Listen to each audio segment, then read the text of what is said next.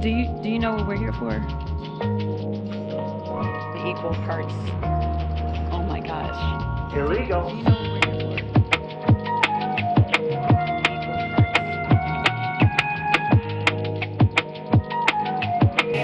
The bold strategy, God. It pays off for 'em.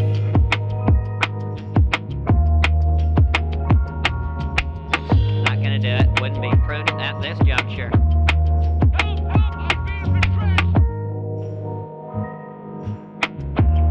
That's too much, man!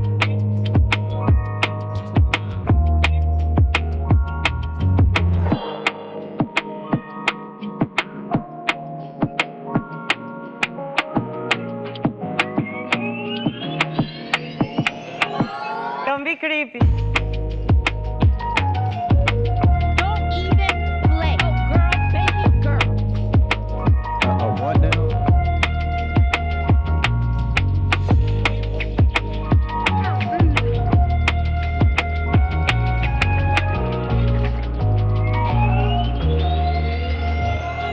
Right now.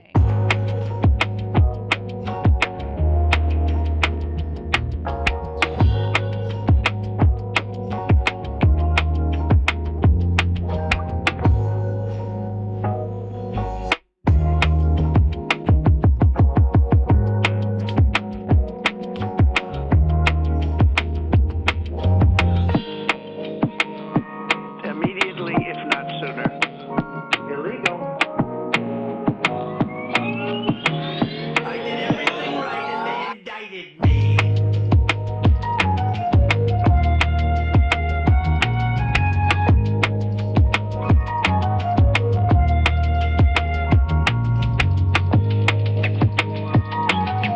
I cannot believe how people come for you already.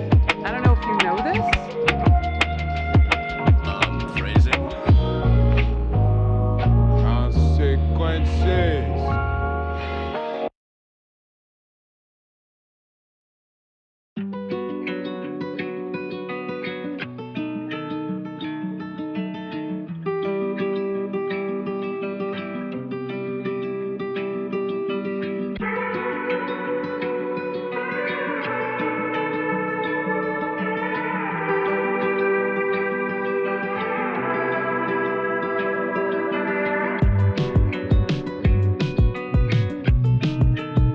There's no point in you betraying your future self to gratify your present self. It's a stupid game.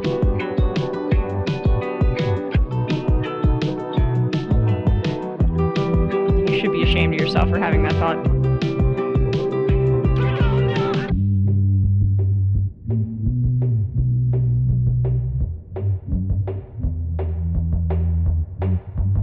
He looks good, and he looks hard. Jesus, I say that.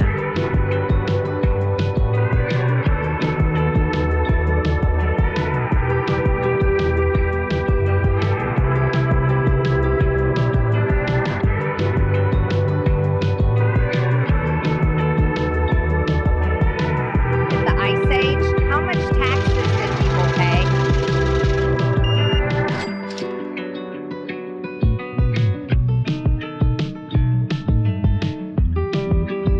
China?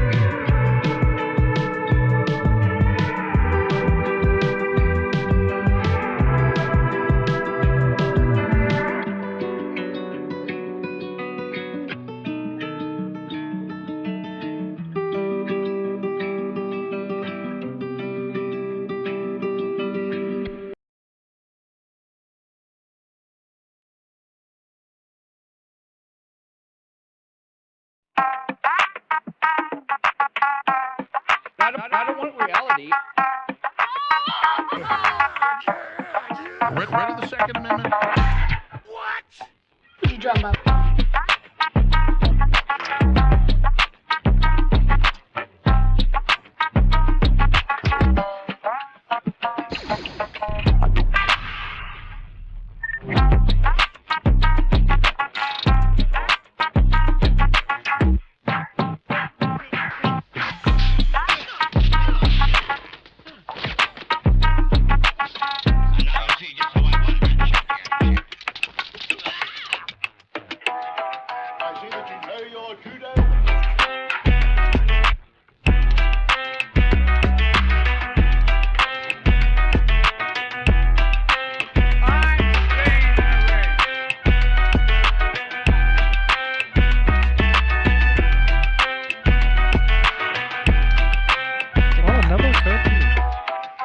Interesting. It's just crazy enough to work. Yeah.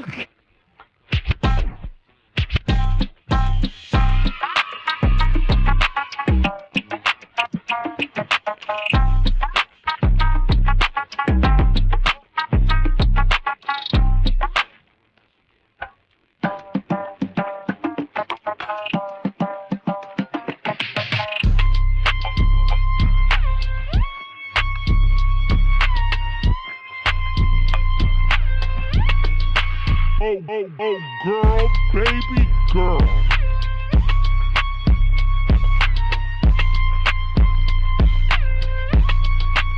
I made a huge, tiny mistake.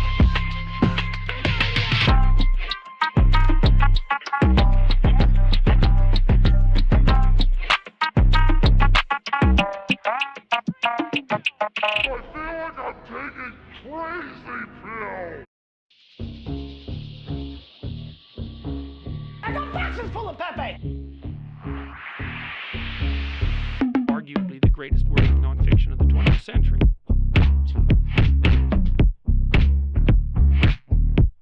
I mean, this woman is dangerous, ladies and gentlemen.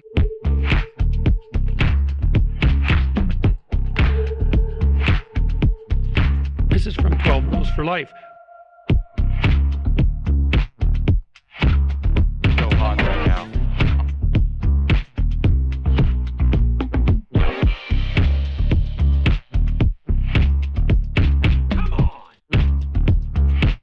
Anti-Semitism.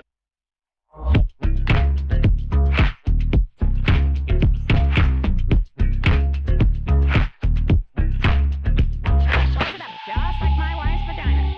You supercalifragilisticexpialidocious. Too much, man. It's a great day for being sad.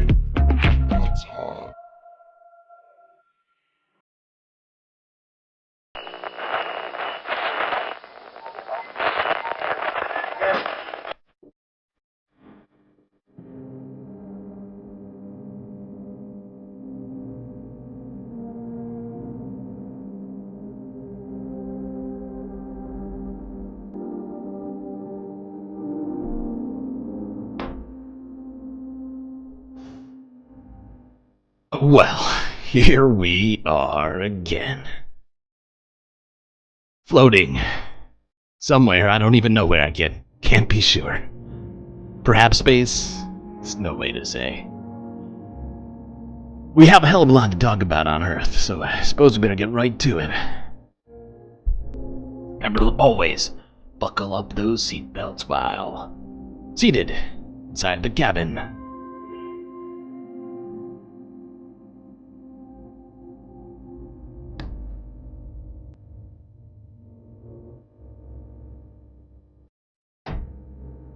Alright. Okay. Gotta do some shout outs here. Oh, and up first, as usual, Charlie Jameer second, Sasha G close third, PB getting in there fourth, Schmagley, good for Gabby, Panda on fire 5. Who else we got? Miskatonic Petrol and Soda Fountain. Both. Can't just have one. Gotta have both. Did I say Choki? I don't think so. Choki, I see you. Doc Possum. B-Cat. Orb Broomer and Winston Sayer. I think that's everybody I see in chat. So I'm gonna move forward. Oh boy, I'm on top chat. Oh god. Who did this to me? Help! Help! I'm being repressed! Okay, fixed it. Well, like I said, there was a hell of a lot to talk about today. Bunch of stuff I would rather not even, but we're going to. If you can't tell by the thumbnail, we're going to be getting real deep on the old Hunter Biden pardon situation. And pardons in general. But we also have a hell of a lot to talk about on the rest of the planet. Like places, I don't know. Syria, for instance, not ring a bell for anybody. Well, it's going to be coming up, among other things. Alright, chat, let's start in the usual place. America.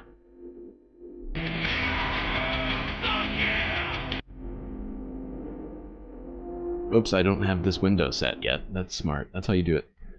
Alright, let's first, before we get to the heart of this discussion, the politics of it all, there's politics involved in this, obviously, but in terms of the pardon, things like that, I figured we would talk a couple of slightly smaller stories, but certainly not less important. I don't know if anybody in here's from Tennessee, but I know some weird stuff's been happening in your state lately. You might want to tune in for this one here. Let's talk about what's been taking place inside of some of Tennessee's public parks on an apparently regular, I guess you might call annual basis. Fronting hate. Our exclusive News Channel 5 investigation continues, focusing this time on how Tennessee has become home for what may be the most influential white supremacist gathering in the country. Oh, good. Every year, a state park right here in Middle Tennessee hosts the so-called American Renaissance Conference, drawing 200 to 300 people from around the country, some of them the biggest names in the world of hate. So who are these people and what do they want? Our chief investigative reporter, Phil Williams, went to Montgomery Bell State Park in Dixon County to find out. Phil? Well, out in the parking lot, we spotted cars from as far away as California, Texas, Florida, and yes, some from Tennessee, there to hear lectures that they believe will justify their white supremacy. Can anybody enlighten me on this guy's accent? I feel like he got it from like 200 years ago. Like he was put into cryostasis or something back in 1800, and he just sort of came ambling out of the, like out of the old cryo chamber at the local, what do you call it? Plantation. And he's like, I do not know what is going on here, but I'm going to tell you all the news. Instead of white robes and hoods, these attendees come in coat and tie.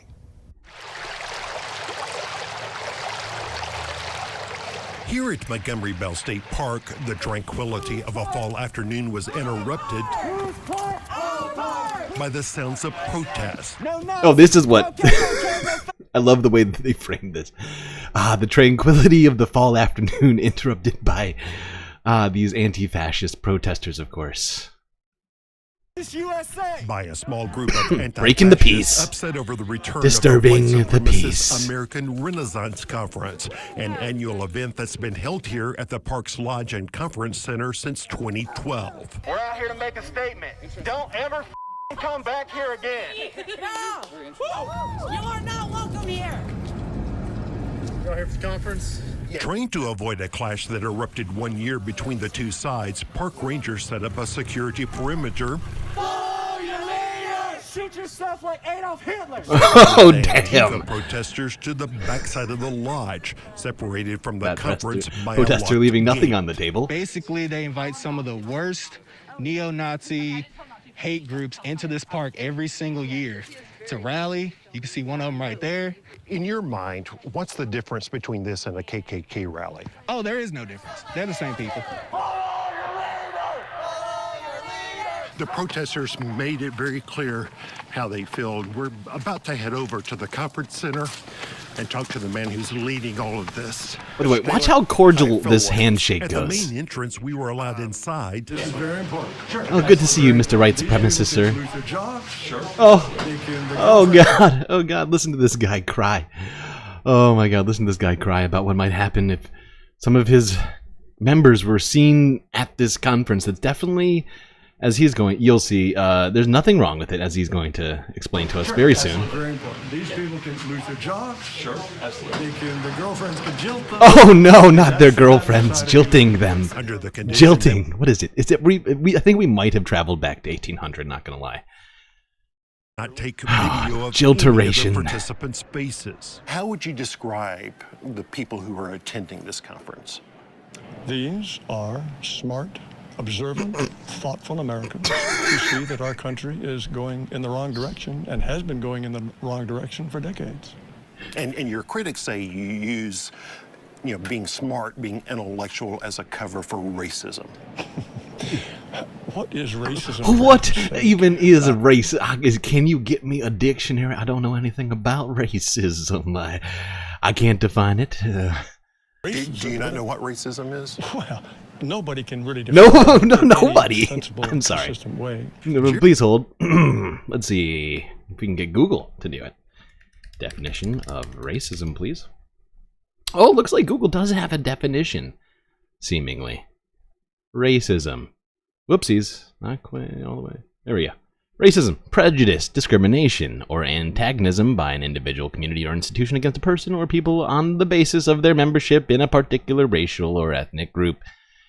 Typically one that is a minority or marginalized group. Huh. That sounds like a definition. It's very weird. Taylor heads American Renaissance, which includes a website that promotes articles like how thousands of black behave. That's what's great about semantics, right? Like, if you pretend like the definition doesn't exist, how can you be it? It's impossible. Impossible to define. Therefore, we cannot be, of course. Opened my eyes, and leaked emails showed the website was one often privately promoted by Trump advisor Stephen Miller. Oh, What's good. the difference between what's happening here and a KKK rally? I've never been to a KKK rally. There's no way to know. There was no way to. There's no way to figure out, historically or otherwise, books, YouTube videos, to figure out what a KKK rally might be like without having attended one yourself personally. The message the same, though? I have no idea. I've never been to one. But I am delighted to see groups and organizations cropping up. But leaked video from the 2021 conference shows Taylor meeting with Thomas Rousseau, the head of the Patriot Front. That's the khaki-loving extremist group known for plastering communities, including the Nashville area, with their white supremacist slogans. Patriot Front! Thomas Rousseau! In fact, when we checked our video, that was Rousseau we had spotted on the bridge. Patriot Front later posted a group photo of them at this year's conference. I love how these guys think that wearing a jacket with a tie somehow makes you respectable, even though your ideology is completely sickening to most human beings. They do their thing. I do Well, mine. respectable, you How see. about the neo-Nazis? You could put us in church and be fine. But among this year's speakers was Austrian Martin Sellner, a neo-Nazi who plastered swastikas on a synagogue in 2006. And after some don't say it. People were killed at mosque in Christchurch, New Zealand in 2019. Email shows Sellner had been in contact with the shooter. Although he was never charged with any wrongdoing, Sellner was barred from entering the U.S. and had to appear at the conference by video. Oh, no, he had to appear on the conference. So we did manage to appear at the conference, at least. That's great. Even though he did a teleconference in, from Austria. That's weird. I guess you can't judge all neo-Nazis by one great neo-Nazi who you have come to your conferences or teleconference in when it's inconvenient, legally speaking, for them to try to enter the country. But you can't judge them all by one. There's no way to know for sure what even a neo-Nazi is. Do you not consider yourself a racist? No. Like other people at the American Renaissance Conference, Taylor argues for a separation of the races, where whites don't have to be reminded of slavery, segregation, or the fact that racism still exists. Oh, God, yeah, I mean, that's a fair point. Why should white people have to be reminded of slavery? That's unfair. Come on. Come on! I made a huge, tiny mistake. Just gotta keep bringing it up all the time. I mean, jeez. It's in the past, people. Can't we forget about all of that? Can't we just let white people go through their days without having to think of some of the historical implications of perhaps what either they or their ancestors have done? That's just unfair. It's unfair, and we have to be more accommodating. That's what it is.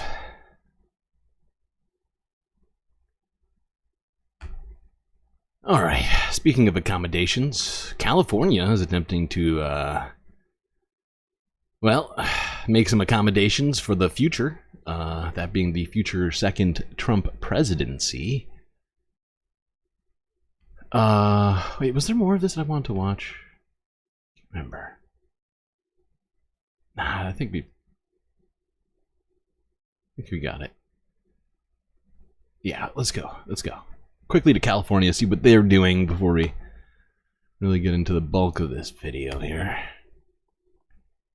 This year's spacecast. State lawmakers started a special session today. All right, I gotta stop doing Southern accent. It's fucking me up. The rights of Californians as President-elect Donald Trump prepares to take office. NBC Bay Area's Jody Hernandez was on the Assembly floor when that special session took place.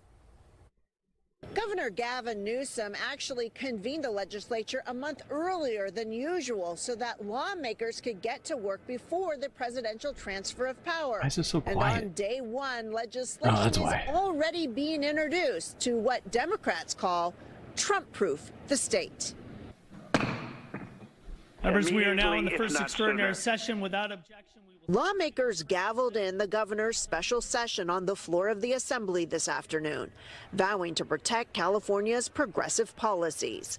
With President-elect Donald Trump set to start a second term in office, Governor Newsom wants to be ready to counter any attacks against the Golden State. We're not going to be afraid to stand up, and we're not going to be afraid to stand up for our communities and our values and for our taxpayers. And Democratic lawmakers are wasting no time getting to work. Assemblymember Jesse Gabriel introduced legislation that would allocate $25 million to the Department of Justice to fight federal actions that threaten California values. If this administration tries to break the law, if they try to violate the Constitution, we are a big state. We are the world's 5th largest economy. We have the 2nd largest Justice Department in the United States, and we will stand up and fight for our communities and fight for ourselves, and we will beat them in court. And Attorney General Rob Bonta joined lawmakers to announce measures aimed at protecting reproductive rights. In California, we're not going back. We're moving forward, full speed ahead. We're a reproductive freedom state, and that's not changing. As we see a federal government that wants to roll back rights for people like me and my daughter, we're going to fight. Assemblymember Maggie Krell just took the oath of office for the first time today and right out of the gate introduced a bill to protect medication abortion, which she believes is at risk with the... Yeah, no kidding. Now, How effective all this will be, I honestly don't know. Hopefully it will at least mitigate some of the negative downstream effects of Donald Trump executive branch, the administration. Once again, I honestly don't know to what level it will all be effective. But I can at least we can all keep our fingers crossed and hope for California. They managed to protect people's rights, civil rights, all them rights. All right, now let's quickly talk about this guy. We already talked about him earlier this week, so not going to talk about him too long. But let's quickly talk Kash Patel, because this dude is seriously troubling. If you don't recall, or you missed the earlier stream where we discussed this man, here's a moment to get familiar with him.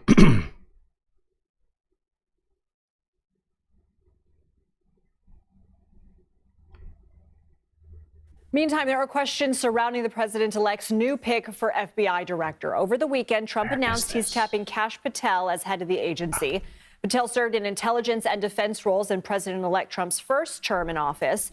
The outspoken Trump loyalist has vowed to make substantial changes to the agency's leadership and mission if confirmed. The two-tier system of justice is the deep state's wrecking ball and operational arm of choice, and we need to destroy it. And the only man that has stood up and exposed it and will bring accountability to the American people is President Donald J. Trump. Now, Christopher Wray is currently still serving as FBI director. He was appointed in 2017 by then-President Donald Trump. The role carries a 10-year term, which means he's slated to remain in his position until 2027.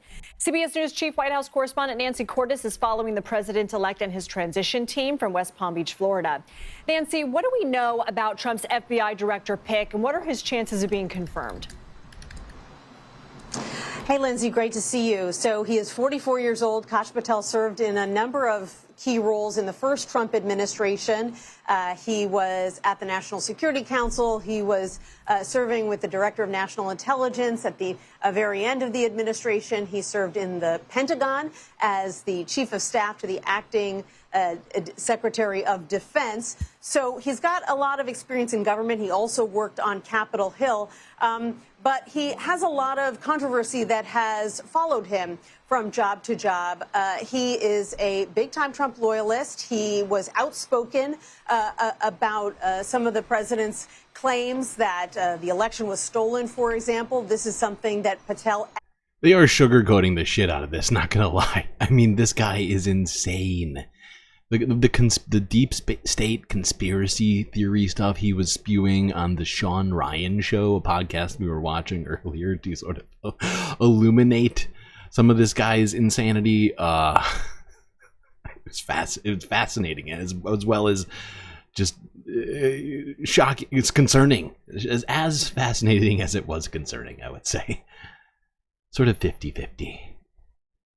Like a fun mix, if you will. He wrote a whacked out children's book. Yes, I was planning to read it today, but I've lost access to this file. So I'm just going to read a quick excerpt of the book. Let's look at this. Here we go. The Plot Against the King. Written, of course, by the one and only Kash Patel. Don't forget, Kash Patel is a board member on Donald Trump's social media company, Truth Social. So not only is he in business with Donald Trump, he also has been a huge supporter of him. He was in the administration previously, and this is his book about how he essentially seems to think Donald Trump is king, or a fictional story where Trump is king. Fictional. Okay, here's the excerpt. On choosing day, the whole land gathered at the castle to choose the next ruler of the kingdom. The heralds had been announcing that Hillary Queenton would be queen. She says queenly things like thee and thou and forsooth, and her last name is Queenton after all. But when the royal counter-uppers counted up the final votes, they realized the people had dared to choose the merchant Donald. The heralds and Hillary were horrified. Donald didn't care what the Herald said about him, and he was determined to make the kingdom great again. Thus, King Donald moved into the castle, and everyone turned to head home. Wow. What a piece of fiction. Rivaled by things like Chaucer, Shakespeare, Poe. I mean, the names just start flowing, you know? It's like, this guy, where is the Pulitzer?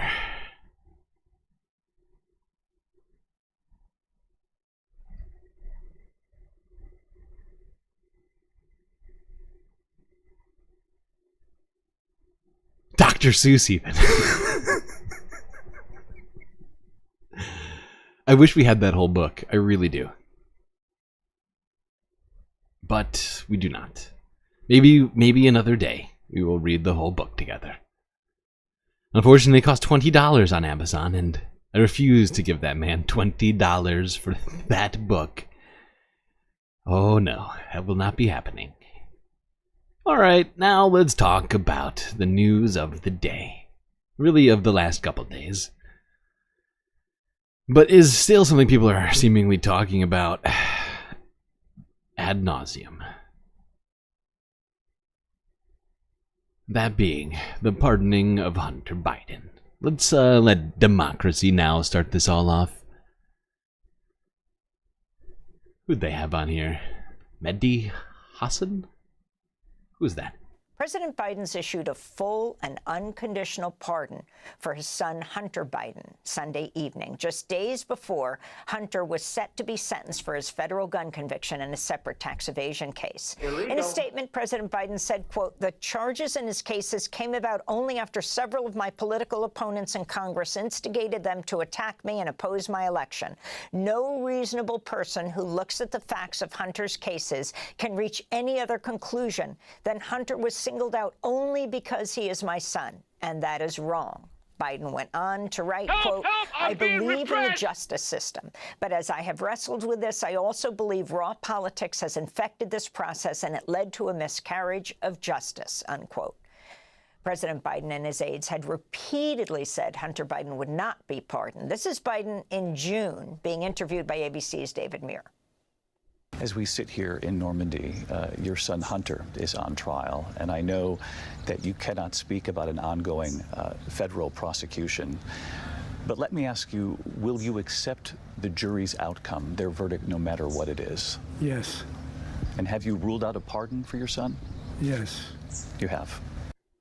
White House Press Secretary Karine Jean-Pierre has also repeatedly denied the president would pardon his son. From a presidential perspective, is there any possibility that the president would end up pardoning his son? No.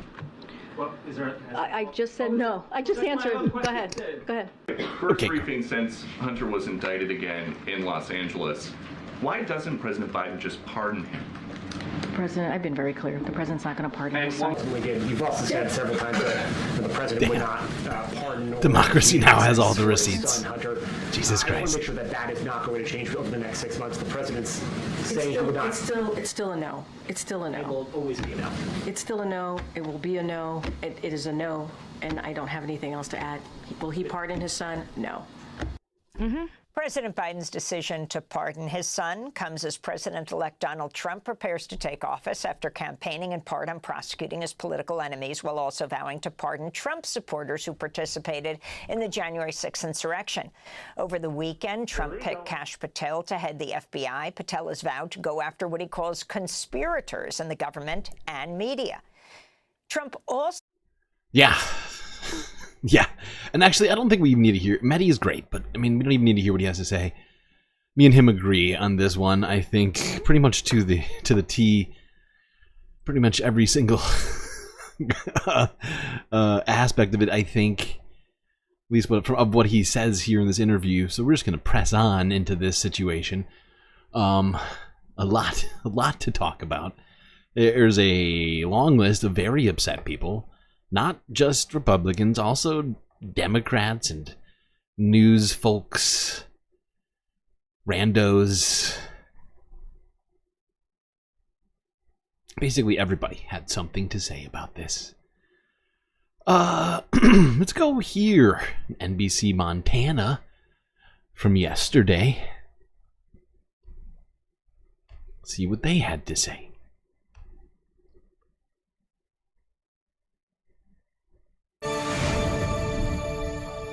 President Biden's decision to issue a full and unconditional pardon to his son Hunter, garnering swift reaction from GOP lawmakers on Capitol Hill. Under this administration, they have tossed out the scales of justice. Oh, the scales of justice. Our constitutional republic's rule of law. Oh, not the rule of law. Questioning the time period the pardon includes. Offenses which he has committed or may have committed from January 1st, 2014 to December 1st, 2024. Okay. This press release announcing Hunter Biden as director of the Ukrainian gas company Burisma sent out on May 12th, 2014. Oh my God. His work with Burisma, as well as Chinese company He profited from his CEFC name. and others, at the heart of his No one in government has ever profited from their name without being prosecuted, ever. The history work with Burisma, as of well history. as Chinese company CEFC and others, at the heart of his tax case, in which he pleaded guilty. He had a lot of foreign investments, and it was unclear where all the money came and went, and he did not register as an agent for a foreign country, so there were other possible charges out there. Special counsel David Weiss could still issue a report and reveal if other charges were in the works, though they would not impact Hunter Biden, despite multiple statements like this from his father. I said I abide by the jury decision, and I will do that, and I will not pardon him. Does the president have any intention of pardoning him? We've been asked that question multiple times. Our answer stands, which is no. Still, the president now says the cases against his son were politically motivated and has always maintained his family comes first. My dad used to have an expression, for real. He'd say, Joey, family is the beginning, the middle, and the end. Some Democrats, though, worried about the precedent a pardon may set. This is the biggest pearl-clutching event of all time. Maybe not all time, but it's fighting to gain the mount, if you will, to achieve the summit of pearl-clutching events. We're going to talk about why I think that that's the case. There's multiple reasons. First one that comes to mind that I'm going to bring up right now is the fact that, well, who did anybody else? Has anybody done any pardons in the recent past? Anybody seen this thumbnail for this video? Because the entire right side of the thumbnail is basically all Trump pardons, right? And people who are like, oh, precedent. It's like, it's almost as if they don't know what the definition of precedent is. And so for that reason, we are also going to check in on that real quick. Since it seems like everybody is always forgetting how words work, I guess it's our job to remind people, I guess, of these things. Here's the legal definition. Let's go here. All right, back to the TV. There we go. Precedent. Law, an earlier event, or this is the non-law, this is the non-legal definition. An earlier event or action that is regarded as an example or guide to be considered in subsequent similar circumstances. The legal definition is a previous case or legal decision that may be or must be followed in subsequent similar cases. And in this case, while it's not it is an executive decision, so it could be considered precedent if it weren't literally just one in a long line of similar decisions, regardless of interest. I mean, we are going to get into self-interest on pardons. Just hold on. We got a few more things to talk about before we get to that part of it all. But I mean, just precedent-wise, just remember that word. Keep it in your brain throughout all of this, as if this is not, you know, because people are going to pretend like this is the first time this has ever happened. That's the plan.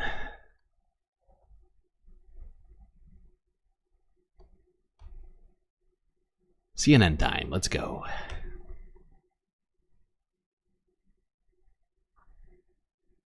President-elect Donald Trump is slamming President Biden's decision to reverse course and How pardon dare his son you. Hunter. Hunter is due to Illegal. be sentenced in both of the federal cases against him in just a couple of weeks, but now that'll no longer happen. The pardon also means that Hunter can't be prosecuted for any other possible federal crimes that he may have committed during a 10-year period. Biden's decision comes as Trump works to fill some remaining key positions in his second administration with loyalists, including Kash Patel, who Trump says he plans on choosing to be his next FBI director.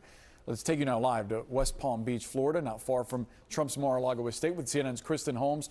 Kristen, take us behind what Trump is saying about this Hunter Biden pardon and his decision to tap Patel to lead the FBI. Yeah, so let's start with the pardon. Unsurprisingly, Donald Trump is seizing on this. One of the things that he posted on Truth Social after we heard from the transition team overall that said that these were political witch hunts, that it was a miscarriage of justice, this is what Donald Trump posted. He said, does the pardon given by Joe to Hunter include the J6 hostages who have now been imprisoned for years? Okay, her Trump impression is terrible. Please hold. Does the capital pardon given by Joe to Hunter include the J-6 hostages, capital hostages, who have been imprisoned for years? Such an abuse and miscarriage of capital justice. 30.4 thousand likes and 9.24 thousand retruths. That's how you do it, folks. Abuse and miscarriage of justice. Obviously, January 6th prisoners are not there in jail because they are hostages, but because they have been prosecuted for their behavior and for their actions on January 6th. But one thing to keep in mind here, it is clear that Donald Trump tends to use Joe Biden's pardoning of his son as part of a catalyst for what he intends to do when he's in office. And one thing to note, Donald Trump has not been shy about the fact that he plans to pardon these people who participated in January 6th. The big question, of course, is how he chooses to do it. Is this a blanket overall pardoning for anyone involved, or is this a kind of cherry picking of people who maybe participated or were nonviolent? We really don't have an idea. Yes. I've talked to the transition team. I've talked to a I'm number sure of sources who have been involved in these Donald Trump will conversations. show They us don't just seem how to scrupulous he is obviously January. when it comes to deciding on which J6ers to pardon. Sure, he will pore over the figures and the facts and, dole out justice. White House Press Secretary Karine Jean-Pierre, of course, faced questions today while aboard Air Force One about President Biden's pardon of his son. She was asked whether the president would have made the decision if Vice President Harris had won the election. Here's what she said. I'm not gonna get into the election. It is a no. I can answer that. It is a no. He didn't believe that they would let up, right? He didn't think that they. Okay, all right. That's enough of the CNN. I think we all hate CNN. I just can't stand it. I think there were some more parts in this I wanted to watch, but I cannot remember, and it's just horrible. Actually, wait, let me think. Who in here was so... Yeah, actually, let's go here. I love how CNN brings on Republican strategists. They're such a great channel. They're the best media outlet in the room. Like, inside their studio, they're the best. That this is somehow a double standard for Donald Trump here. Let's be clear, there's always plenty of breathless outrage and coverage of anything Donald Trump does. The problem here is Joe Biden lied to the American people. The problem is, for years and for months, the White House, at the official podium of the White House press secretary, stood there and lied to the American people because of what the president told her to say, which was a lie to the American people. We always knew this was going to be the outcome. He was. Oh God, how dare they lie to the American people? Oh God, oh no. Oh God, I can't even get. She's right. We were lied to. I wonder if there's any other times where the Biden administration lied to us. I wonder if at those times, do you think, can anybody remember if Joe Biden or the administration lied to us at any times, and if CNN has spent even a fraction of the time they're spending. This is a 35-minute video, people. Okay, so they do not let up on this discussion for 35 minutes. I wonder if they spent a requisite amount of time discussing any of the other lies that the administration perhaps put out there. I have a bad memory, you know. I can't remember things. You know, I'm a dummy. Big dummy. I'm sure that won't come up later. Let's go here.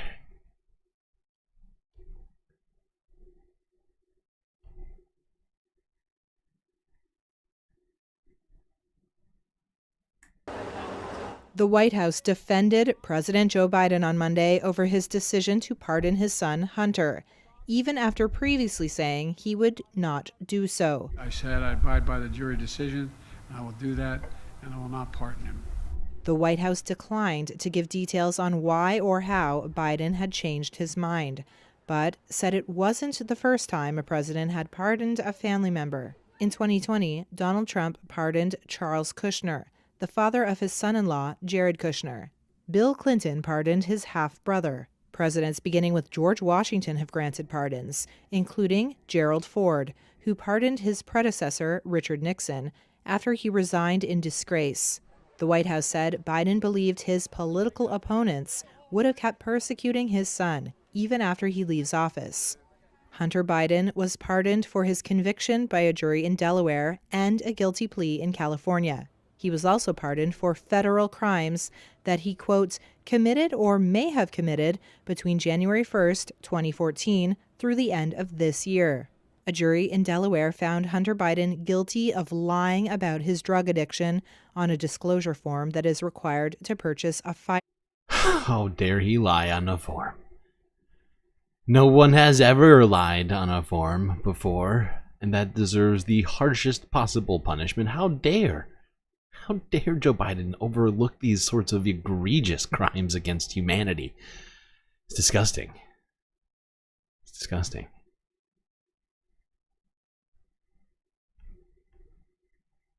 We have 30 likes. That's a lot of likes. If GNN made a cool Tim Pool style beanie, you'd buy it. My God. You know, I am actually working on, not beanies, but I am working on making a store. But unfortunately, it costs money to run stores, apparently. And I'm barely paying the bills over here. So hopefully merchandise will exist at some point. I have been working on things to make that happen. Hopefully soon. Can't promise beanies. I think the first one may be mugs. They may be Gary mugs, I believe. In Gary We Trust mugs, if you've seen. I think I posted them in the Discord. Yeah, I definitely did. Alright, I'm getting distracted. Alright, let's just quickly listen to some of the things Corinne Jean-Pierre was doing. She was fielding all sorts of questions. Reporters are very confused what was going on. They couldn't seem to wrap their heads around the situation. What we're struggling with is that his statement basically is a contradiction. It says, I believe in this system, enough is enough. You're going to miss me. I don't see how you can have it both ways. I don't think it's a contradiction. I don't. What in the fuck is that sound? Is everybody else hearing two audios right now? This is killing me. I don't see how you can have it both ways. I don't think it's a contradiction. I don't. Two things could be true. You can believe in the Department of Justice system, and you could also believe that the process was infected politically, and that's what the president says. Remember, there was a deal on the table that the Department of Justice agreed on, and it fell apart. And his political opponents praised that deal falling apart. And so, in that regard, yes, he believes in the Department of Justice, and he believes in the system. But there was a political singling out of his son, and other people have said this. I just read through a bunch of folks who've been part of the justice system, if not currently, in the past, who have said. You know, I keep going back to what Eric Holder said, because he said if his last name was Joe Smith, he wouldn't be going through this. His last name. Where is Joe Smith to answer for these crimes?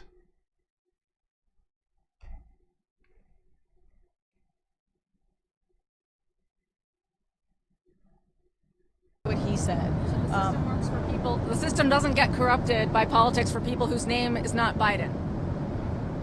You're twisting and misrepresenting what I'm saying. I'm talking about a particular issue right now. I'm talking about the president's action on his son, pardoning his son, Hunter Biden. And that's what I'm going to stick to, and that's what I'm talking about. The statement is almost asking American families to understand why President Biden did what he did with the pardon. But for families who have a child or don't have the same resources as President Biden, is that fair to ask them to understand if they're not sitting in this position? For the past 5 minutes, I've been talking about why there was a political infection. Damn, Corinne. She is struggling with this one more than she usually does. How soon could the next round of pardons could come for those who are waiting and have been waiting for some time? If you earn $45,000 a year, it will only take 22,000 years to amass a fortune of $1 billion. That's not bad at all. That's not bad. Only 22,000. How long do humans live? Hunter Biden, how soon could we expect to see this? I don't have a timeline for you. As you know, this usually happens towards the end. And so the president is going through that process, thinking through that process. I'm not going to get ahead of him, but you can expect more announcements to come. All right. Is the president the White House counsel and clemency officers' advice on how to handle this particular case? I don't have anything. Oh my god. They are so outraged about this. I wonder if the pardons Donald Trump is definitely going to do, that he was definitely planning to do before any of this happened, will get even 10% of the media scrutiny that this is getting. Beyond the president making this decision, when the president... What advice did he get from the White House? I'm not going to get into private conversation that the president has. The president made the decision to pardon his son. The White House informed, they have to be, pardons, as you know, have to be filed with the DOJ. The White House informed the DOJ. They filed it with the DOJ, and that's how... Well, there you go. They did the legal process. They did it all legal. Gave it to a judge. Said, here, judge. Legal. By the way, I don't know if anybody remembers, Supreme Court recently ruled that the president can do anything as president, or even before president and or after presidency, as long as it can be argued, and seemingly anything can be argued as a presidential act, including self-beneficial acts. So I don't see how this could possibly be argued as, going against the legal system or anything else. Sure, does it go against the stuff that Joe Biden and the Joe Biden administration has said? Yeah. Geez, never heard that one before. Okay, let's go here to Reuters.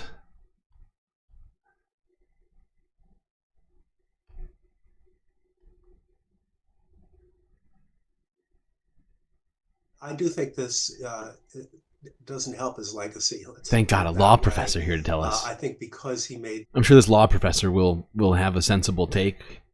I do think this doesn't help his legacy. Oh, his legacy. Oh, no. I think because he made the clear commitment. But also because in attributing...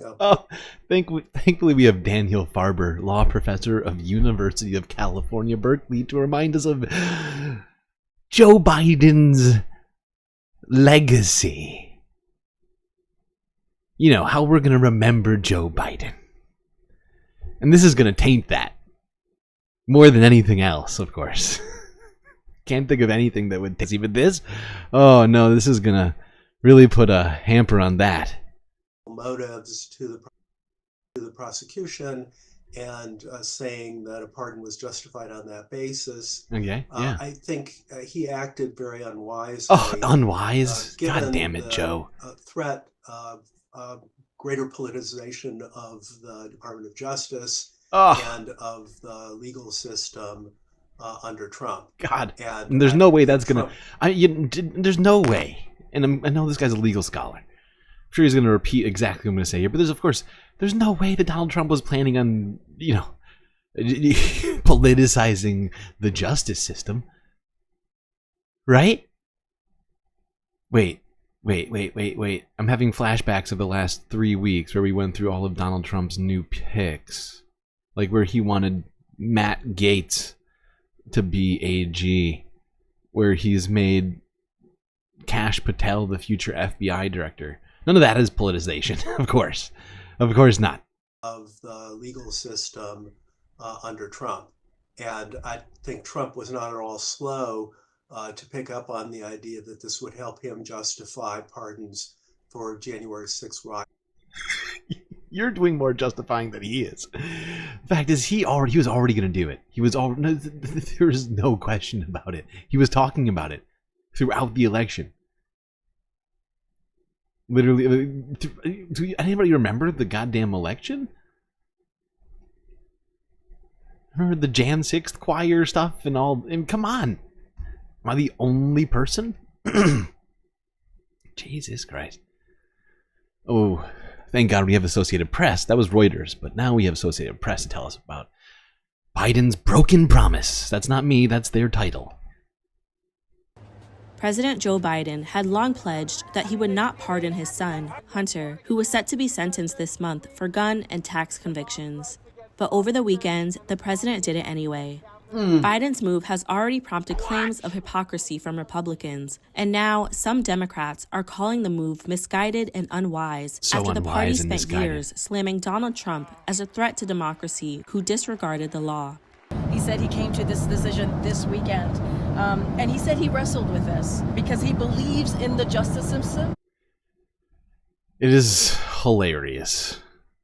You got Reuters and AP out here immediately gaslighting us about their concern over the lies of the Biden administration. This is the first time they've mentioned a lie for the last year.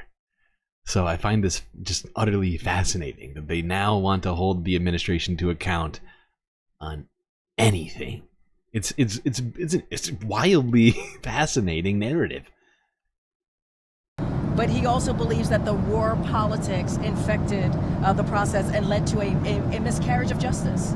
Neither Biden nor the White House explain the shift in the president's thinking. Yeah. The pardon covers more than a decade of any federal crimes his son might have committed. Biden said in a statement that his son's prosecution on charges of tax. I like how Reuters and the AP are completely incurious or unable to reach any conclusions. Like, I don't know, looking at the last 3 weeks and the people Donald Trump has nominated. Maybe that's why. Maybe Joe Biden was thinking to himself, Hunter might not have a real fair shot out there starting January 21st. But no. Can't draw any lines here.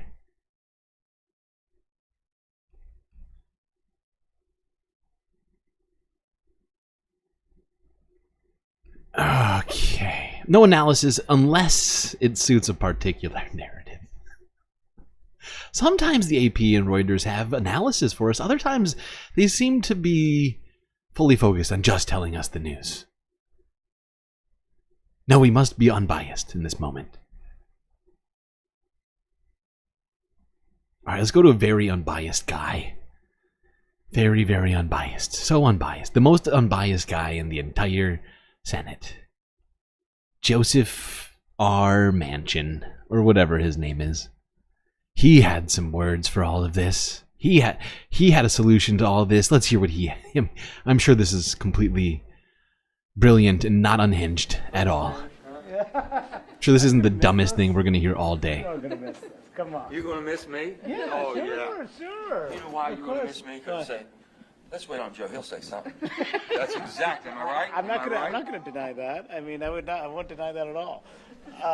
Get to it. What's your reaction to this news involving the president giving his son a pardon? He had said for months that he would not do that, and now he is. What's your reaction of it? I just, as a father, I don't know of a father that wouldn't have done the same thing. Okay. He was not a criminal. Sensible. I mean, it wasn't violent crime. It wasn't sexual crime. Both true. With that, he'll have to pay, I guess, restitution, whatever he owes, or this or that, things of that sort. But I wasn't surprised from that standpoint. Yeah. What I would have done differently, and my recommendation as a counsel would have been, why don't you go ahead and pardon Donald Trump for all his charges? I'm sorry, what? You know, it'd gone down a lot more back. I'm sorry, we gotta hear that one more time. What was that? Started off real sensible, and then he took a hard right turn. Let me make sure I didn't mishear that. Whatever he owes or this or that, things of that sort. But I wasn't surprised from that standpoint. What I would have done differently, and my recommendation as a council would have been, why don't you go ahead and pardon Donald Trump? Oh, okay, yeah, well, I guess we'll just leave it there. Yeah, no, you're right. Yeah, of course, Joe. Why didn't he just... What the fuck is this guy on? I'm sorry you all had to hear that. I'm sorry. We're all slightly dumber for having heard that. And it's my fault for having put it in front of you. Oh, boy. I don't even know where to start with the stupidity on that one. It's just so dumb. Why? Why would he do that? He doesn't even make an argument around why, aside from that it would just be, I guess, the polar opposite of pardoning his son, and it would just balance itself out, you know, just purely on like, you know, like this weird concept of how things balance themselves out, how government, how like any of this. I mean, what in the fuck? Oh god. Oh my god. Joe Manchin, there we go. He should have just pardoned Trump for all of his crimes. That would have fixed it. That would have evened it all out, people. Makes sense. Let's move on. Let's move on. That makes perfect sense. Let's go here now to a guy that, well, rarely makes sense, ever. Not sure he's going to make any sense here. Here's Eric Adams, mayor of New York City. What you were talking about, the Hunter Biden. Okay. Out of all of this, you know, there's almost a level of irony. To this all. I just want to bring out something. I want to read. Jesus Christ. I'm going to read the front page. You can try. Of the New York Times. Great. Yeah. Okay. We can see that it's a paper. Let me find that sentence. Wow. President Biden. Okay. No. And President-elect Donald Trump now agree on one thing. The Biden Justice Department has been politicized. Now, of course, Eric here is super stoked about all of this because he's been claiming that he is being unrightfully investigated and that his administration is being unrightfully investigated and that somehow the justice system has been politicized against him. So this is really lining up for him right now. He's going to ride this one to the, you know, to the top. That's the plan here with Eric. Amelia? Rest my case. Okay, great. Thanks, Eric. Awesome. Okay. Wow. I wouldn't quite call that a case so much as just you reading 7 words from a newspaper. Oh, okay. Who is this? I can't even remember who this was. This is, I think, Democratic Congressman. Oh, god damn it. I can't even think of his name. Well, I think he got it wrong yesterday. Stanton. I think he had it right before yesterday when the president indicated that he was not going to pardon his son and that he trusted the Justice Department, even in the case, especially in the case involving his son. And I felt that that Hunter Biden had been convicted by a jury of his peers. He pled guilty himself. It was done by a special counsel. There was no indication that it was a politicized case. I feel the same way about the case against Donald Trump, by the way, that it was not done with politics, but done by professional prosecutors, by the justice. And you see direct parallels between these two cases, do you? Clearly, he certainly seems to. Everybody, wow, same thing. Election fraud, lying on a form to buy a gun, same thing. Come on. Potato, tomato.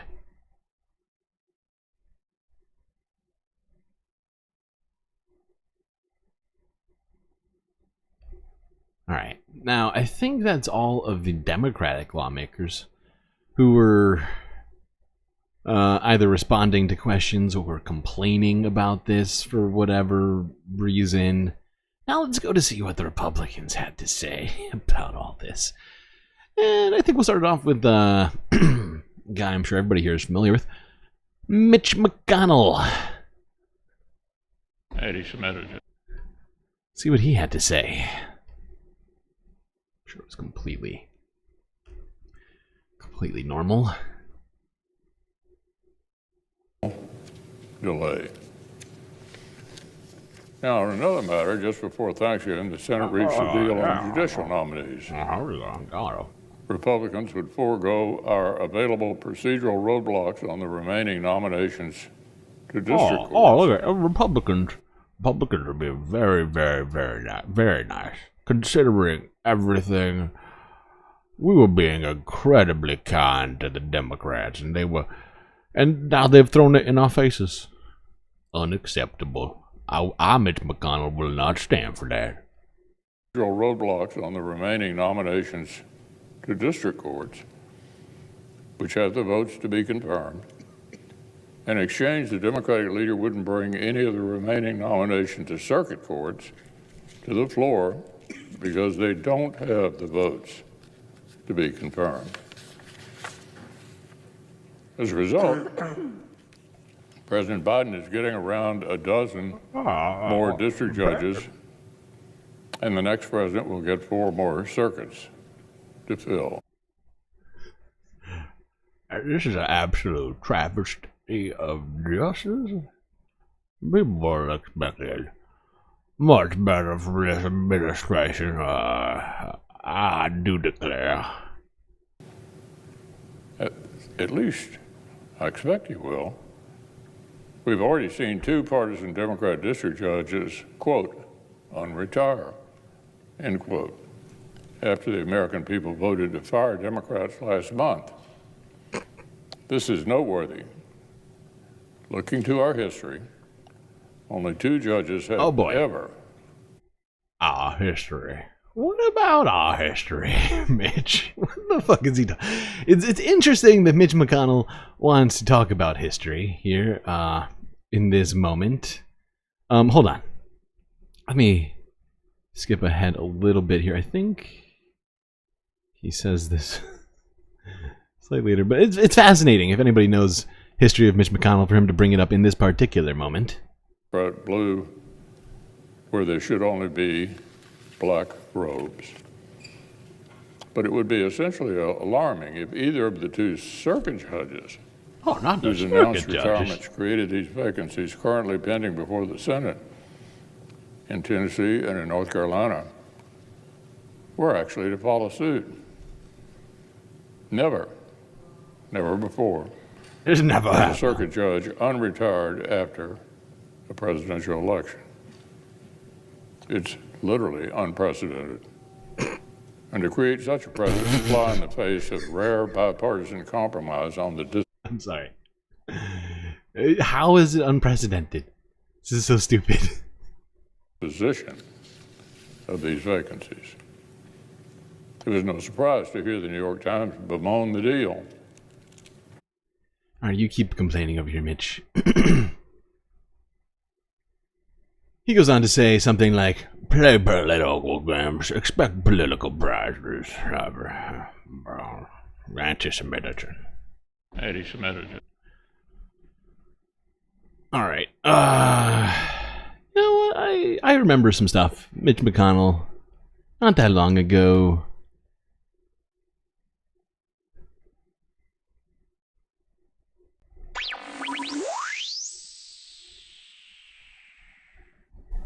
Let's start with this.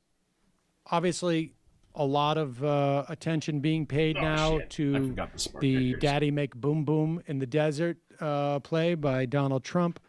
But what will have perhaps more salience over the next 20 or 30 years will be the nuclear option, which was pulled by Mitch McConnell today in the Senate, allowing Republicans to break a perfectly rule-abiding Democratic filibuster. It's perfectly fine for us to break tradition when it suits us, okay?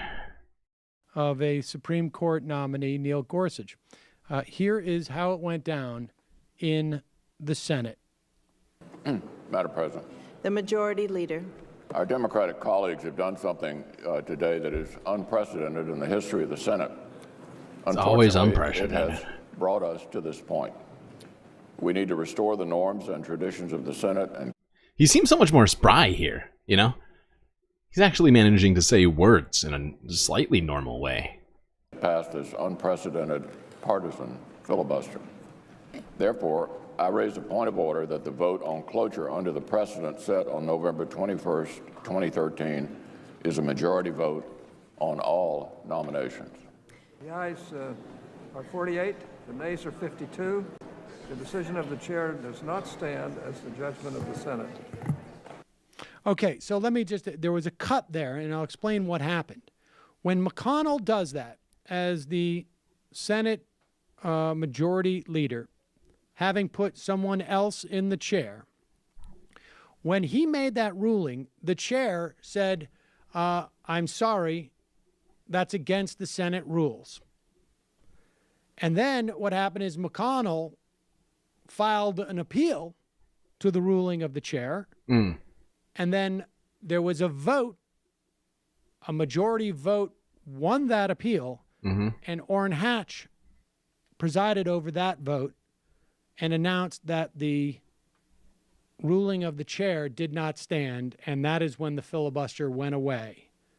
Now, you could see how sad and morose Mitch McConnell was, that he had to do this in light of this unprecedented partisan move by the Democrats. I'm sure he was sickened by it. The completely consistent with the rules of the Senate filibuster.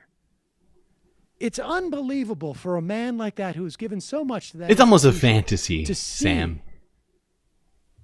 That type of partisanship, I'm sure.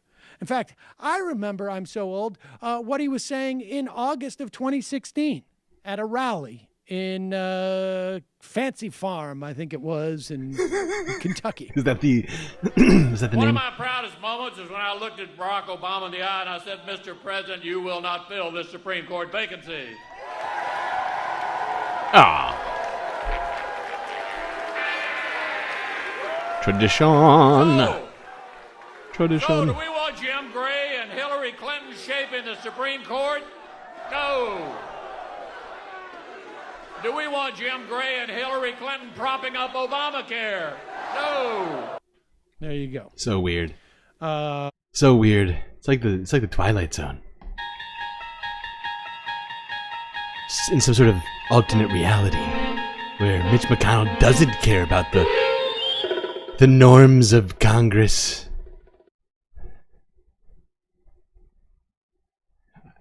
Pretty sure that's AI. There's no way that's really Mitch McConnell saying those things.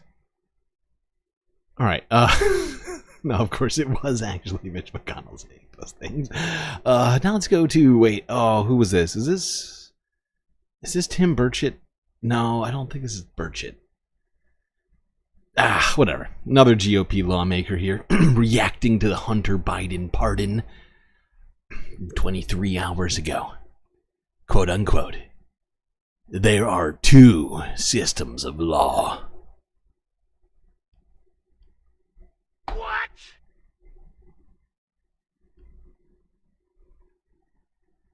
I want to That is talk Tim about the Burchett. wording of this I knew pardon it. because it was vague. It's a full and unconditional pardon. It's sweeping, covers Sweeping. 2014 through yesterday, December 1st, 2024. Yeah, that's how long. An expert told Politico that, with the exception of Nixon's pardon, they've never seen such a broad pardon. What do you make of that? Oh my god, it is so broad. Experts are saying it's the broadest pardon of all time. Holy shit. Yeah, I think it kind of leaves a lot of things out there. I wonder if pardons him for things that he hasn't been charged for. How could he? It was so vague. I thought it almost meant like the 10 or 11 years, that it just left it wide open. Anything that was done during that time. All of Donald Trump's pardons were incredibly specific. We certainly won't even need to go into any of that because, of course, they were completely they were unimpeachable. And that kind of throws water on the thought that this was just politically motivated because of the fact that he has committed some crimes. Obviously, I mean the pistol one was one, and there's question of whether the trap. And what I love about this is I would love in this moment for this very, very serious Forbes breaking news journalist to ask him what his opinions on whether or not that should be a crime. Because in my opinion, I don't think Tim Burchett does believe that lying on a gun form should be a crime. I think he believes that children at birth should be given guns. So I don't see what his complaint. Oh, how dare he lie on a gun form? King is involved in that. There's just other things. I just think it was overly broad. So broad. I agree with that assumption. It's unacceptable. Congressman, I'm looking at the political implications here. Do you think that this sets a precedent that no one's above the law except the president? You know what set the precedent?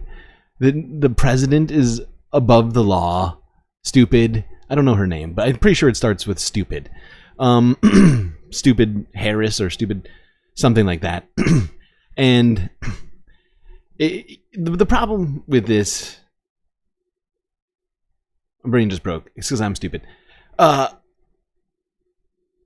was too busy making fun of her, but no, like seriously. Hold on, I need to hear my head. That this sets a precedent that no one's. No, but seriously, SCOTUS, right? It's the Supreme Court of the United States, the one that Donald Trump basically put there, right? They're the ones who declared that it was that all presidents are above the law, right? It's not one pardon that suddenly sets the precedent that all presidents don't have to abide by the law. What are you talking about? What the fuck are we? What in the fuck are these? The fact is, the supposed left wing, corporate media, the CNNs, the MSNBCs, the NBCs, they're all sort of just waffling back and forth between this was a really bad decision, oh, Biden's legacy, oh, blah blah blah. These Forbes news people are trying to use this to completely rewrite history, as if somehow it wasn't Donald Trump who made it so that presidents are immune from any sort of ramifications, legally speaking, for their actions. But no, it's this one pardon. That's what it was. Above the law except the president, a president's family member, or perhaps someone close to the president. I think that's exactly what it is. There are two systems of law. Two systems of justice. And that Tim Burchett, of course. Thank you, Tim. Oh, also, thank you, Narwhal, for the super sweet super sticker. Much appreciated. That little hippo looks like she's having a great time. I assume it's a she because it is Mudang, of course. All hippo super stickers are Mudang. That's just a fact. I'm not even making that up. Look it up. All right. Let's go here. Oh, of course. Tim Burchett, he was not done. He had more stuff to say. Let's see what else he got. Tim.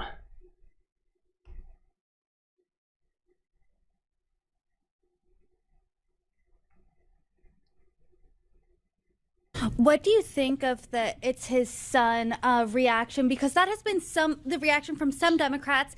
They've been split into two camps, and I'll get their other reaction in a second. These two are having a real heart-to-heart. This is politically motivated. One of your colleagues in the House Oversight Committee, Congresswoman Jasmine Crockett, said just that. President Biden said this: I hope Americans will understand why a father and a president would come to this decision. What's your reaction to that defense? think that's just political bull. It's Political not politically bull. motivated, man. I mean, this is a classic example of a guy who was enabled his entire life, spoiled, and literally was allowed to break the law on the world stage. And it sounds like he's literally describing Donald Trump. Let's listen to that again. And forget that he's talking about Hunter Biden for a second. And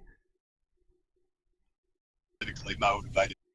I think that's just, I mean, this is a classic example of a guy who was enabled his entire life, spoiled, and literally was allowed to break the law on the world stage.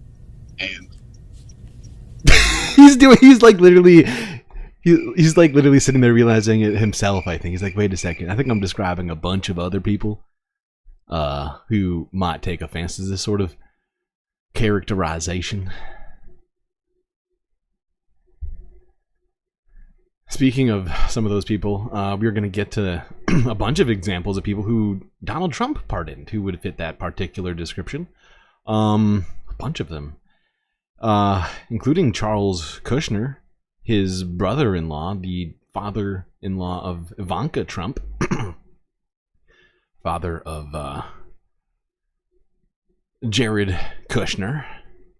He's going to be the ambassador to France. He got that old, what do you call it? Pardon.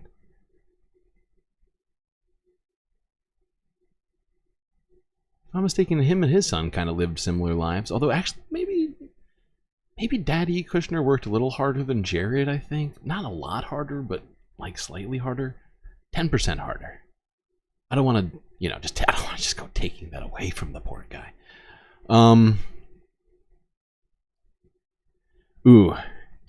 I forgot to get this one in there. Damn it. Where is this video? No, we don't have time. I'm just going to sit here and do it that way.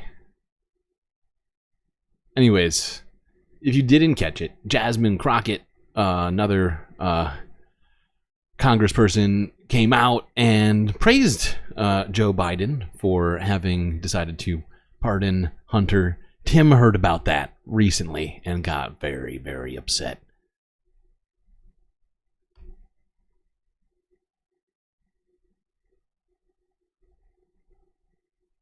The House Oversight Committee, which you're a part of, has been investigating the Biden family, including Hunter Biden. Does this mean that that's the end of the road in these investigations? What does that look like? Are you going to be investigating other Biden family members? There's been some talk of somebody going we can to get try Jill to impeach Biden. the president again. I just don't think there's enough time. And I assume after it's all over next year, we'll probably start looking at some of the others. I think that's important to do that if they did it. I'm pretty sure there's going to be an investigation into Commander Biden. That dog has been an absolute criminal, K9, and it has circumvented the justice system to this point. We won't allow it to go on any further. Break the law. And I hope that we look at all of government and all the people that's involvement with government that have had crooked dealings. I hope that we widen that search a lot, because I felt like we've I love how these guys have been complaining about the supposed two-tier justice system and all this stuff, and now Tim Burchett's like talking about like his sort of fantasy like charges against Biden family, anybody related to them. He's like sort of right now, I think he's driving right now, but he's like looking up into the sky, sort of, just sort of daydreaming about it. We've just barely scratched the surface on this thing. Honestly, if Tim Burchett can find $20 million money that's flowed through this crime family, there's got to be a lot more. Do you support impeaching President Biden over this, or are you just saying, hey, there's not enough time, there's about 7 weeks left of his presidency? No, I just said I just don't think there's enough time to even delve into that. I'd say under any other circumstances it would be. Wait, did we miss? Oh, I was skipped over it somehow. God damn it! Whatever. It's all right. We've had enough, Tim Burchett. Is he in the passenger? Oh, you're right. He is in the passenger seat. Thank you for noticing that. Not driving. Okay, we'll give him a pass. Joe Biden is 155 years old. Wow, Nightbot. I had no idea. Okay, let's go to another very unhinged individual by the name of Josh Hawley.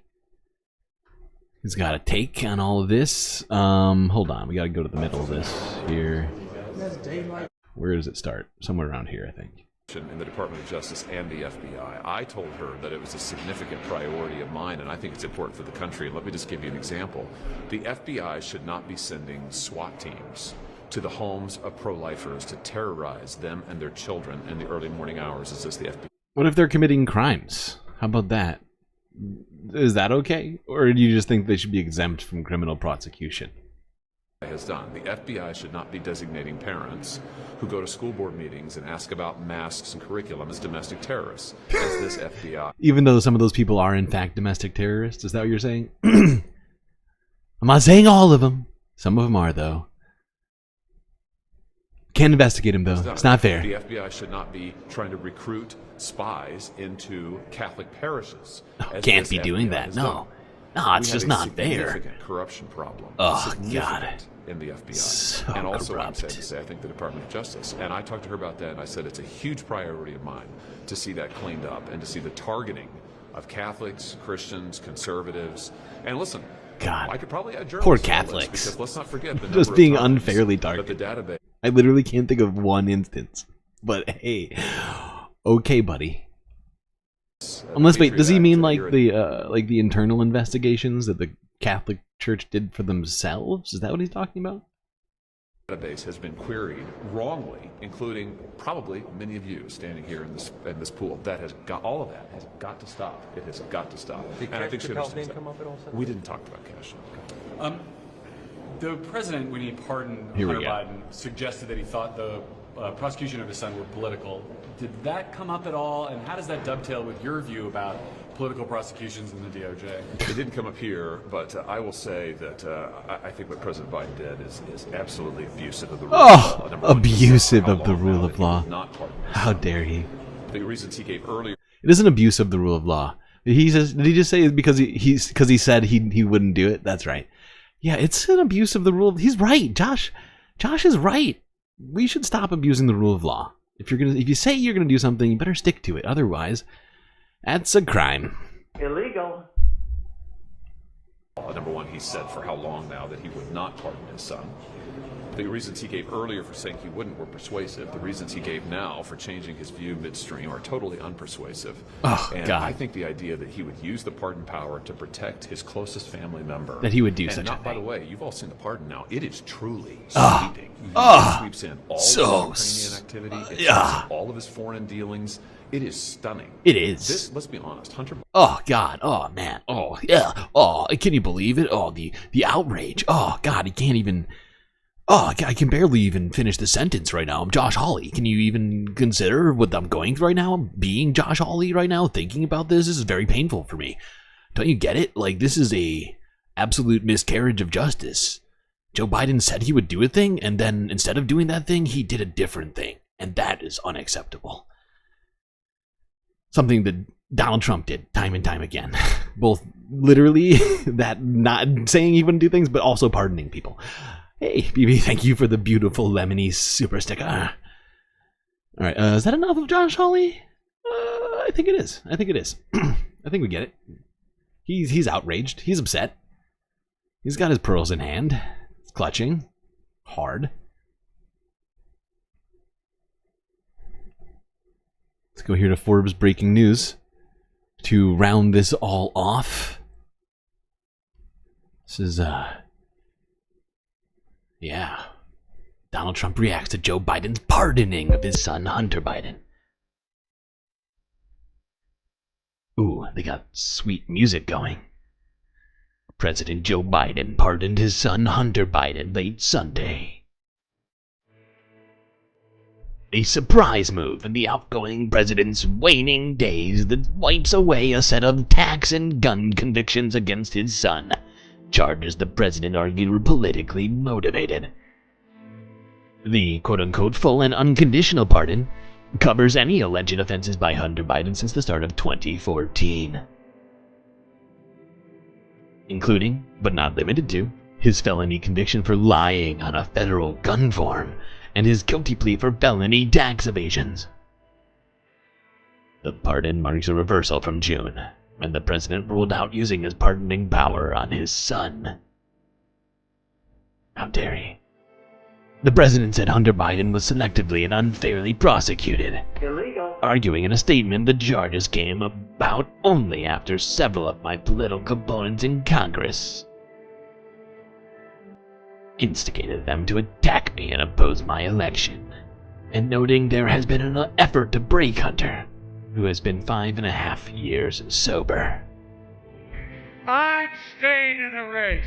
The president claimed it's extremely rare for the DOJ to bring prosecution solely for making misstatements on a gun form. What? In Hunter Biden's case, prosecutors say he falsely claimed he wasn't addicted to drugs when he filled out a federal firearm form. What you talking about? The older Biden also said that tax charges singled out his son, arguing that DOJ typically doesn't criminally prosecute people who were, quote-unquote, late paying their taxes because of serious addictions but paid them back subsequently with interest and penalties. The federal indictment alleges Hunter, quote-unquote, chose not to pay his taxes, even after becoming sober.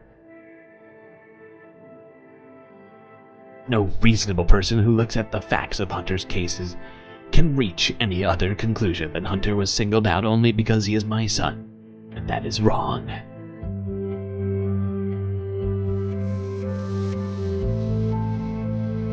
Hold on. Oh, here we go. President-elect Donald Trump and his allies have long accused Hunter Biden and his father of engaging in illegal foreign business deals, but have never produced clear evidence. Help! Help! I'm being repressed! In a statement on social media, President-elect Donald Trump said, "Oh, we already did this one. Will the J6ers also get pardons at the same time as Hunter?"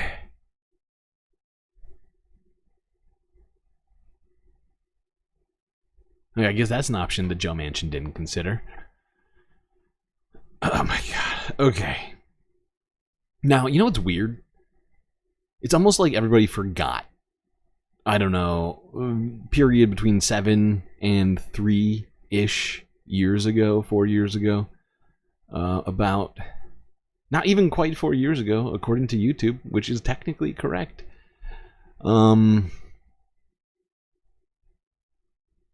That being the slew, the goddamn hurricane of pardons that Donald Trump dropped during his presidency at the beginning and at the end. He really just was pardoning people all over the goddamn place. And most of them had connections to him in one way or another. Not all of them, but many of them had connections to him personally. Let's start first with somebody who I don't think he wasn't directly connected to. This guy really was out talking about how much he loved Trump and doing all the stuff that Trump loved. But I don't think Trump actually appointed him or anything like that. But yeah, let's talk about Joe Arpaio, if you remember him.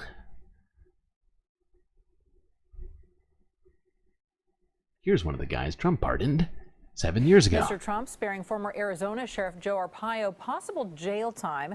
Now critics say it's a free pass for a man who illegally targeted immigrants. Illegal. Reporter Dave Bryan with a reaction.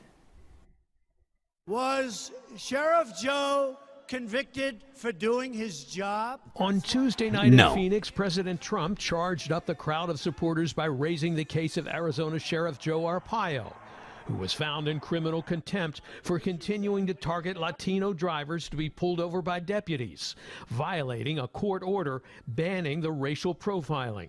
The president teased the crowd, saying he wasn't going to pardon Arpaio that night because, with a wink and a nod, he didn't want to cause any controversy. I'll make a prediction. I think he's going to be just fine, okay? And sure enough, 3 days later, he was right. On a night when most... Why would it cause controversy? I wonder why. oh, because the very practice which Joe Arpaio was attempting to institute was immensely racist, just on its face, just by wording. Not even just in practice. Of course, in practice it was racist too.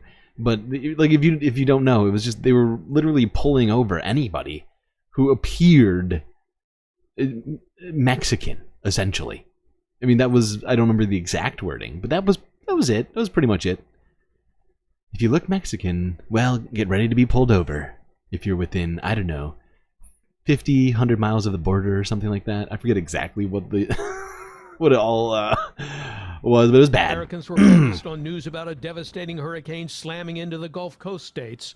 The White House quietly announced President Trump pardoned one of the most controversial law officials in the country. A pardon at this point would simply gratuitously bless what he did, and what he did is monstrous. He engaged in unconstitutional racial discrimination, and when a federal court called him on that, he openly defied that order. So this would be a gross misuse of the pardon power. But the White House has a very different view of Arpaio, putting out its own statement on the pardon, saying, after more than 50 years of admirable service to our nation, he is a worthy candidate for a presidential pardon.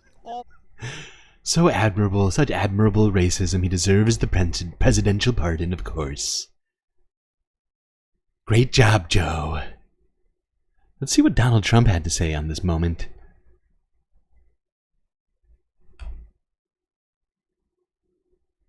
In the middle of Hurricane Harvey hitting on Friday night, you chose to pardon former Sheriff Joe Arpaio.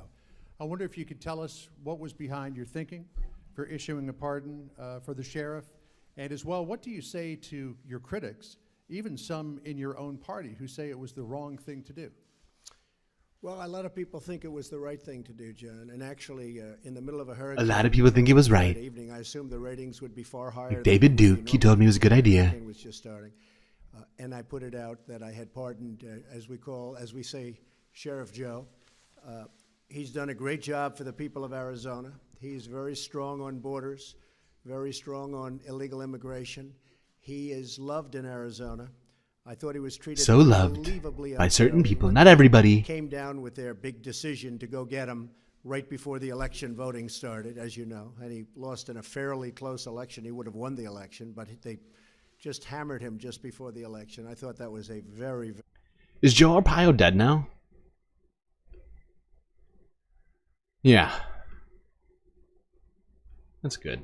Unfair thing to do. When I mentioned him the other night, you saw the massive crowd we had. The people went crazy when I said, what do you think of Sheriff Joe, or something to that effect. The place went absolutely crazy when I was in Arizona last week. And as far as pardons are concerned, I actually did this just before the meeting because I assumed that somebody would ask me the question. I didn't know it would be you, as you can attest. You didn't even know you were going to be called. But I thought I would. And, you know, Sheriff Joe is a great veteran of the military, great law enforcement person. Very great. He's still alive? Motherfucker.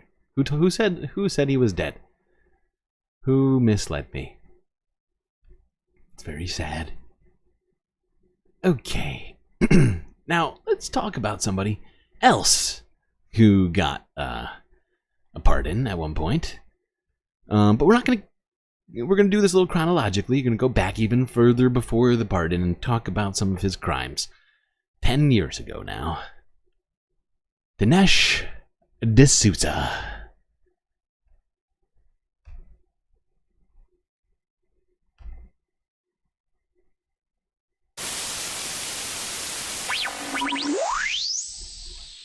Dinesh D'Souza,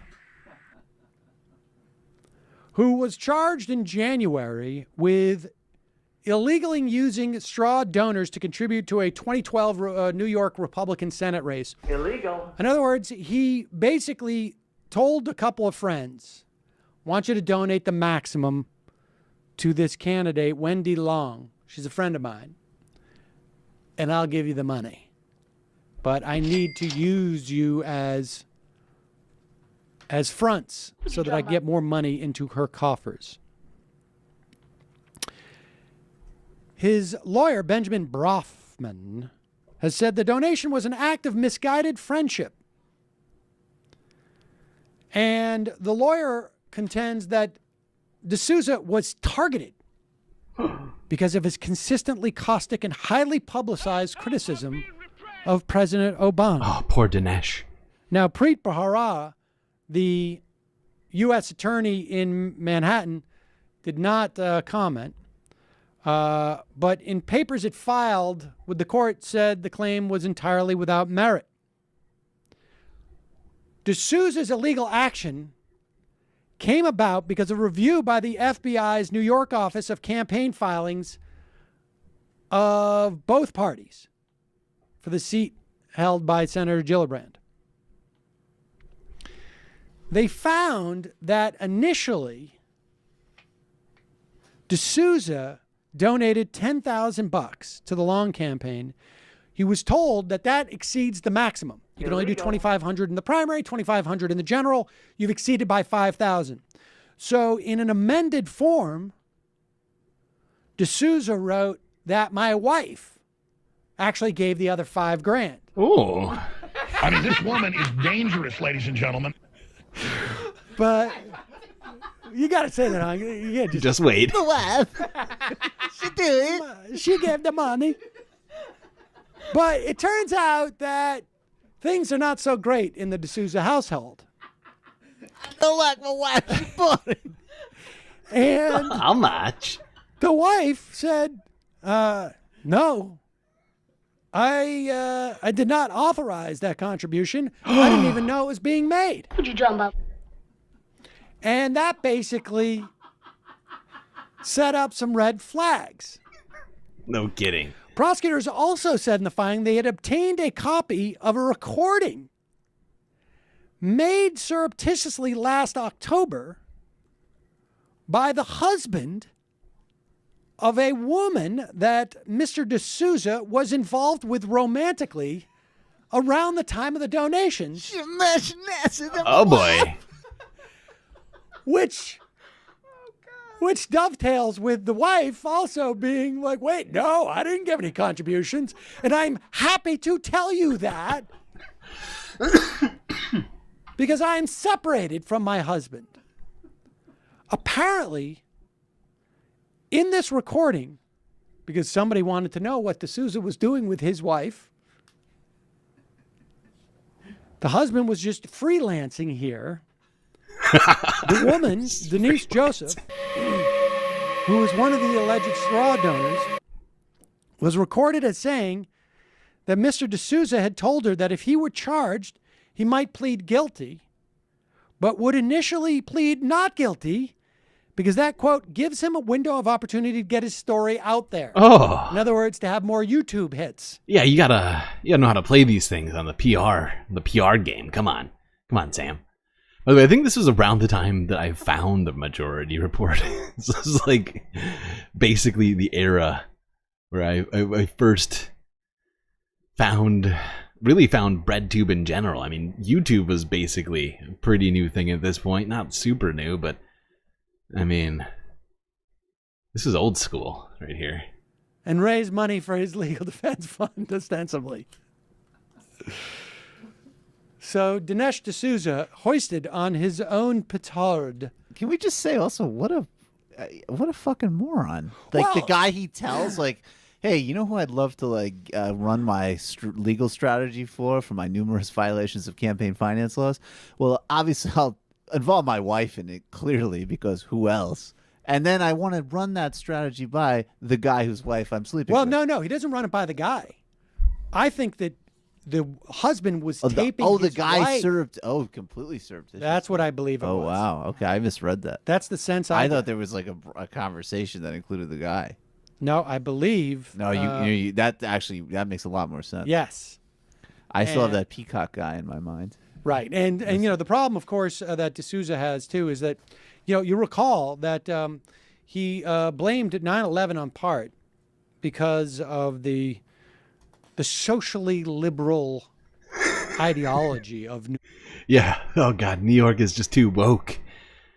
New York is too woke. That's why Al-Qaeda and the Taliban So mad.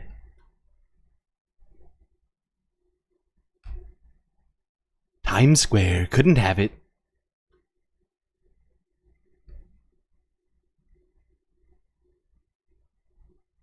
Now,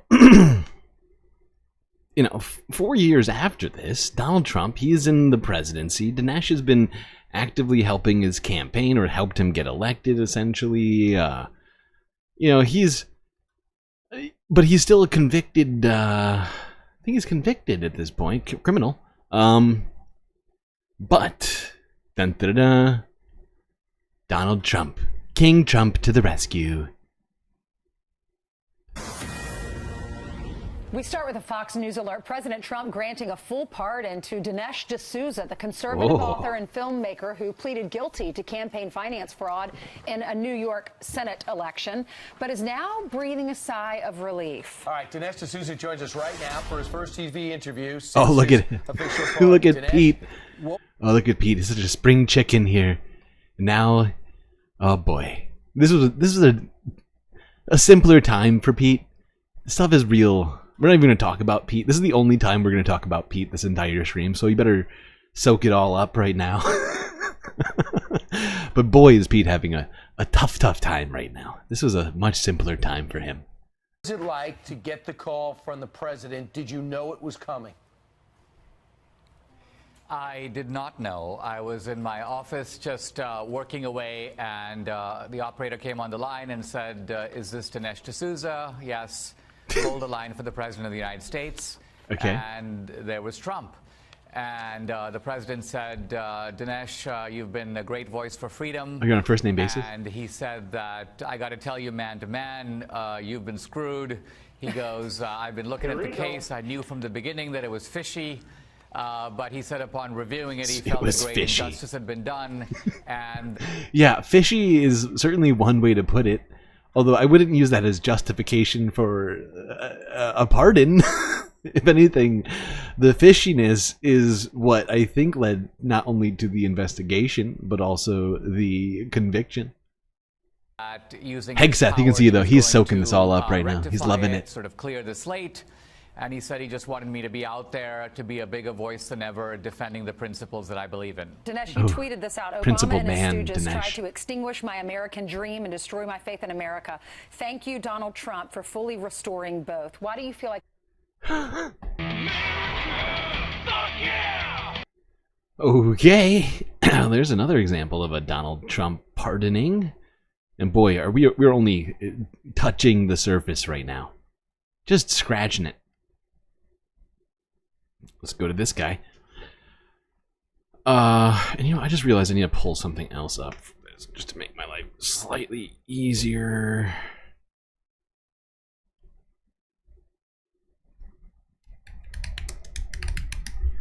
So yeah, let's go here. Elliot Broidy. This guy also got a Donald Trump pardon. I don't actually have I could not find a video containing the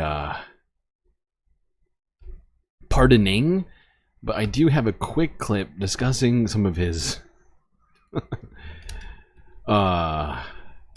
shit that was going down about 5 years ago while Donald Trump was in office. Hold on, I gotta pull up the Donald Trump pardon list. There it is. Got it. Got it. Here we go. And because one of the reasons why I bring this up is because of, well, the reason I need to bring this up is just I need some of these details here that aren't going to be in this video, I don't think. When did he do the pardon? I think it was 3 years ago, right? This might be out of order, technically. I feel bad. I've led you astray. This is out of order. Literally and figuratively. Oh, god damn it. Where is this guy? So we went to the later... He was one of the later pardons, wasn't he? Son of a bitch. Where is this bastard? Brody.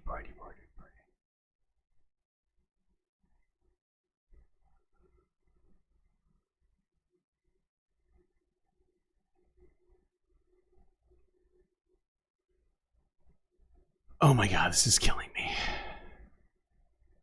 It's hilarious how long it takes to go through this. Oh, here we go. All right, before we watch... All right, well, we'll watch this and then I'll read it. Watch this and then I'll read. Watch and read. Here we go. CBS News. 5 years ago. A federal grand jury in New York is investigating top Republican fundraiser Elliot Broidy.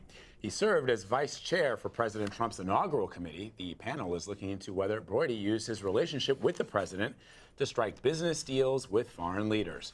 Prosecutors are investigating whether Broidy violated... Wait, so you're telling me that Elliot Broidy did the exact same thing Republicans are literally creating an entire outrage factory over Hunter Biden with? This guy used his relationship to the president to enrich himself in business relationships overseas? Oh boy, okay. But let's read a little bit more on what happened here. This is from Wikipedia's list, extensive list of Donald Trump's pardons. He was pardoned on January 19th, 2021. This is out of order. It should be further down because it's along with the sort of shotgun pardoning that he did right before he left office. As you can tell by the date, day before inauguration. But Broidy, a California businessman and Republican fundraiser, was a major donor to Trump's 2016 presidential campaign and Trump's inauguration, and was a deputy finance chairman for the Republican National Committee. He pleaded guilty in October 2020 to conspiring to violate foreign lobbying laws by accepting $9 million from Julo, a fugitive Malaysian businessman, in order to influence the Trump administration's Justice Department. Huh. Weird. Weird.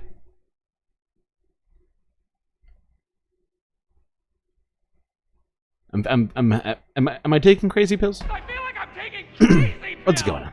Now, don't forget, and I know I did this out of order, but don't forget, Donald Trump not only pardoned a bunch of people that he knew and liked, and who liked him a lot, and were very vocal about how much they liked him, and people, who gave him money, people who are going to be in his future administration and who were in his last administration. He also did not forget to pardon as many war criminals as he could find. American war criminals, of course. People in things like Blackwater, as well as just American soldiers who, killed civilians in the Middle East, did torture, stuff like that. President Trump may issue pardons to several Americans convicted of committing war crimes. CBS News has learned the pardons could include a former Army Green Beret charged with killing an unarmed Afghan and a former Blackwater security contractor accused of killing unarmed civilians. David Martin is at the Pentagon with more on this. David, good morning. Good morning. And these are all controversial cases in which supporters of the accused have argued that the ugly realities of war should not be treated as crimes. Oh, of course not. My daughter was 1.5 years when he went to prison, and she's 6. I'm sorry, we're not going to listen to this psychopath talk. I am so sorry. This woman, I mean, she's completely insane. Like, I get it, it's her husband, but this dude literally committed war crimes. She's like, we haven't seen him in so long. Why can't he just come home? I know he killed a bunch of Afghani families, but why can't our family be together? Accused of opening fire on Iraqi civilians in 2007. He's been in prison for 4 years. We're really hopeful that they'll take a look at it and say, you know what, this doesn't make sense. It does make sense, though. It definitely does.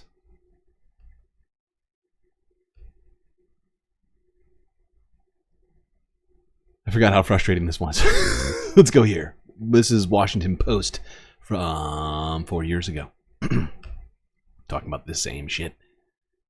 The All right, a story that no one else in the mainstream media is covering. It's good TV. It's a good story. Clint Lawrence killed the enemy, and yet he's serving in prison today. The soldier done wrong by the federal government, and it's like, dude, the rest of the platoon's right over here, and we're telling you you're wrong. Was there anybody in the platoon that was with Clint that said that that was the wrong decision? That I don't rightly know. He ordered the killing of civilians. Made me sick. I'm not saying that he didn't make mistakes, but war is ugly, war is messy. It made me sick that he wasn't even allowed to wear the uniform again.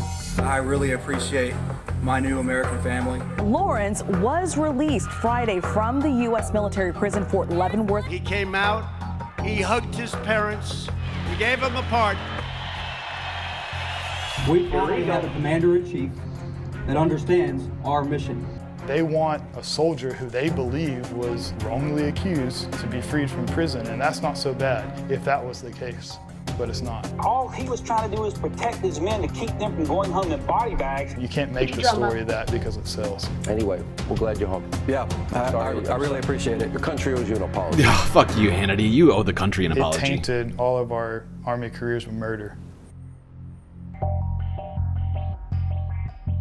Clint Lawrence was convicted of war crimes, championed by conservative media, pardoned by the president. This shit is so fucking horrifying. And he pardoned a whole group of guys in this, in this moment. It wasn't just him, and they all were accused of doing some pretty horrific shit, including one guy who posed with a dead civilian corpse for a photo. But the men of 1st Platoon want to set the record straight.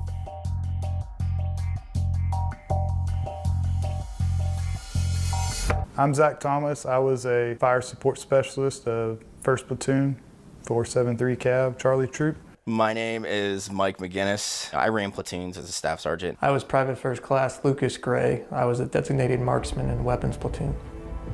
I wanted to do good. I wanted to, serve my country. It's misguided. As naive as that sounds, that's what I wanted to do. It does sound naive. I was excited to go to Afghanistan, lots of cherry privates are. Kind of faded real quick once I was actually there. 1st Platoon deployed to Afghanistan in 2012. Over a decade into the war, the Taliban were still strong. The fighting took its toll. At a certain point, it became less about the patriotism and all that, and it just became more about being in a unit with my friends, with my family, and just trying to make it through. 3 months in, they were sent to a remote southern village. In a matter of weeks, they lost 4 men to injury, including the leader of their platoon. Everything happened in the span of these few weeks. Sorry, hold on. I'm gonna move this forward slightly. I'm not gonna watch all 15 minutes of this thing. I guess, is this where it jumps into this? Damn. This was further along. Lawrence had spent 5 months in Afghanistan on a fortified base. He had never seen combat. Clint Lawrence is an office dweller. He never should have been given a field command.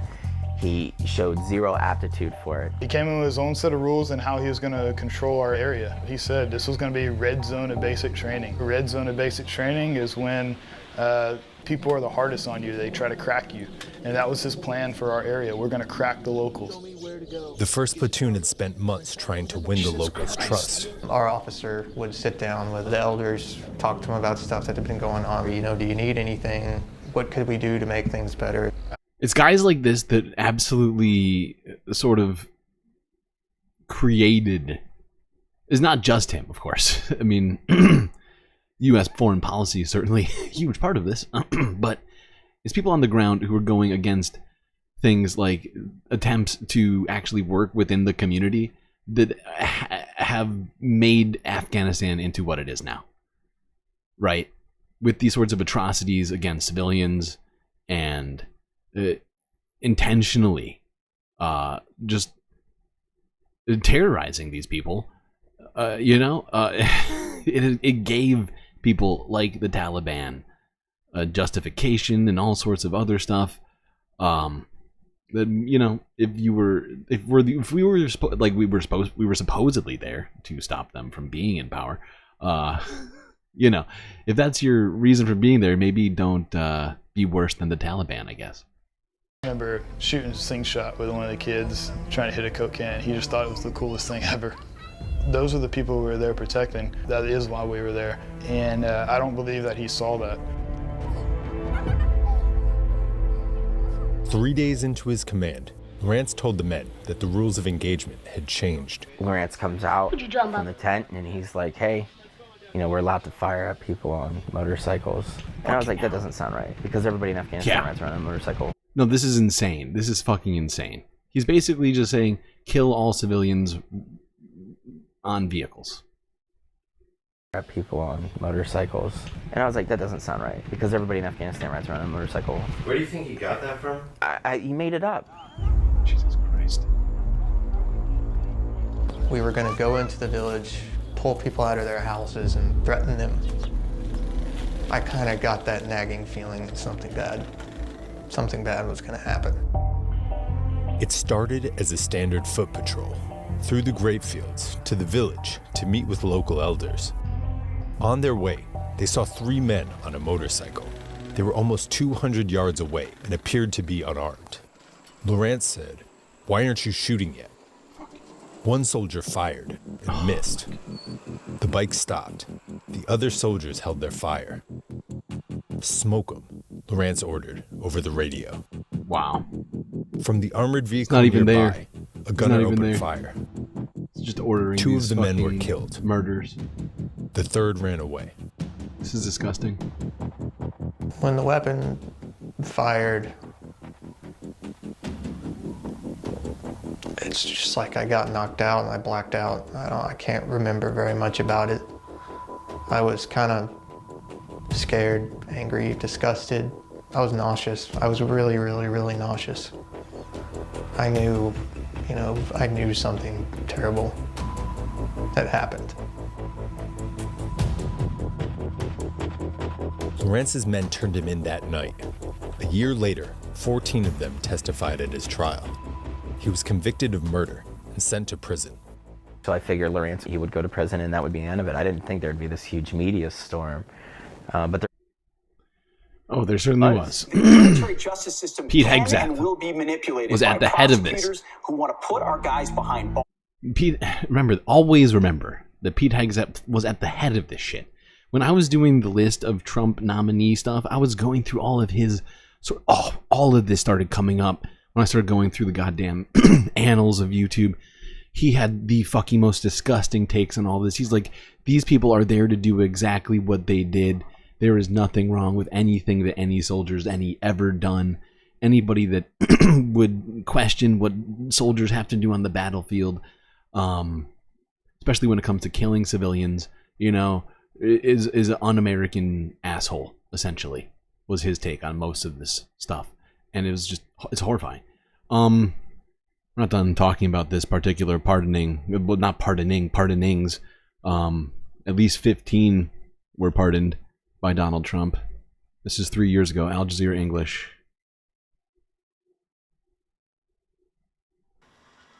Abdul Rahim was shot by an American contractor on what has been described as one of the darkest days of US involvement in Iraq. I was on a bus when the shooting started. Heavy fire came towards us. I felt the first bullet hit my leg as I scrambled off. I kept running towards the bus station, then I got hit again. When I stopped, I was hit a 3rd time. I felt like the bones in my leg had exploded. I fell down and started to crawl. There was utter chaos. People were terrified, trying to save themselves. This video was filmed after the attack. 14 Iraqis, including 2 children, were killed and at least 20 others injured when a heavily armed convoy of contractors with the American security company Blackwater opened fire at a busy intersection in the capital, Baghdad. The company, set up by a former US Navy SEAL in the late 1990s, sent hundreds of former soldiers to Iraq in the aftermath of the 2003 US-led invasion. Blackwater was paid hundreds of millions of dollars by the US State Department to protect visiting dignitaries. The company said its men started shooting during the 2007 incident in Baghdad in self-defense. But that was eventually proven not to be the case in a US court of law.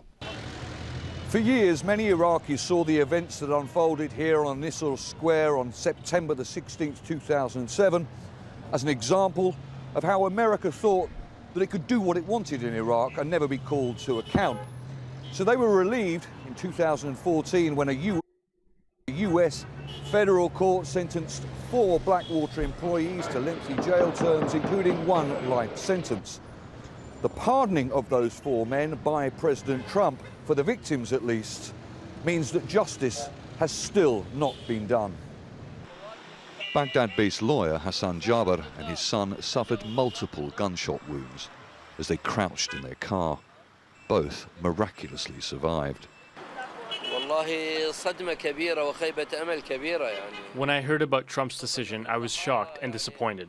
We are the victims and those men are the murderers. I thought the U.S. justice system was independent, but it seems justice is affected by U.S. politics. Trump's decision is another example of his failures in his policy towards Arabs and the Middle East. Abdulhamir Rahim shares those thoughts. He flicks through old pictures of himself in hospital after operation. This is just horrifying. And the fact that people like Pete Hegseth thinks that those guys were rightly let off of their crimes by Donald Trump. And he wishes, you know, that nobody ever saw any sort of justice for war crimes, certainly not American ones. And Donald Trump, I mean, this is what we're about to get in the future. And this is, I mean, there's another example of people Donald Trump pardoned. Remember, we're talking about the Hunter Biden pardon for the lie on a gun form, for saying he wasn't addicted to drugs at the time, and for having not filed his taxes while being addicted to drugs. Would you say that those things, what we just watched and what I just mentioned as to Hunter Biden, are somehow equivalent in any fucking way? Be real, right? Like, anybody thinking that has literally lost their fucking minds. But no. This precedent-setting pardon from Joe Biden for Hunter on this double federal offense. Huh. Never before seen.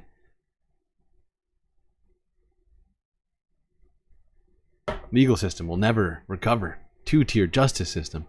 I mean, my God. What in the fuck are we talking about? I'm afraid we have to take a break because it's that time. We're going to get right back to this, though. This is going to take up a whole bunch more time. I don't know how deep we're going to get into this stream today. If we will even get to... I really hope we get to Syria and North Korea. Fingers crossed. We only have 115 videos to get through tonight, and I think we've gotten through at least 20. So we're doing pretty good. Okay. I do need to do this, though.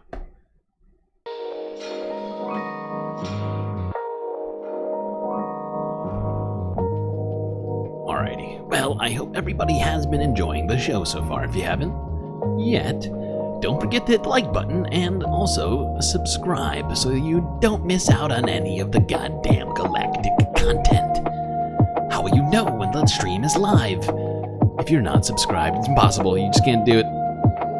Unless you have some sort of special telekinetic ESP, whatever powers of foresight, spidey sense of some kind. Anyway, once you've done both of those things, of course, do consider contributing to the Galactic News Network, as we are completely funded by viewers like you. So many great ways to contribute these days.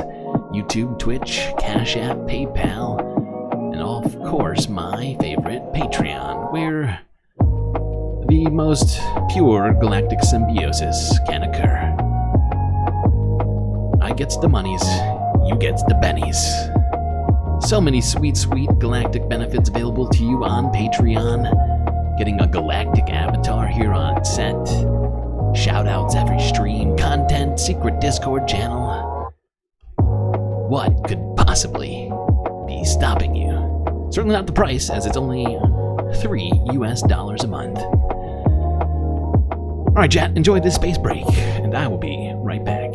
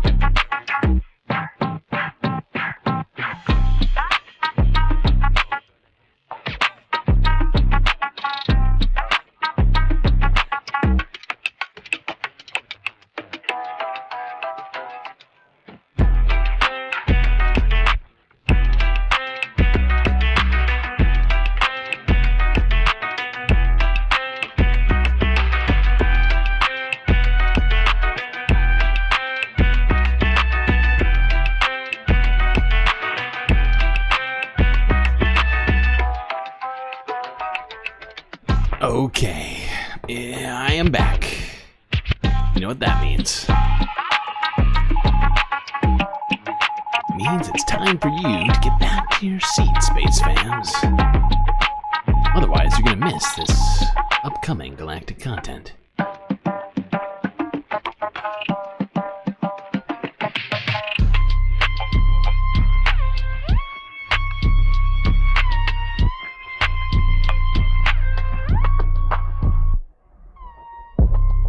Alrighty, getting back to it. Boy, do we have a lot more to go on this talk. And the fact is, we're barely scratching the surface. I'm going with the big names. Most of the big names. And the most, shocking, in my opinion. Although there's, I probably missed some, and people will object to that. But, you know what? I'm one man, and there's 150 or so of these things to get through. So, I'm gonna do what I can. Alright, where did I leave off? Ah, yes.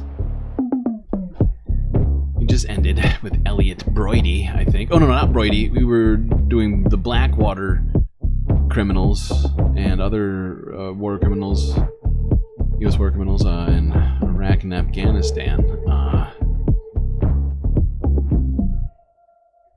Alright, let's talk about this guy. If you don't remember this little dealio, back about, what was it, 5 years ago now, Maria Butina, the Russian spy, who was extradited from this country to Russia, I believe, if I recall correctly. She had an accomplice. His name was Paul Erickson. And Trump pardoned him too. 3 years ago. First we'll watch the video, and then then I'll read some of this fascinating bio. Good evening. A South Dakota man who admitted to defrauding investors of more than $1 million received a last-minute pardon from President Donald Trump. Paul Erickson also made national headlines because of his relationship with Russian agent Maria Butina. Kettleland's Angela Kennedy begins investigating Erickson back in 2017. She joins us now with what unfolded in his case. In our 2017 Kettleland News investigation, the Kettleland-Kremlin connection, we reported that South Dakota native Paul Erickson was in the middle of a congressional investigation into collusion between Trump's political campaign and the Russians. In a 2016 email titled Kremlin Connection, Paul Erickson told a Trump campaign advisor he could set up a meeting between Trump and Putin. We live in a time of a testing of public character. The Vermilion. Now, he didn't just do that. He also pled guilty to charges of wire fraud and money laundering, in which he participated in a scheme that bilked over $5.5 million from 80 investors in the 90s as well. Was dating Russian operative Maria Butina, and together they formed a limited liability company in 2016 in South Dakota called Bridges. But the purpose of that company is unknown. During our 2017 investigation, I reached Erickson. Oh, I'm sorry, it wasn't just the 90s. This scheme actually went on for 20 years. Holy shit, it went to 2018. It included a scheme involving fake housing in the Bakken oil fields in North Dakota. Erickson told investors that they would receive returns of up to 150%. That's a classic Ponzi scheme. Holy shit. This guy is wild. Through his Sioux Falls apartment speaker, he told us he was answering from the East Coast. I was wondering if you would be willing to talk to us about what the New York Times is reporting. Thanks, Jeff, for the question. About you trying to set up a meeting between President Trump and Putin. Oh, yeah, it didn't exactly happen that way. Erickson attended the 2016 Trump inauguration with Maria Butina. He was believed to be U.S. Person 1 in court documents related to the Butina federal investigation. Those documents say U.S. Person 1 was used to help Butina make connections with right-wing politicians. Butina was Helpful. deported to Russia in 2019 after admitting she sought to infiltrate conservative political groups to promote Russia's agenda. Eric's pardon was supported by Kellyanne Conway. Of course. A Trump administration statement on Erickson's Gotta pardon get Kellyanne in there. Mr. Erickson's conviction was based off the Russian collusion hoax. Oh, of course. After finding no grounds to charge him with any crimes with respect to connections with Russia, he was charged with a minor financial crime. Thanks, Kellyanne. Great. Well, that's why Trump pardoned him, of course. It was just the Russia collusion hoax. We can just forget all about that one.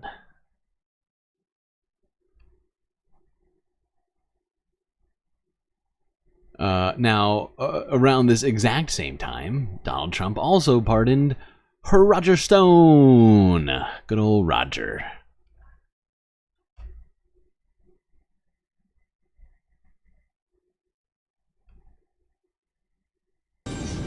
We begin with a developing story. President Trump is back in South Florida, but not before issuing several high-profile pardons. Among them, former... By the way, I don't know about you, but me personally, while watching this, all I can think about is what we were listening to earlier. Is, you know, Joe Biden setting a precedent. Joe Biden has set a precedent. Has Joe Biden set a precedent? Oh, I don't know. Has Joe Biden set a precedent? Oh, was it Joe Biden who did the precedent? How does precedent? What is the definition? Did we look at the definition of precedent earlier? I can't remember now. It's all blending together.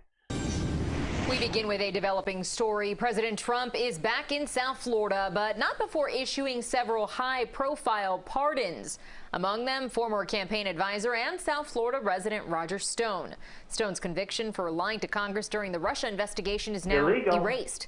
The president had already commuted Stone's 40-month prison sentence earlier this year. Also pardoned just a few hours ago, former Trump campaign And Manafort. Ooh, look at this. It's a twofer. It's a threefer. Is that Charles Kushner right there too? Oh boy, it's a threefer. CBS is trying to do my job for me. Unacceptable. This year. Also pardoned just a few hours ago, former Trump campaign chairman Paul Manafort and Charles Kushner, the father of the president's son-in-law Jared Kushner. Trump has... Just draining the swamp. Nobody watch while I do it.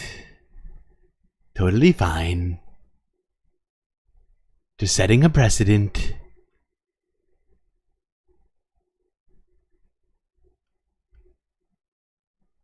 Actually, I don't think I need to switch over because I mean, we were already talking about Manafort. Let's go and talk a little bit about Manafort. Ooh, excuse me. U.S. President Donald Trump has swept away the top convictions made in the Russia probe after he pardoned two more allies, ex-campaign manager Paul Manafort and a close associate Roger Stone on Wednesday. It was the second wave of pardons and commutations in as many days as Trump faces the end of his term. He also gave clemency to Charles Kushner, father of his son-in-law, Jared Kushner. Manafort and Stone had both declined to cooperate with the investigation into Russia's meddling in the 2016 election. The day before, Trump pardoned two other major figures in the investigation, Michael Flynn, his former national security advisor, and George Papadopoulos, a former advisor. Yes, indeed. I mean, Manafort and Roger Stone were completely complicit in attempting to basically protect Donald Trump from any sort of ramifications for the legal stuff that people were doing, whether it was within the administration or Donald Trump himself, in collusion with foreign agents like Russia, whether or not it was proven to have been actual crimes. Well, some people certainly did commit crimes. That much is clear. And it's just, you know, it's a little wild that we even have to go back and talk about all of this. Like people have somehow forgotten all of the clearly self-involved pardons that Donald Trump did. Were some of them justified? The ones that we've talked about? No. In terms of the whole scope of them, maybe a couple of them in there out of the 150 or so pardons that he did in commutations. If you count the commutations, I think it's over 150.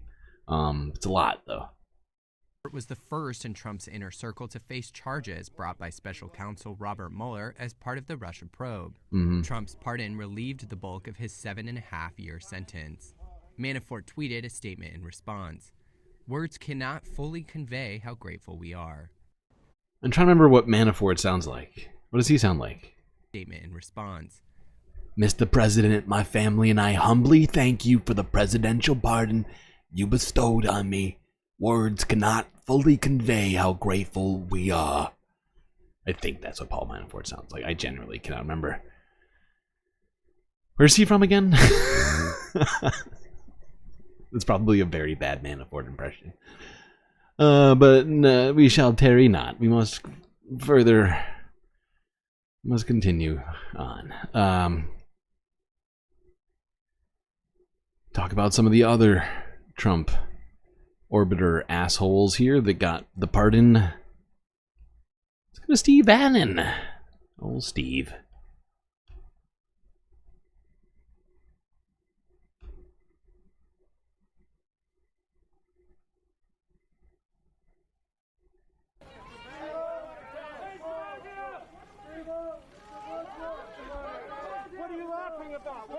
His chief strategist. I wonder if that's a self-involved pardoning. Is that similar to pardoning, like, I don't know, say your son?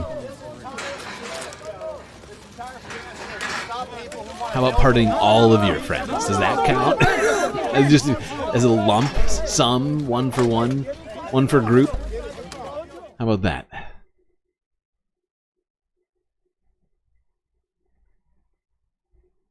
Thanks, Daily Mail. Great job. All right, MSNBC, take it away. 3 years ago. 53 minutes after the hour, we would normally head straight to a commercial break right now. But there is this. Ooh, but they have to forego the capitalism. Specifically, this early piece of journalism. That's when you know it is serious, folks. When MSNBC is willing to forego the ad dollars for a story, oh boy, better buckle up. There is this from the New York Times, specifically this early piece of journalism from Maggie Haberman tonight. President Trump has granted clemency to Stephen K. Bannon, the former White House chief strategist who was charged with defrauding people who supported building a border wall that Mr. Trump supported, White House officials said. The president made the decision after a day of frantic efforts to sway his thinking, including from Mr. Bannon, who spoke to him by phone earlier on Tuesday. The pardon was described as a preemptive move preemptive. That would effectively wipe away the charges. That's fancy. It's like pre-crime. It's like instead of a pre-crime, it's a pre-pardon. It's like it's what happens before the pre-crime. A preemptive move that would effectively wipe away the charges against Mr. Bannon. Should he be convicted? Well, it's post-crime, pre-charges, he may not be the only I guess, one actually. It sounds more fun to say pre-crime, language like that. Honestly, it does sound way more fun to say pre-crime because it gives you, like, Minority Report vibes. But yeah, technically it's post-crime, pre-trial charges, arraignment, things like that. He may not be the only one with pardon language like that. In effect, to wipe away charges that have not yet been either brought or proven. As we mentioned at the top of the broadcast, better get the ones they haven't figured out yet. The feds. It was a large vessel off the coast of Connecticut. Bannon was caught up in it, and the gist of the allegation was that people were urged to give money which would make it to the construction of the southern border. Steve Bannon always looks like he's just gotten done drinking all day on a boat off of the Cape. Is that not the vibe you get from, or actually probably not the Cape, the Keys, down in Florida, something like that. Wall with Mexico, the allegation was that that money instead was funneled to personal use. It was the feds who were involved. There was this rather triumphant scene outside what I think was his initial court appearance. A lot of media, A lot of supporters across the street. Of course, the border wall has been a signature issue.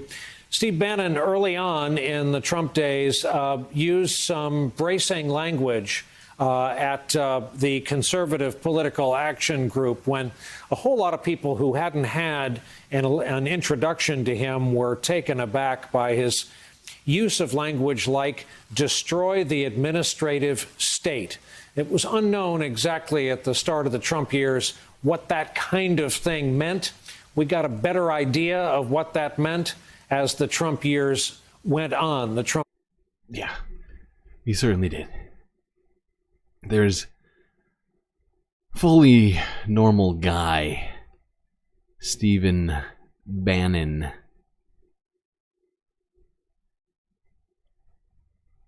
Another Trump pardon. Guy who definitely committed crimes. And then there's apparently some fantasy crimes he also got pardoned for. Ones, just in case. You know how Republicans are all upset about, oh, it's like such a long time. How can it be so expansive? Well, he got pardoned for crimes he didn't commit. Talk about expansive. Oh, this guy. Wait, hold on. Oh my god, this fucking guy. This dude's a piece of work. Let's go here. Talk about this guy who got pardoned by Trump. A guy by the name of Randy Duke Cunningham, former representative, I think in California? I could be wrong on the state.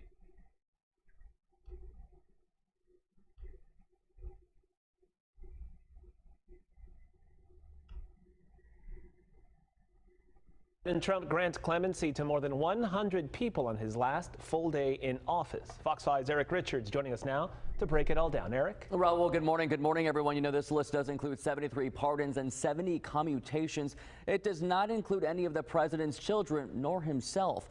Now, one of the people granted a pardon was former local Congressman Randy Duke Cunningham. He was convicted of taking millions of dollars in bribes and was released from prison back in 2013. He used to live in Rancho Santa Fe, but now lives in Arkansas. Now, I mean, he wasn't just taking bribes.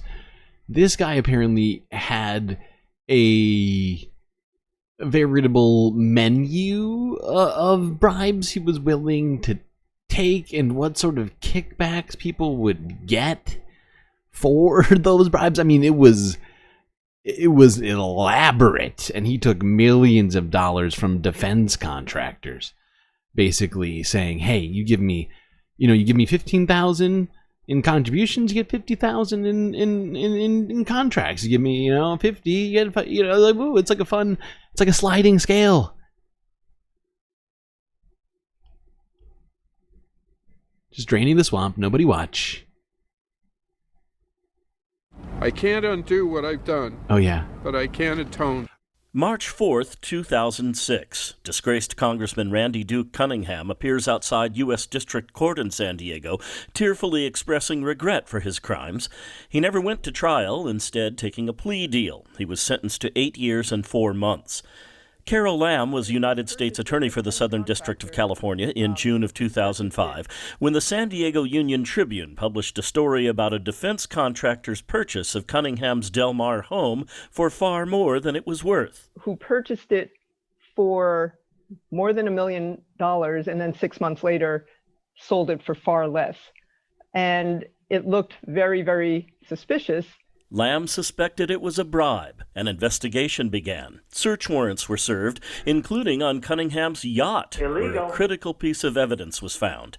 A bribe menu was found. It was a little piece of paper that actually listed, if you give me this much money, then you will get this much money in defense contracts.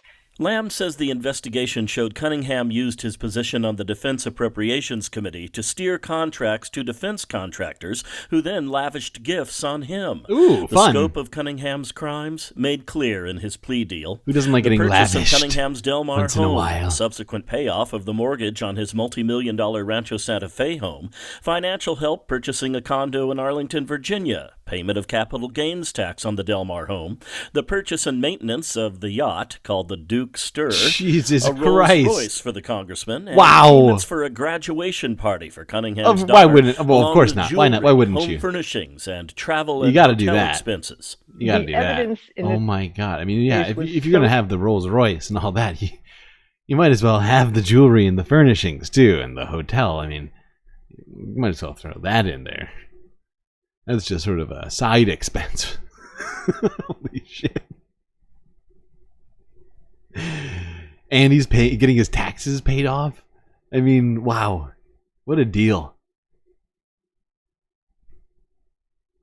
Well, Donald Trump drained the swamp, and he pardoned this guy too, of course. Why wouldn't he? I mean, what did this guy do wrong? He just benefited from, a corrupt system of bribery with defense contractors. Who has a problem with that? Me? No. I can't. I'm sorry. I can't feign. I can't do it anymore. I'm sorry.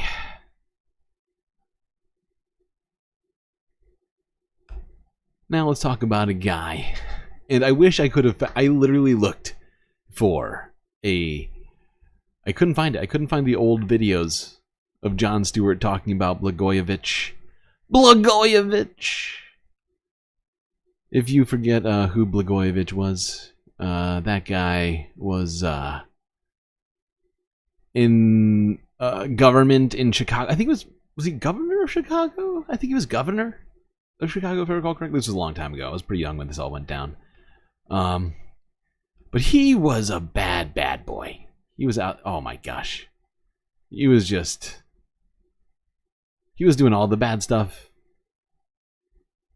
And this was at a time where it was almost, what's the word? Sort of groundbreaking, it was almost like precedent, right? Like he was really laying the groundwork for the future of corruption in many ways. This guy was all over the place. Yeah, let's talk about Rod Blagojevich.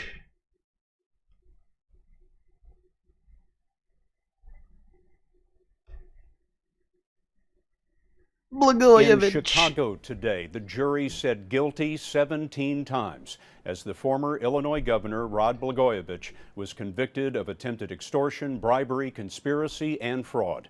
Dean Reynolds reports on the long descent of a high-flying politician. Arrested, impeached, and now convicted, the normally outspoken former governor was almost at a loss for words. Patty and I obviously are very disappointed in the outcome. I frankly am stunned. Yeah. There's not much left to say other than we want to get home to our little girls and talk to them and explain things to them and then try to sort things out. While his first trial ended Sounds in a really hung nice, jury, buddy. today's finding was conclusive. Guilty on 17 of 20 corruption counts. The jury four-person. In this instance, when it is someone representing the people, it crosses the line. Along with various shakedown schemes, the most striking charge was that Blagojevich tried to enrich himself by selling or swapping President Obama's vacated U.S. Senate seat. A brazenness shocking Illegal. even here in Illinois. Yeah, no A kidding. politician going to prison is not terribly unusual. Blagojevich never got anything for filling the seat and spent... I never got it. That is unfortunate. I put all this effort into it, 2 years pleading his innocence on the talk show circuit and, lately, 7 days on the witness stand. The case rested on wiretaps of a profane governor plotting to cash in on his appointment power. I mean, I've got this thing, and it's golden. The defense saw that as the ramblings of a political blabbermouth, but prosecutors said it was enough to make Abraham Lincoln roll over in his grave. Yep. 4 score and some number of years ago.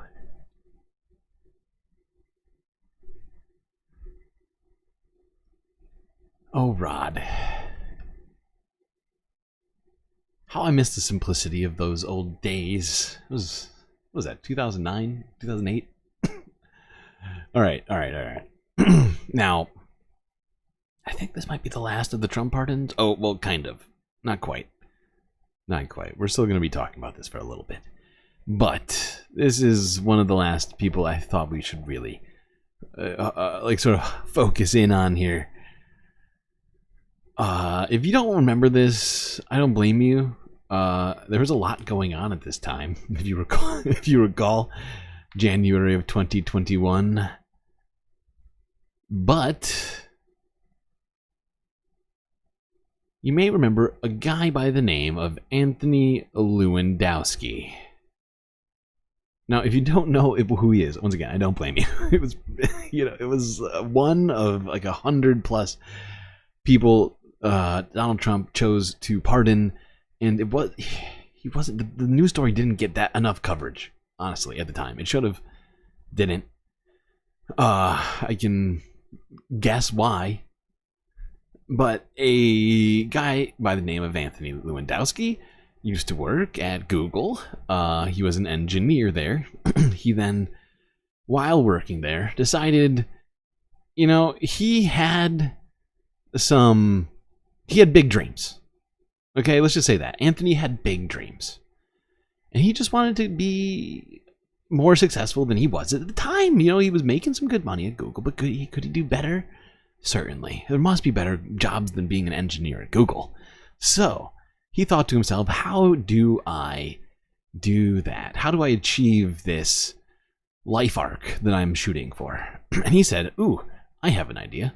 How about I download, 40,000 or however many it was, or so, internally classified Google documents and trade secrets, put them on a little flash drive, and walked him over to Peter Thiel, who was at Uber, and trying to work out, some of the self-driving stuff. This is around 5 years ago, when all this was really, people were really trying to figure out if they could do this. And he was like, hey, well, I have some information here on this Google flash drive. Maybe you'd like to pay me for it. And Peter Thiel was more than excited about that. But Google found out about this. They weren't super stoked on it. Not gonna lie, for whatever reason. And they claimed this was illegal. Illegal. Secrets and subterfuge in Silicon Valley. A former Google engineer has been charged with stealing files from what in the fuck? Was that Biden? Did you just? Am I losing my mind? Was that not Biden's voice just now? Secrets and subterfuge in Silicon Valley. A former Google engineer has been charged with stealing files from Alphabet's self-driving car project and taking them to Uber, his new employer at that time. Dan Simon joins us now on this story. Dan, actually, this is a story that keeps coming back, quite frankly, because there was a civil case that was settled between Waymo or Alphabet and Uber. This is now criminal. Talk us through what we're seeing here. Yeah, that's right, Julia. This is all about the alleged theft of trade secrets from one of the biggest and most well-known companies in the world, Google. And specifically, it involves a former lead engineer of Google's self-driving car unit, Anthony Lewandowski. Now, he's accused of using his personal laptop and downloading more than 14,000 files from... Oh, 14,000. Sorry, I thought it was 40,000. That's better, actually.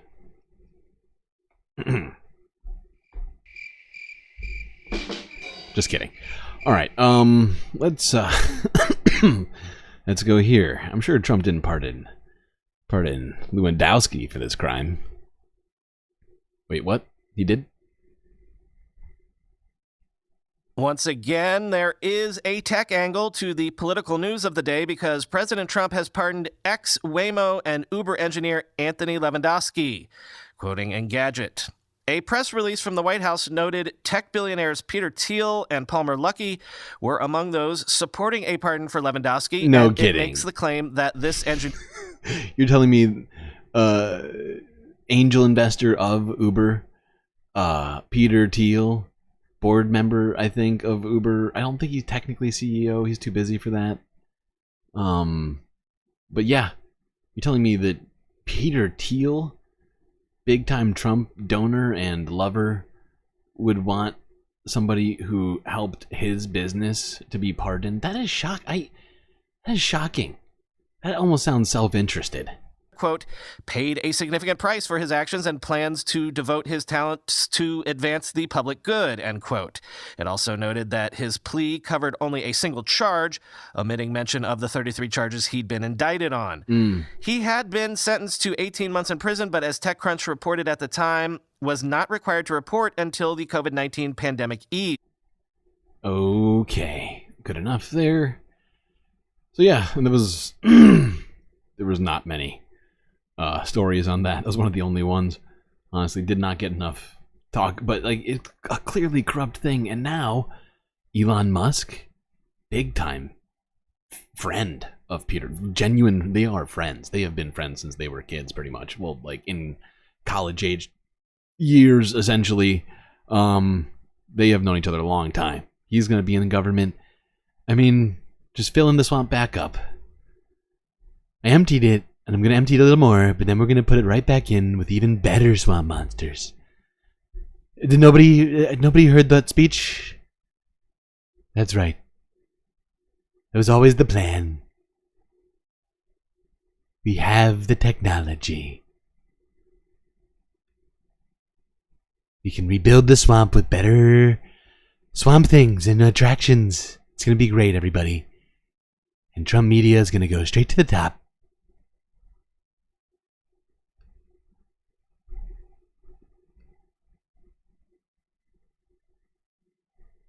Okay. Now, you remember 2 years ago, there was a lot of discussion. This was like right around the sort of trials, or the like the pinnacle of the Jan 6 trials. We're kind of wrapping up there. And Mitch McConnell was asked about some stuff Trump had said around this time. He was very upset that people were going to jail for this, for trying to steal democracy for him. But Mitch McConnell was asked some questions around this time. Let's see what he had to say. How concerned are you about the former president offering pardons to people who attacked the Capitol on January 6th? And because of his comments, does he have the moral authority to be president again? Well, I can speak for myself. Okay. The election of 2020 was decided December the 14th. Interesting. Of 2020, when the Electoral College certified the winner of the election. What we saw here on January the 6th was an effort to prevent the peaceful transfer of power from one administration to another. Oh, okay. Which had never happened before in our country. Yeah, bad. 165 people have pleaded guilty to criminal behavior. Illegal. None of the trials have been finished yet, but 165 have pleaded guilty to criminal behavior. My view is I would not be in favor of shortening any of the sentences for any of the people who pleaded guilty to crimes. So yeah, he would not be in favor of any of that. I wonder what Donald Trump's plans are as it relates to the Jan 6th criminals. I have some recent news on that. Here's a day ago. Donald Trump teases Jan 6th rioter pardons. Orbs breaking news.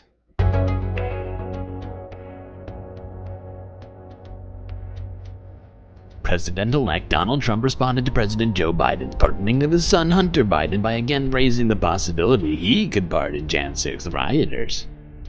Trump asked in a Truth Social post, "Does the pardon given by Joe to Hunter include the J6 hostages?"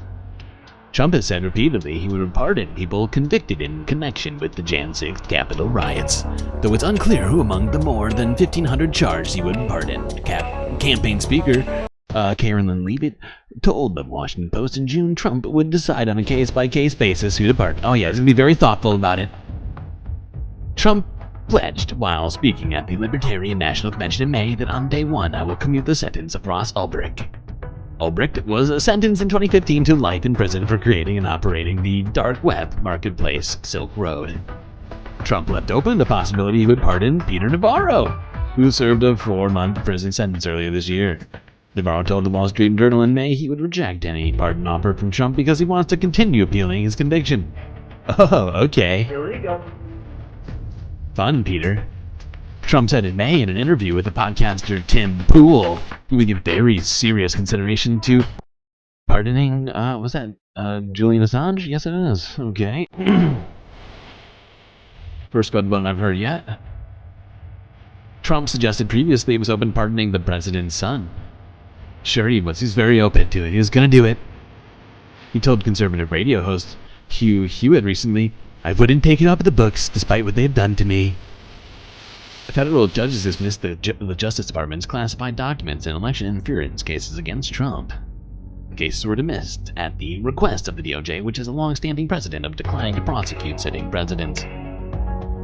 The Justice Department could still bring charges against Trump after he leaves office, leaving open the possibility Trump could pardon. Holy shit, that's moving fucking fast. How am I supposed to read it out loud?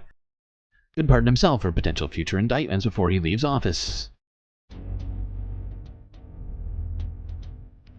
The Constitution prohibits Trump from pardoning cases at the state level, which rules out his ability to pardon himself in his New York criminal case in Fulton County. Holy shit. Georgia election interference case. Holy, just wow. It's like they don't expect me to read these. The legality of the scenario is unclear, as Trump is the first person elected president to have been convicted of a crime. Trump previously dismissed the idea, telling NBC News last year prior to his Manhattan hush money conviction it was very unlikely he'd pardon himself, because he didn't do anything wrong. I did everything right and they indicted me. So yeah, I was right. He did, if you include the commutations, it was almost 100. He nearly commutated or pardoned 250 people during his term. Okay, that wasn't tough to read at all. Now, let's go here. Forbes breaking news. President Biden cracks joke as reporters ask him about his recent pardoning of his son Hunter. Okay, Forbes breaking news. This is breaking, everyone.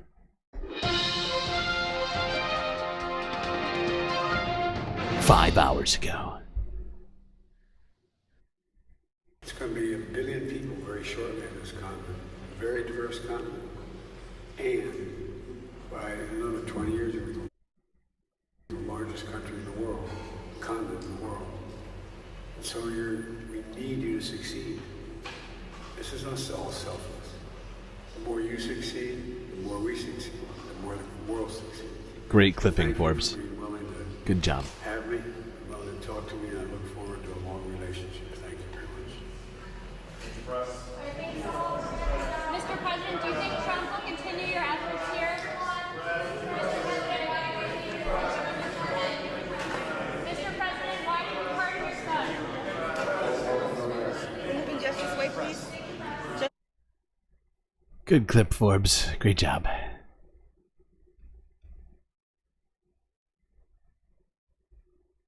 Okay.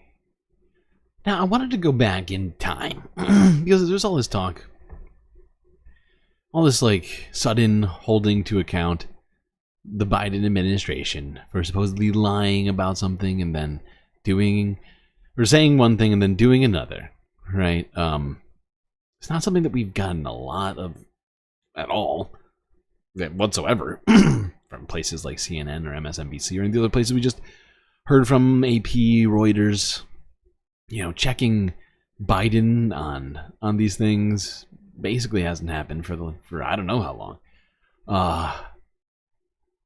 It's weird. It's very weird. But you know, there's some other stuff Joe Biden may have lied about, you might have forgotten about. How about this one? Anybody remember this?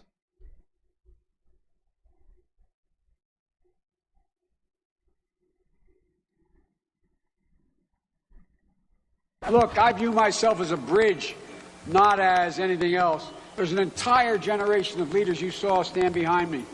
They are the future of this country. The New York Times reports that he's also considering pledging to serve only one term. Quote, framing Mr. Biden's 2020 campaign as a one-time rescue mission for a beleaguered country. He's also questioned, whether this type of thing or serving one term is the right thing to do. He's going to run for one term.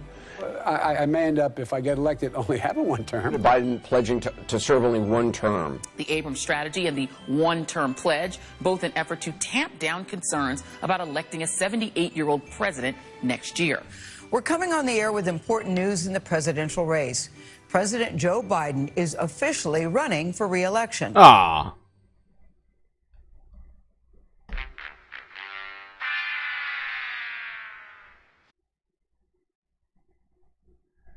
President-elect Trump is vowing to impose 100% tariffs on. Do you remember when the mainstream media was really upset that Joe Biden was running for that second term? Wait, hold on. Let's go to that footage. 1 second. Please hold.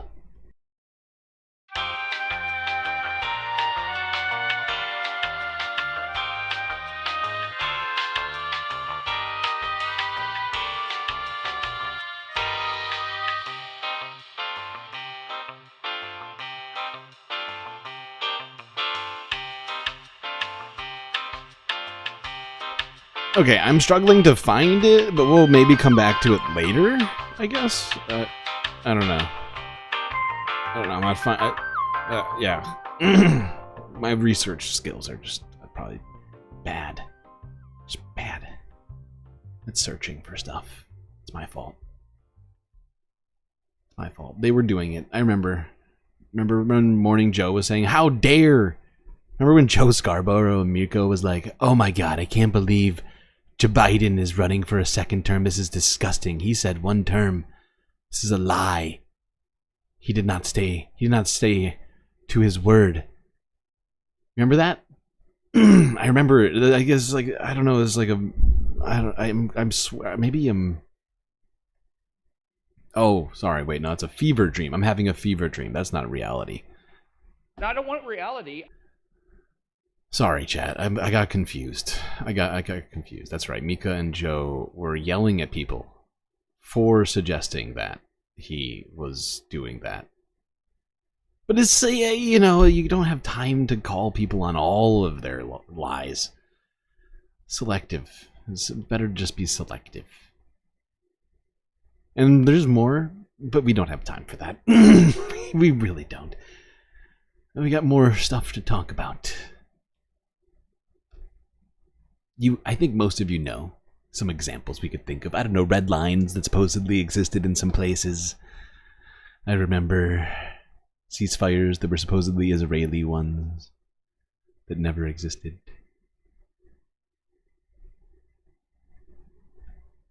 Now let's go here to the future of the country. Donald Trump. Threatening 100. That's right, count it. 100. 100% motherfucking tariffs on all BRICS nations, that's Brazil, Russia, India, China, and Saudi Arabia, over their efforts to replace the US dollar. Illegal. President-elect Trump is vowing to impose 100% tariffs on BRICS nations unless they commit to not developing a new currency. Trump made the declaration in a Truth Social post Saturday saying, quote, "There is no chance that the BRICS will replace the U.S. dollar in international trade, and any country that tries should wave goodbye to America." BRICS is a group comprised of 9 countries with emerging economies. They initially included Russia, China, India, Brazil, and South Africa. But earlier this year, Iran, Egypt, Ethiopia, and the United Arab Emirates formally joined the group. CBS News Money Watch correspondent Kelly O'Grady joins us now for more. Kelly, what effects would 100% tariff? We're going to stop it right there. Thanks, Kelly. Kelly has literally nothing insightful to say here. I already listened to this one. But let's think about it here. Is that going to be a problem? Actually, you know what? I take it back. Let's listen to 10 seconds of what Kelly has to say. I'll give her the benefit of the doubt. Even though I've definitely already listened to this. On these nations have on consumers. So look, if they were actually implemented, prices would likely go up. Likely? Why is she trying to sell it? Do you hear Kelly? This is why we're not listening to Kelly. Okay? Kelly is trying to sell the tariff. She's like, they'll probably go up. I don't know. Am I the financial correspondent for this network? It's like, hello, Kelly.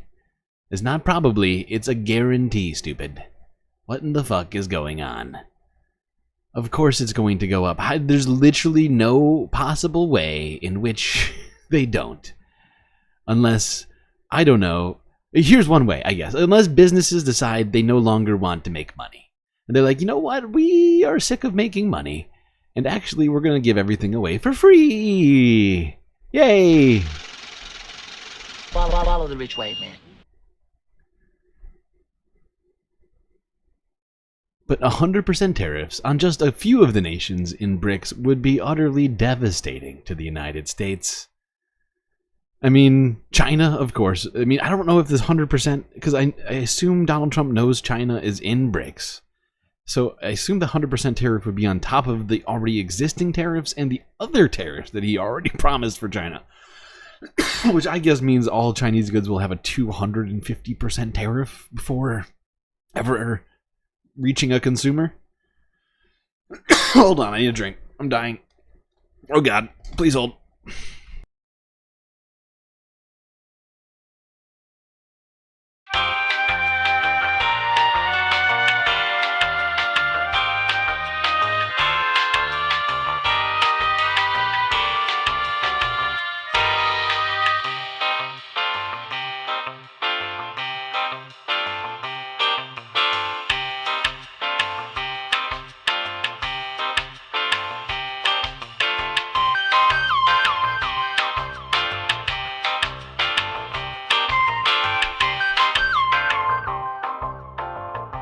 Okay, that's much better.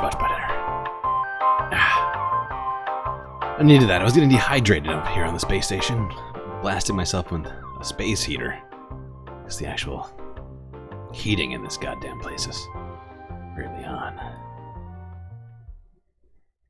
Heating the whole space station is very expensive. Alright,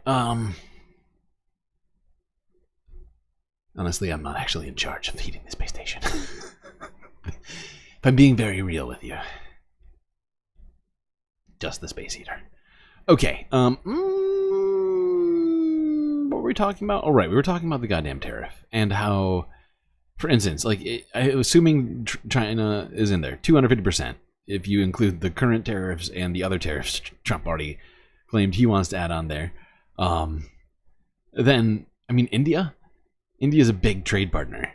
They don't import a massive amount, but it's like nearly $100 billion worth, so it's not negligible. It would be bad, once again, for the United States, mostly in garments, but you start like adding these things up. Okay, China, suddenly electronics are way more expensive. Suddenly these, you know, it's like the list starts getting so fucking long. It's insane. The McKinley, the 2.0, you know, that's the era we're about to be in. Which, I mean, let's not forget what that led into. Not so good times.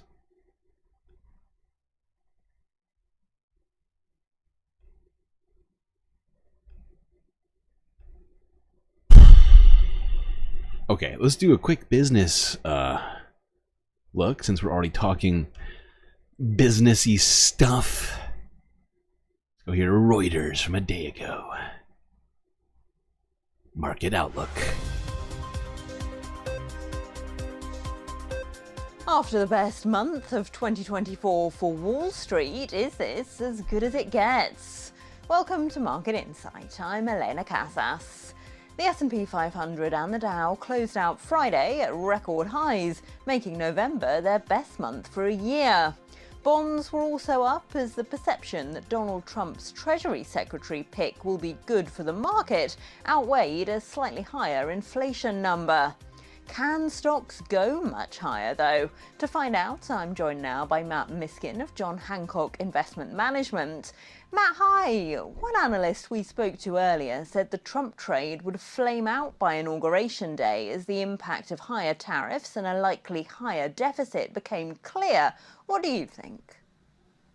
Well, if you go back to the 2016 election, that is exactly what happened, actually. The first month or two followed this really nice small cap breadth in terms of market and improvement in sentiment. But then actually after basically January, it was all priced in. And then it came back to fundamentals. Global stocks did better. Earnings were the driver of stocks. So right now, earnings haven't been growing that much. They were down last year. They're up a little bit this year. They've basically been sideways for 2 years. In our view, if stocks really want to move higher from here, we're going to need better earnings growth. The street's already looking for 15% earnings growth next year. We think that. Do you hear that? This stock analyst thinks that they need more earnings growth for the stock market to keep doing what it's doing. More earnings growth? More? And the fact is we're not going to have Lena Khan at the FTC anymore, or Merrick Garland, or any of these people to try and tamp down on any of the price gouging. So, essentially, the only thing that they have left to do is to go back to price gouging as hard as they were. So I guess that means, something's going to have to give here. Too high. We may need some time here to consolidate after such a good run. Looking forward into 2025 then, what are you expecting from earnings? How close will they come to justifying those valuations? So right now, again, the street's looking for 15%. We think it's probably mid-single digits, looking more like 5%. This is part of the valuation. So the forward PE ratio, which assumes a forward earnings estimate, is already embedded with 15% growth, and the PE ratio is 22 times. The highest in the last 30 years was the tech bubble, and that was 24 times. So we only have 10% more upside on valuation from here. So yeah, not only are we at all-time prices, but valuations, as those are apparently quite important to stock market watchers, are also incredibly close to being at all-time highs, just on an average basis. Oh boy, that's probably not good.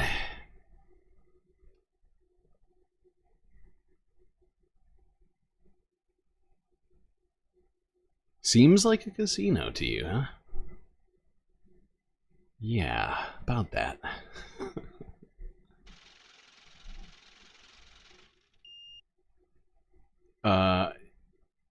While we're talking about financial stuff, I thought that this would be a great little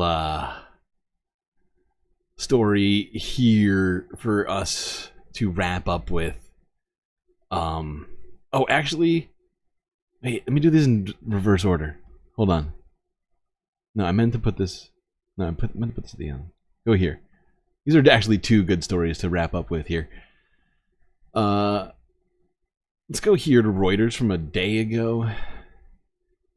Poor Elon Musk. He's working so hard at the Tesla factory.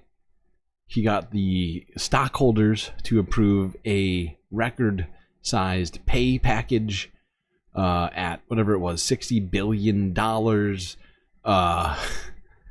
But Delaware courts, which I believe is technically where it's incorporated, so they're the ones who I think have purview over this sort of thing. They're saying to Elon Musk, that is illegal. Elon Musk still can't have his $56 billion pay package. Oh, God. That was the ruling from a Delaware judge on Monday.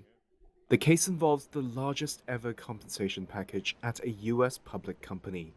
It also comes after Musk has become a close advisor of President-elect Donald Trump and has been tasked to help slash US government bureaucracy.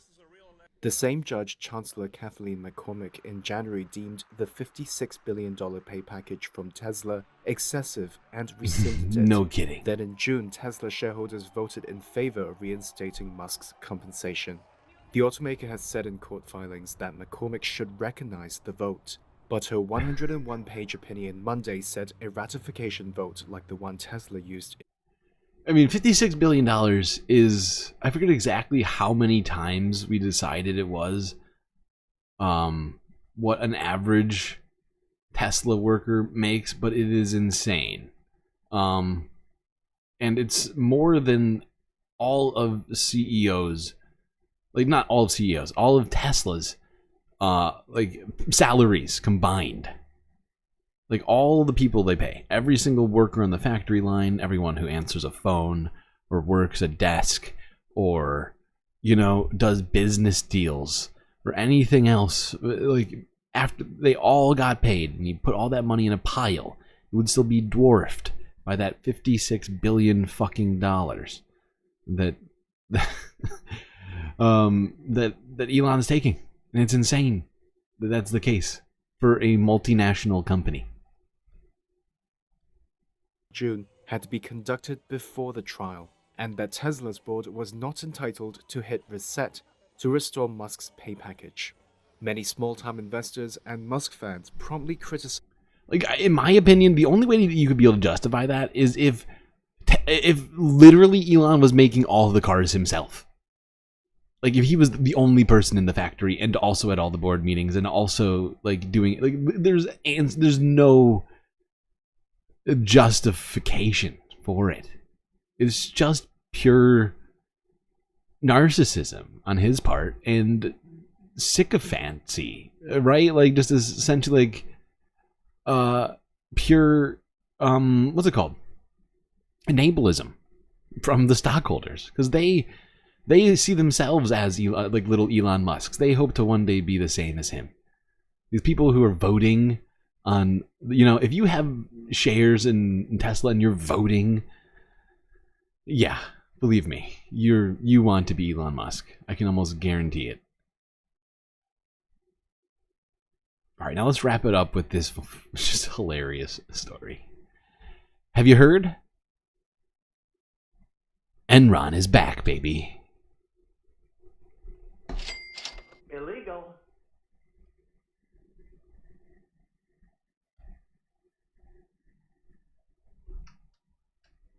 We begin, however, with what happened 23 years ago. It was 23 years to this day. We learned of one of the largest corporate scandals in American history at Houston-based energy company Enron. Now a company representing itself as Enron says it is relaunching, going as far as announcing its return with billboards in Houston. We wanted to get to the bottom of who is behind this new effort. Victor Jacobo joins us live from West Houston with some answers. What do you have for us, Victor?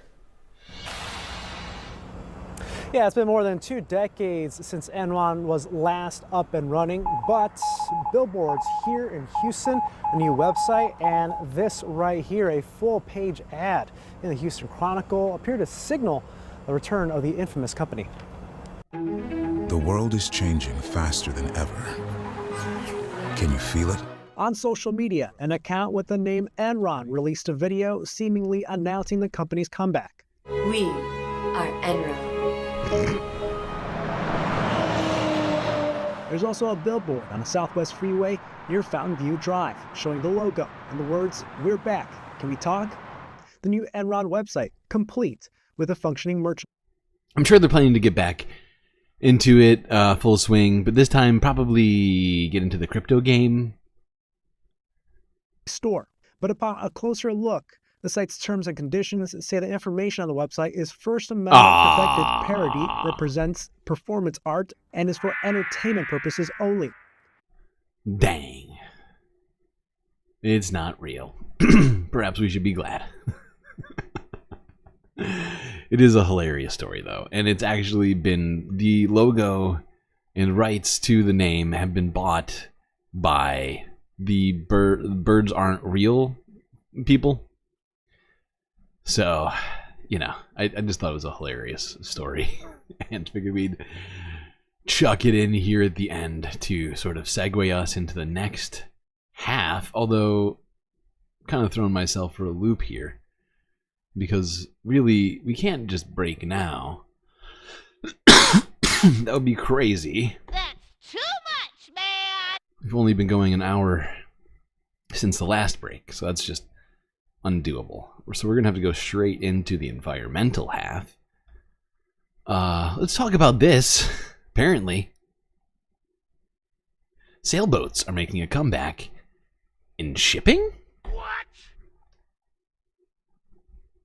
Could you jump up?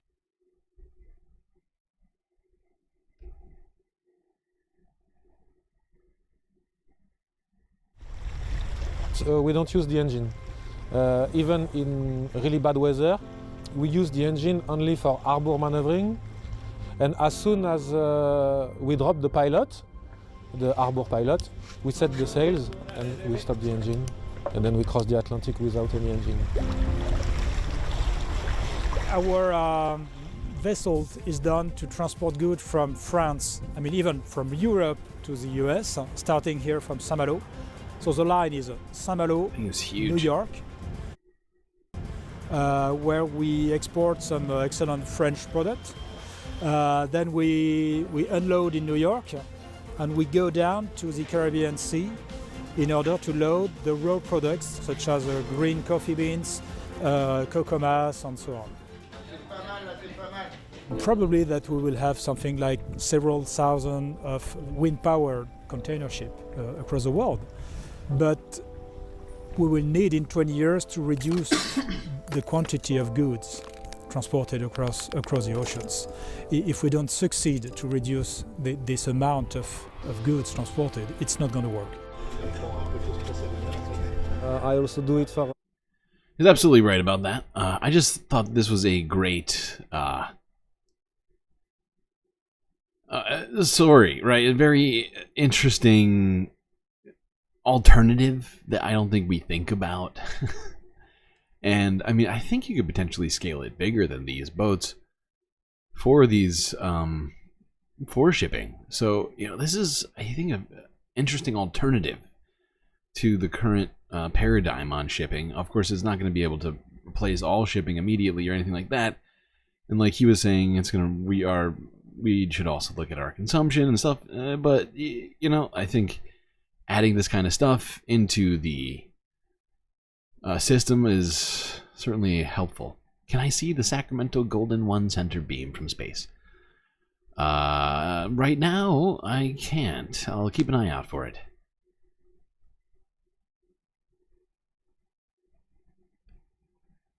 Okie dokie. Now let's talk about Snowmageddon, which has hit the Midwest and Northeast. Hey, another super chat or super sticker? Can't tell. Either way, thank you, Obsessive Audio. Much appreciated, all of you helping keep the Galactic News Network alive. Ah, it's beautiful.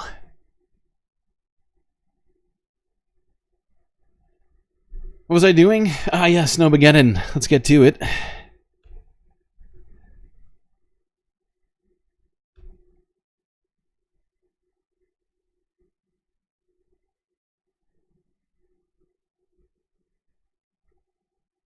Millions of Americans are under winter weather alerts for the first time this season, and there's more to come. Later this week, snow could hit the I-95 corridor. But tonight, there is a lake effect snow warning from Cleveland to Buffalo. These images are from Watertown, New York. To the west, the Buffalo Bills called for volunteers to help clear the snow ahead of tonight's game. And Governor Hochul is promising more resources to keep the roads moving. Just outside of Buffalo, a rare winter waterspout was spotted offshore in Lake Erie. Pennsylvania's governor called up the National Guard to assist in what's being called a historic storm that's dumping feet of snow in the area. And this all comes during one of the busiest travel days of the year, with millions on the move after the Thanksgiving holiday. But first, Okay, let's keep these going. yeah, some places saw nearly, And now to 4 the heavy feet of snow. in the Midwest and the Northeast, coming just as millions are driving home after Thanksgiving weekend. 3 to 5 feet of lake effect snow falling in parts of the Midwest and Western New York. Trevor Alt is in Watertown, New York, where, Trevor, the impact of that storm clear all around you there. Yeah, absolutely, Whitten. We've been watching them digging out this morning. I mean, look how much is piled up. This is the streets of downtown Watertown. Just to our east, in some areas, they saw 58 inches of snow, particularly lake effect snow, which we've seen coming off of multiple Great Lakes, fueled by the fact that for this time of year, the water in those lakes is the warmest they have been on record. Looks like they slid off this ramp. Over the weekend, millions of Americans hammered by lake effect snow. Snow alerts issued in 7 different states, with 3 to almost 5 feet of snow blanketing towns in New York and Pennsylvania. Wow, look at this. In Watertown, New York, off Lake Ontario, more than 3 feet of snow fell, with drivers stranded along I-81. We're in the midst of one of those lake effect snow bands right now here in Watertown. There is already several feet. Now, if you don't know, I mean, it's in the name, so I feel like it's pretty obvious. But, I mean, lake effect snow is a result of warm waters in freshwater lakes, specifically in this case, Lake Ontario and Lake Erie. They get cold air coming, they pull up all this water, and they just dump snow because the conditions are right for it. Temperatures, air temperatures right. Snow here, and you can see why it piles up so quickly because of how thick these snowflakes are. Plows working to keep road conditions safe. The Buffalo Bills Stadium packed with snow. Still chipping away, though. Fans digging out their seats and plows working to clear the field before kickoff. In Pennsylvania, Governor Josh Shapiro signing a disaster emergency proclamation as parts of Erie County were slammed by more than 2 feet of snow. Roads and vehicles left buried. Stay home, stay home, stay home. The National Guard assisting with evacuations and rescues for trapped drivers, also providing transportation for essential healthcare workers. My doors will not open. Erie resident Kim Stoller is snowed in there and says conditions are posing major challenges. They did bring a plow down the road, but the plow actually got stuck at the end of the road. And with all this snow on the ground, the temperatures this morning are very cold, only about 10 degrees right now, which means this snow is going to... Okay, I'm gonna keep these moving. Wait, I just realized. Does that mean there's a 3 on your super chat? I mean, this is your 3rd super chat? Is that what that is? It's like celebrating the number of super chats?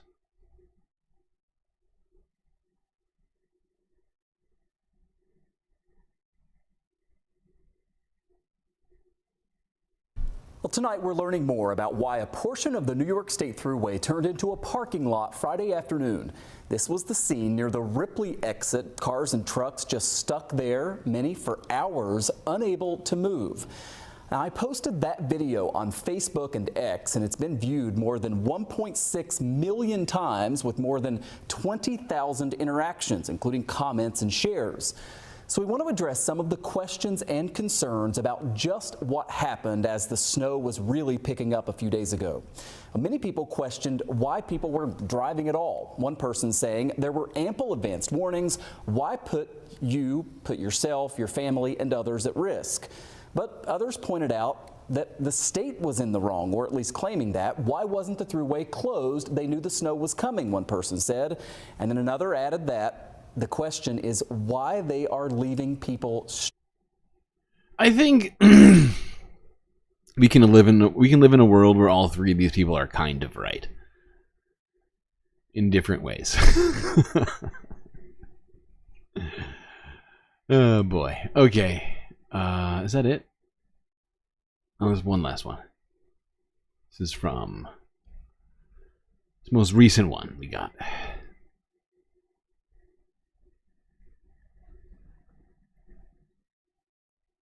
Millions of people from the Midwest to the Northeast are still digging out after getting slammed by as much as 5 feet of lake effect snow. Aaron McLaughlin is in Erie, Pennsylvania, and Aaron, even more snow expected there.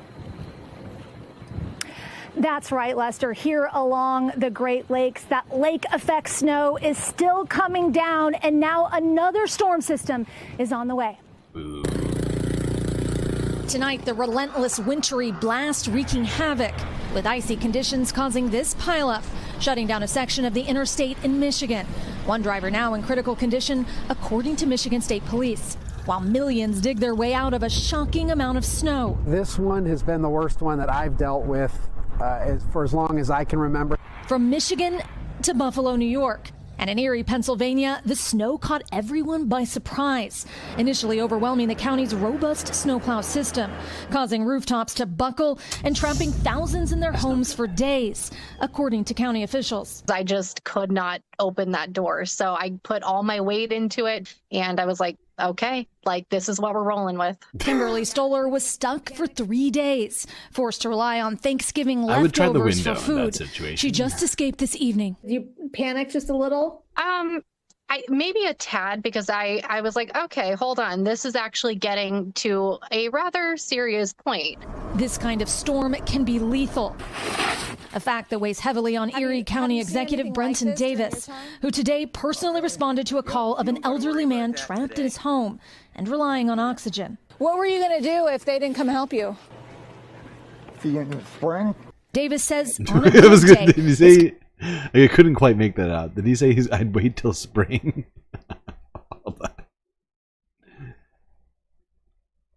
You. See you in the spring. Davis says see you on in a the good spring. day, Okay. Hilarious, but also not very realistic. Probably would have not gone super good. You know, survival wise. Glad he's alive. Okay. Now let's go to a different threat. The threat of rising sea levels.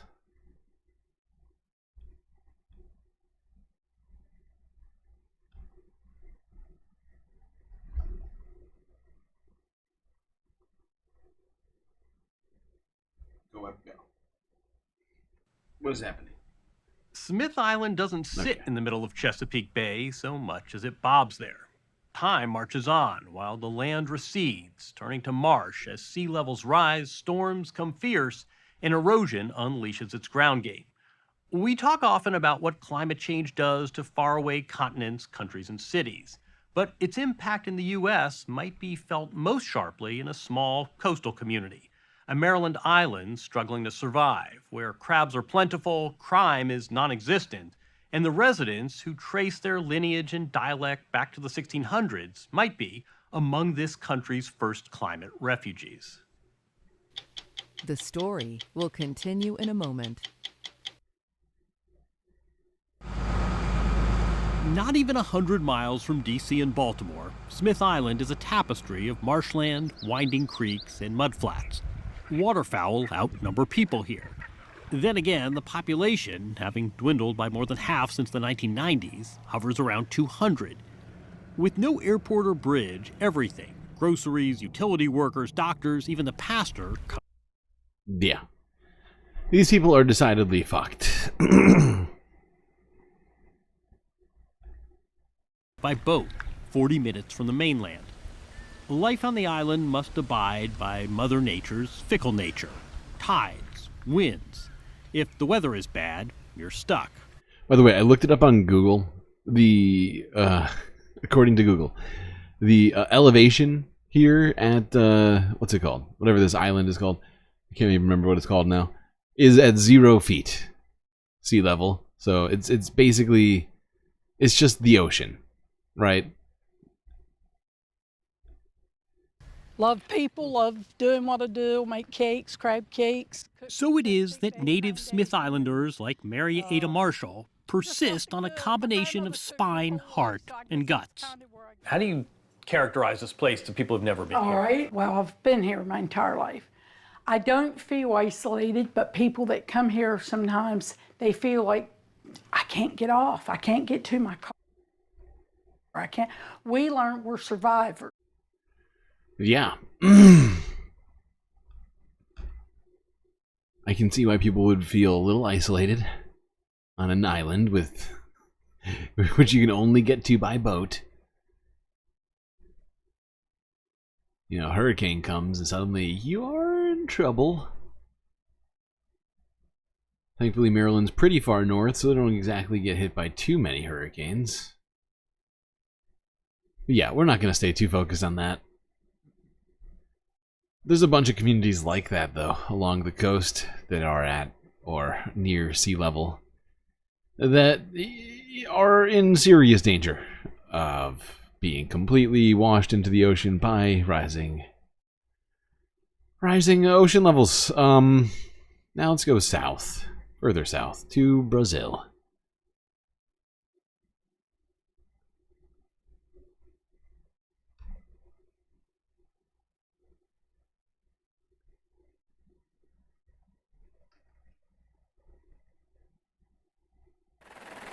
Flying over Brazil's Pará state, agents from the country's Environmental Protection Agency spot signs of an illegal mine. By the time they arrive at the camp, the miners have already fled. The agents said the hammocks and clothing left behind were evidence the miners were indigenous. The Munduruku territory, a reservation the size of Switzerland on the Tapajós River, has become a hotspot for illegal mining, which Brazilian law bans on indigenous land. But increasingly, Munduruku tribe members are entering the illegal trade that is backed by organized crime. Environmental agents and police say that is making it more difficult for Brazil to crack down on wildcat mining in the Amazon. It's also sowing division within the Munduruku tribe. While a majority believe gold mining is wrong, tribe leaders say lack of government assistance is forcing people to seek other ways to deal with poverty. Samuel Mangabal is among them. He says he recently found 60 grams of gold in the river, about 20 times his daily amount and enough to buy a boat and an engine. But his brother was furious and threatened to kill him if he continued, so he was forced to leave their village. What a great brother. Although I can understand the frustration because this mining is destroying the habitat. Maybe let's not resort to killing.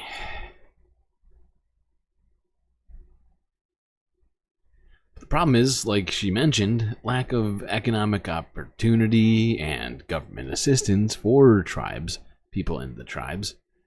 And with the continued destruction of the environment, it's much harder for people to live off of it. It's really just sort of a cycle that feeds itself. What a great timeline. Best timeline ever.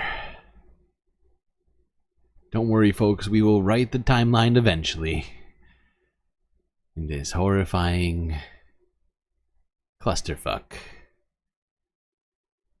Somewhere we'll find the right one. Alright, let's go to Peru. A bit further in.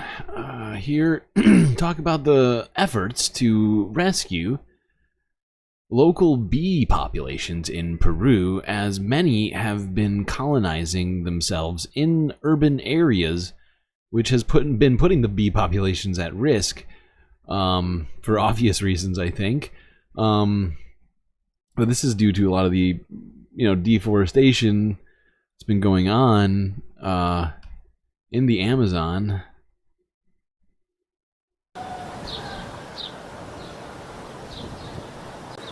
Can't I do anything from space? I am trying, Bob. Do my best. Maybe one day the Galactic News Network will be able to enact more change than it does at this time.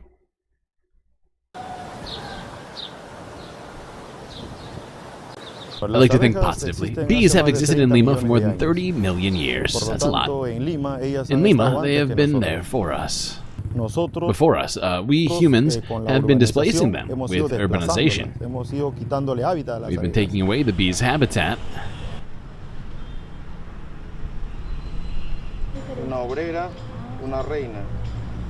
I think that he was just saying that's a queen. They are very necessary for the ecosystem. Thanks to them, we can get more fruits and vegetables.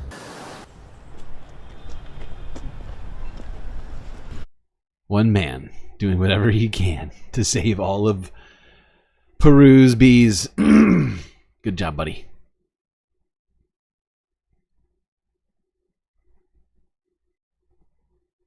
All right. Now let's go to Africa. Real quick. Where farmers in Tunisia are turning to a expensive spice amid the changing climate in the country. This is from Reuters from 11 hours ago. Guess that spice. In the sun-drenched fields of northern Tunisia, 2 farmers have emerged as pioneers in the country of a crop known as red gold. Faced with the impact of climate change on their livelihoods, they've turned to saffron. They call it red gold, firstly because of its red appearance, and because it's as expensive as gold. Faiza Hamdawi left her administrative career.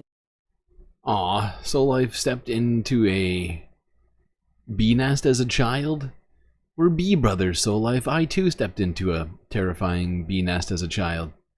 It was a horrible experience. Look at that. That is neat.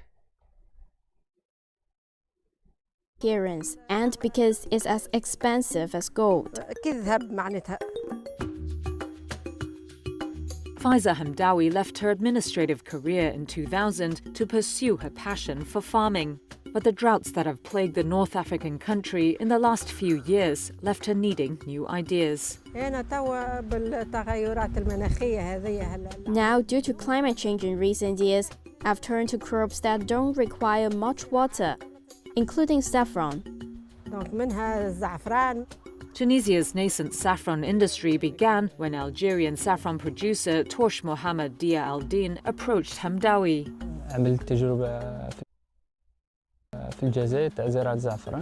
I conducted an experiment in Algeria for saffron cultivation, the red gold, and after its success in Algeria over time, we moved to Tunisia.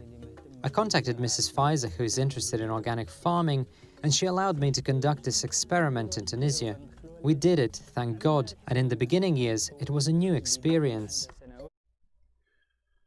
All right. So yeah, due to the changing climate in Tunisia, they are managing to benefit from it somehow here. What else we got to talk about? Let's go a little further east to Riyadh, where the top UN court is ruling on key climate questions, has been over the last couple of days.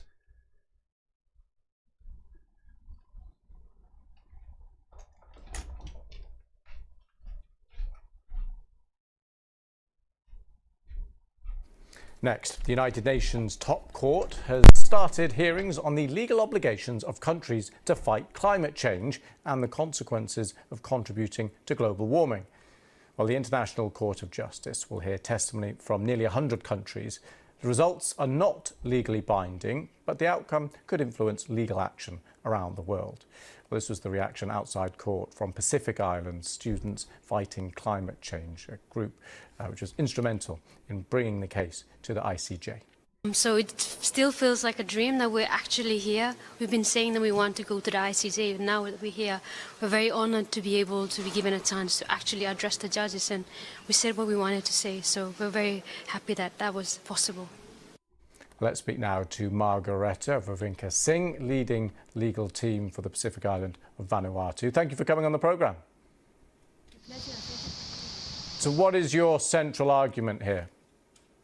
The central argument is that the conduct that has caused the climate crisis is unlawful under international law, and that as a result, those responsible incur legal consequences, which includes having to cease the unlawful conduct and making reparations for the injury. So you believe the action taken by countries that have increased global warming, producing climate change, need to pay compensation effectively to countries who haven't caused it but are potentially suffering the impacts? Exactly. And so Yeah, it has. But this has no legal standing. Can you just explain Stop the legality of this? interrupting her. Yeah, so it's true that the advisory opinion itself, as the name suggests, is not legally binding. However, the court is actually interpreting or clarifying existing international law. So what the court says is very much about law that is already binding on states. And so if states do not do what the court indicates needs to be done under international law, those states will actually be in breach of their legal. Okay, there we go. So yeah, hopefully these small, you know, but real sort of legal, what do you call them? I want to call it progress, but it's not really the word I'm looking for here. Basically, is what I'm trying to say. You know, they're important, and hopefully they will manage to do something real and tangible. I whether or not it will, I don't know. I mean, he did make the point that they're not all of this is legally binding, and there's not a lot of enforcement mechanism that exists, honestly. But I mean, with such little movement on all of this, and you know, so much to be worried about with the future Trump administration, I'm just willing to take the smallest of W's right now. All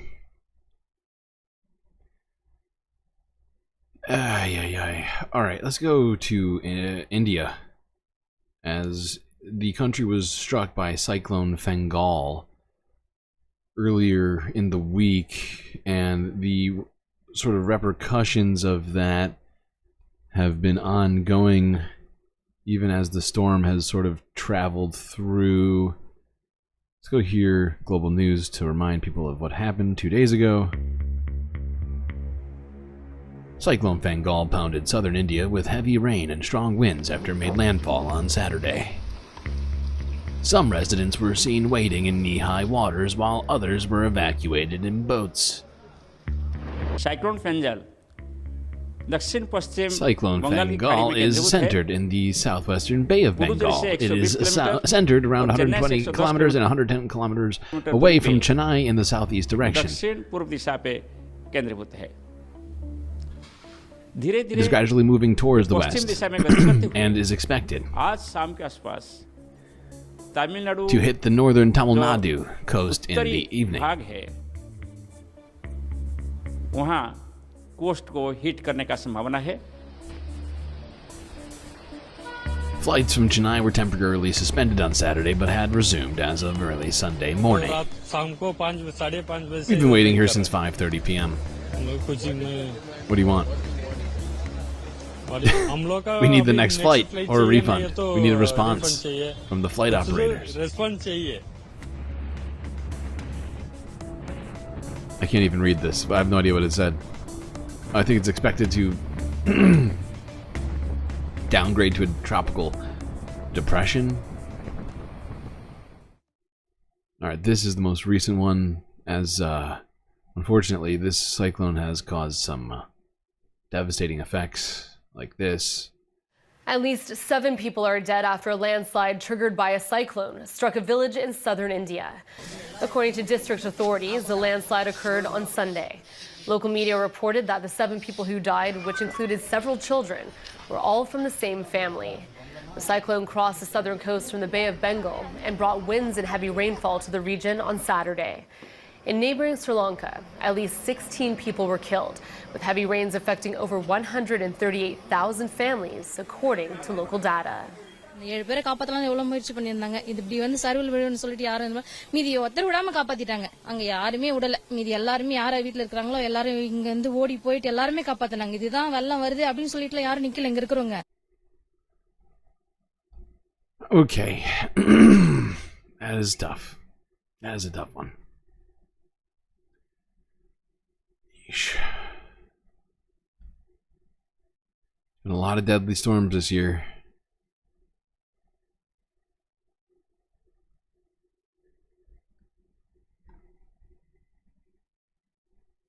I want to be like, oh, maybe next year it'll be less of a deadly storm season. That seems at this point literally just naive. It's almost definitely going to be worse next year somehow. Alright, let's go to one more storm before we end this half. In South Korea,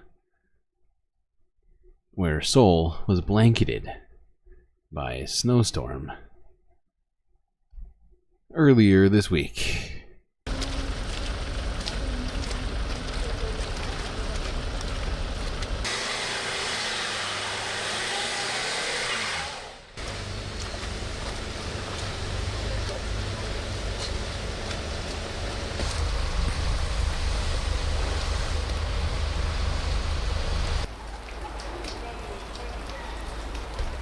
Interesting solution.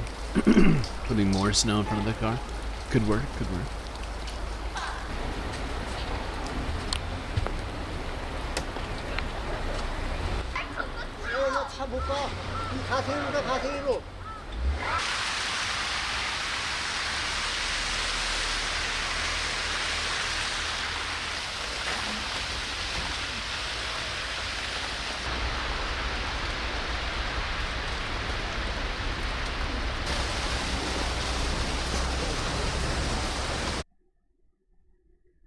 Okay.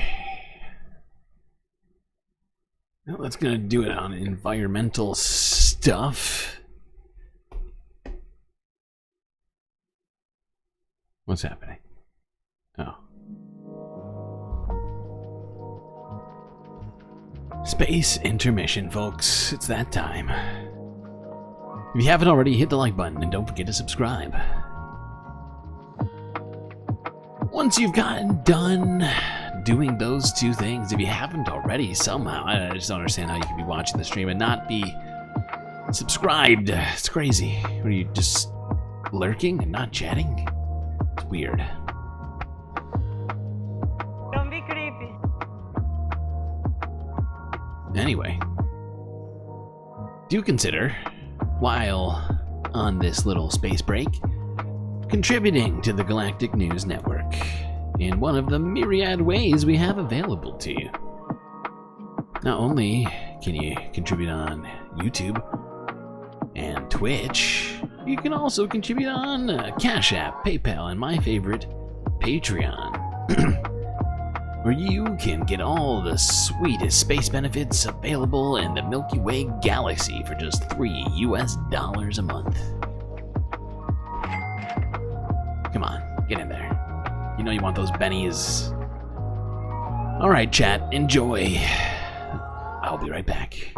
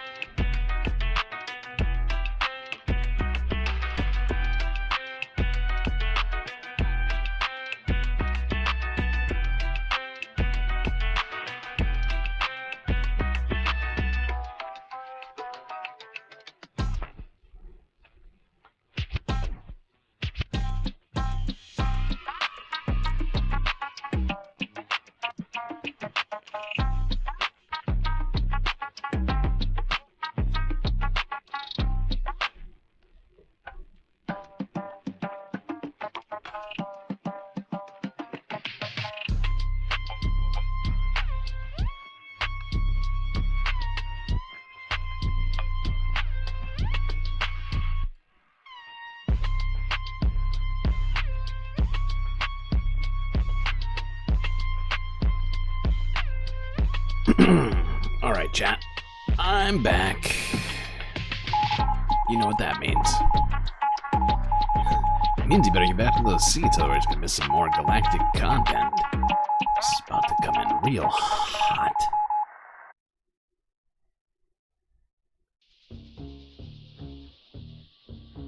Okay, where did we leave off?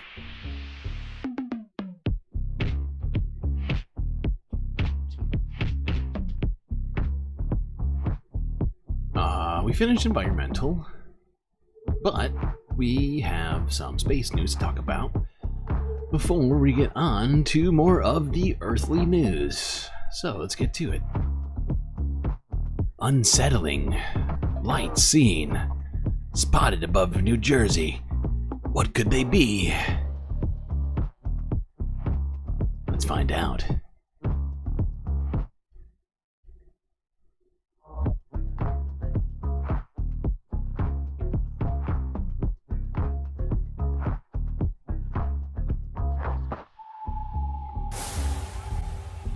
Hey, Ernie and Candace. The FAA has placed a temporary restriction on drone flights over Picatinny Arsenal and over Trump National Golf Course in Bedminster. When these drones were first spotted 2 weeks ago, the Morris County Prosecutor's Office said that they posed no known threat to public safety. But people want to know, what the heck are they and what are they doing? It's normal to see red and green lights in December, unless they're coming from mysterious drones in the night sky. It's kind of unsettling. They're not up for 15 minutes, they're up for hours. Some are very big, probably the size of a car. Mike Walsh says he's seen hundreds of them over the past 2 weeks from his Randolph backyard and has the video to prove it. They kind of go slow, they come towards you, then they'll change direction a little. They're all going different ways. The drones have been spotted all over Morris County.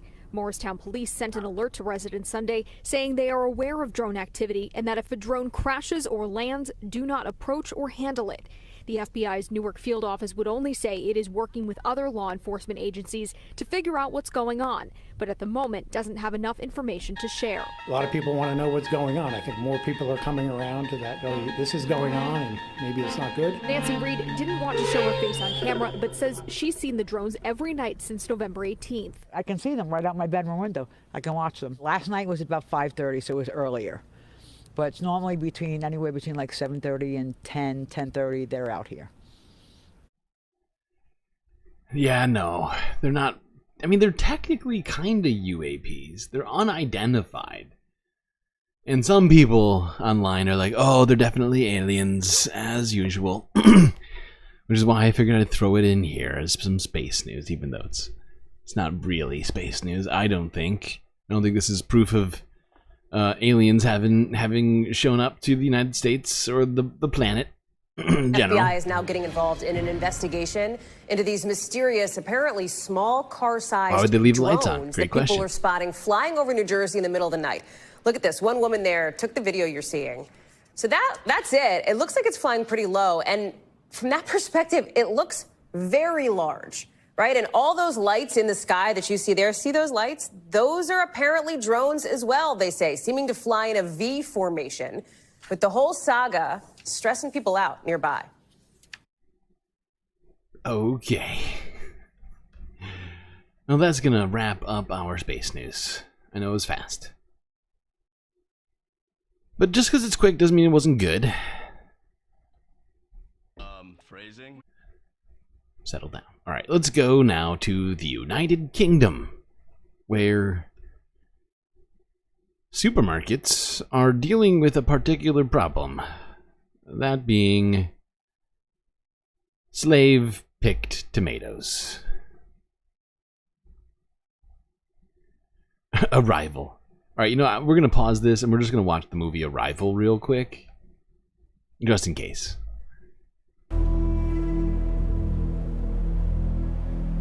Could we be eating tomato puree made with forced labor? Illegal.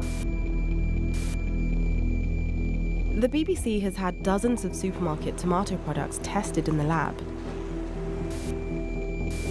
The results suggest that we could be. These Chinese tomatoes went everywhere. Tracing the route they take to get into our shops, hearing from those forced to work the fields of China, going undercover was beaten for in a almost 2 factory hours. in Italy, and exposing the risks of forced labor. If there's any supermarket now claiming they didn't know, that is an absolute farce.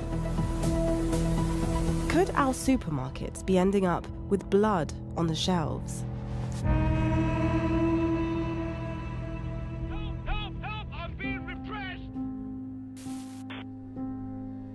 China now grows about a third of the world's tomatoes, and the vast majority of those in its Xinjiang region. The tomato industry in Xinjiang is absolutely huge. We've got satellite imagery showing all of the tomatoes laid out to dry, and it's spectacular. My God. And yet there's a dark side to this industry. Mamatjan says he was arrested in 2015 because he failed to submit a document to police. For nearly 40 days, I was forced to pick tomatoes. The first time, we were told we had to pick 450 kilograms of tomatoes. Jesus Christ. They said, "We're warning you. If you can't do it, we'll punish you." The next day, I still hadn't picked 450 kilograms of tomatoes, so they beat me up badly. How great. In a dark prison cell. There were chains hanging from the ceiling. I became very obedient. They increased the amount every day, and finally reached 650 kilograms. 14 people from Muslim minority groups have told us they've endured or witnessed forced labor in Xinjiang's tomato industry over the last 16 years. Can you imagine? Like, tomatoes do not weigh very much, you know? Like, to think, like, just to trying to do the math on how much a tomato on average weighs. I feel like it's gotta be like a few tomatoes to the pound or something like that. Trying to do the math on how many tomatoes you'd have to fucking pick in a day to hit 650 kilograms a day. The math ain't math. It's hard to verify their accounts, but they are consistent. I was sentenced to 3 years for teaching the Quran. Each person had to fill 40 sacks of tomatoes every day. It was such hard labor. In the heat, people would fall over and pass out. I fainted 2 or 3 times. My nose bled. At times I collapsed. There were even deaths. They don't care. Following riots by Uyghurs protesting repression by the Chinese state, there were increasing crackdowns on what China called religious extremism. The region was turned into a police state, especially starting in 2017. We had a campaign of mass internment. More than 1 million are thought to have been detained in Xinjiang after 2017. That's nearly 1 in 25 of the population. Former detainees say they were forced to work in factories and farms attached to the camps. And Ahmed says he was forced to work in similar circumstances years earlier. They told us the tomatoes would be exported overseas. There are many methods of punishment. All kinds of ways to coerce us into obeying them, like shocking us with electric prods. We were made to sit in a room with our hands and legs chained up. We were locked in there. And we were only given a bucket to use as a toilet. Jesus Christ. Despite reports of detention centers closing, the UN warns there are still significant risks of forced labor in Xinjiang today. There are 2 systems of forced labor. One is linked to the internment camps and to prisons, and the other one is the transfer of Uyghurs to work in factories and fields enforced by officials. It's very difficult to assess the nature and scale of forced labor in Xinjiang, but some academics have tried. My estimate is that up to 2.5 million ethnic group members in Xinjiang are in forms of forced labor. Several 100,000 are involved against their will in producing tomatoes. China says such claims are lies and there is no forced labor in Xinjiang. But in 2021, the US introduced strict legislation banning all Xinjiang imports. In Europe, they take a softer approach. Countries like Germany and the UK allow companies to self-regulate to ensure forced labor That always isn't goes used in good. supply chains. Self-regulating is always the best.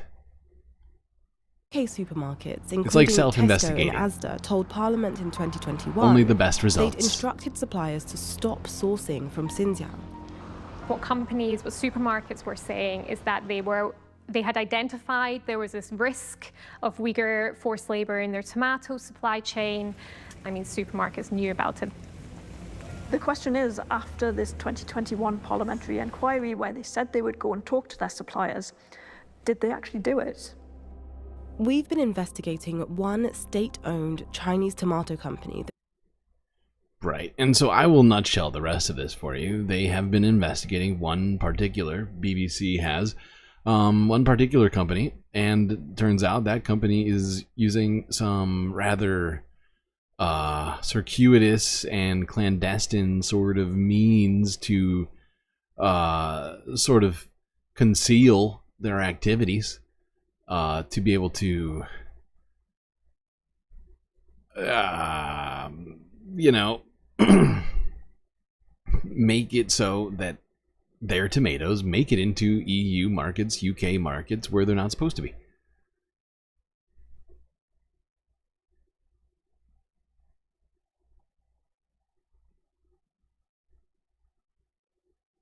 All right, now let's go over to France 24 to, in case you hadn't seen this, check in on what happened in the Irish elections.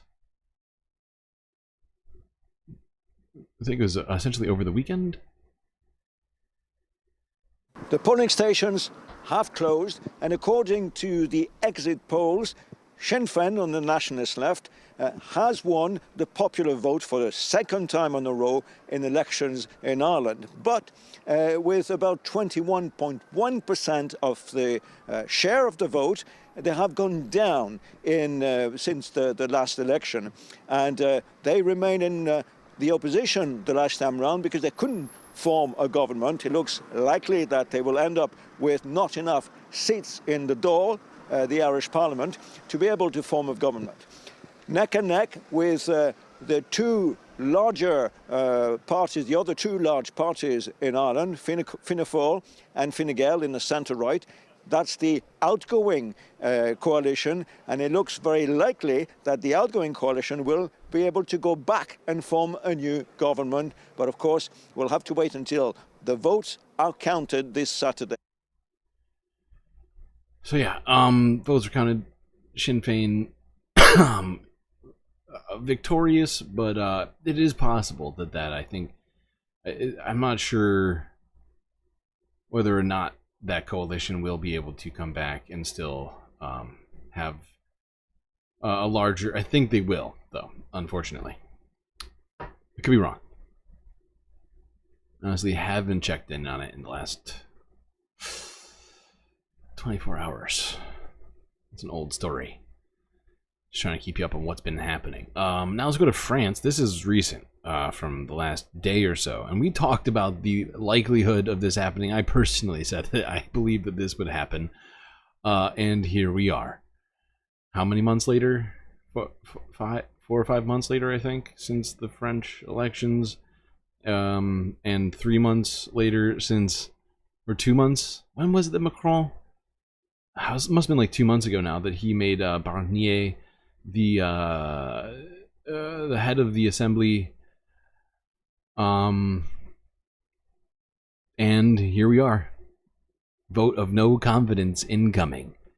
People are pissed off in the NFP coalition for having been, you know, completely ignored in this process.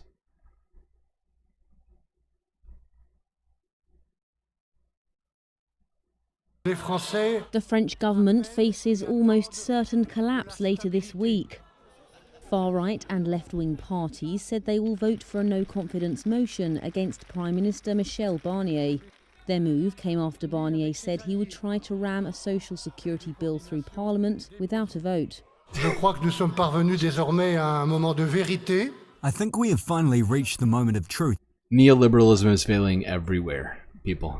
Macron, instead of listening to the voters after he called for an election himself, has completely gone against the will of the voters and now can't manage to maintain a government. Which puts everyone in front of their responsibilities.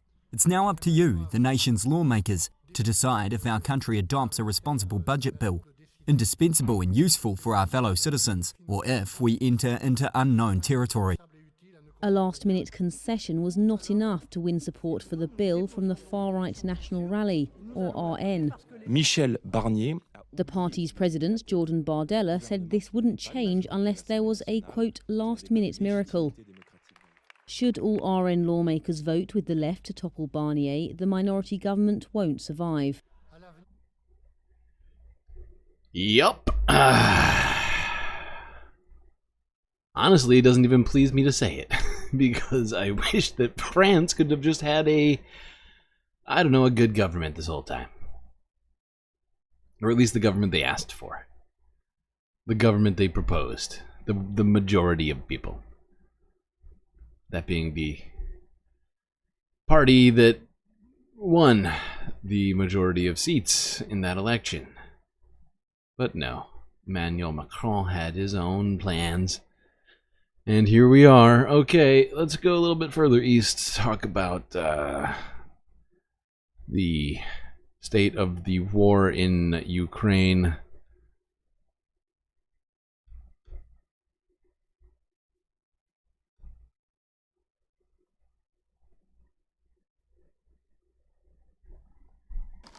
Technology is transforming warfare on Ukraine's front lines as it works to hold off Russia's continued invasion. These uncrewed robotic ground vehicles shuttle ammunition and supplies to infantry in the trenches and evacuate wounded soldiers to safety. Ukraine will need tens of thousands of them next year, according to Deputy Prime Minister Mikhailo Fedorov. The buggy-like vehicles spare troops from operating in areas where Russian shelling and drones are rife. Fedorov says they are already being used by troops in Russia's Kursk region. Pretty fancy. What else you got? Actually, I think that's it for this video. Let's keep it moving.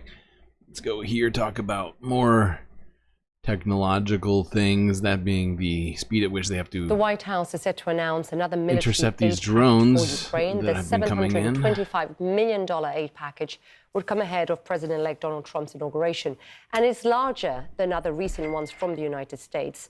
Trump has said he would pause aid to Ukraine once in office. As we mentioned earlier on the show, Russian President Vladimir Putin has approved a record-setting defense budget of about $126 billion. The spending will account for almost a third of Moscow's 2025 budget. But Ukrainian soldiers on the front lines in the Kursk region, a crucial battleground underway. Nick Payton-Walsh reports. They have a 3-second window. Rushing out with a US-supplied Stinger and an aging anti-aircraft gun. Watch back. To shoot down Russian attack drones in the fleeting moment they fly overhead in range. 3 kilometers from them. They could hit that and prepare to. But the radar is wrong, and they pause to hear it. So reposition the entire truck, but suddenly the drone has vanished. It sounded like a decoy, but that usually means others are coming, and the sky is filling up with drones in the next region. A month ago, the targets here seemed endless. November was a record month for drones across Ukraine that usually crash into towns, not this empty field. Their sound slices through the dark. It was pretty low and close, and while they think this is Ukrainian drones headed for Russia, the Russians also use this moment to take the same routes to try and sneak their drones in. Right now, a Ukrainian drone attack on Russia is underway, so they've been forbidden, even if they could, to fire. Each night, they Russian drones weave their complex way out of their tiny range. Yeah.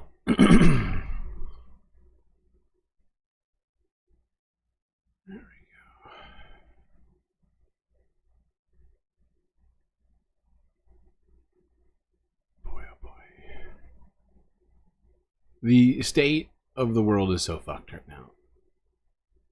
The interwoven nature of global conflicts right now is just mind-boggling. Alright, let's go quickly look at this. For the 5th day in a row, protesters have come out in mass in Georgia after the president and parliament of Georgia decided to suspend their EU bid until almost 2030. I think it's 2028 is the exact date that was suggested.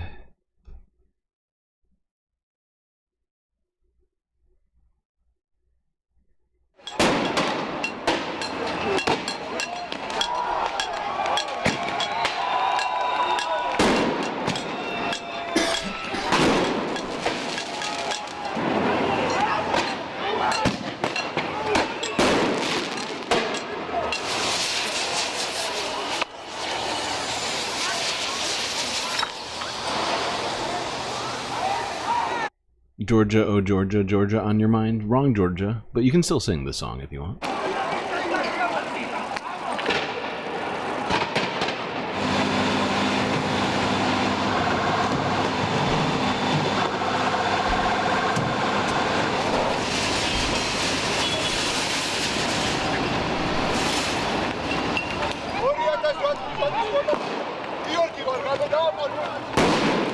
Help! I'm being repressed!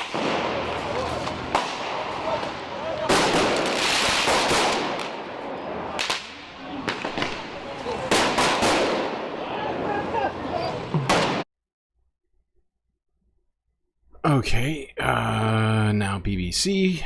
It's from yesterday.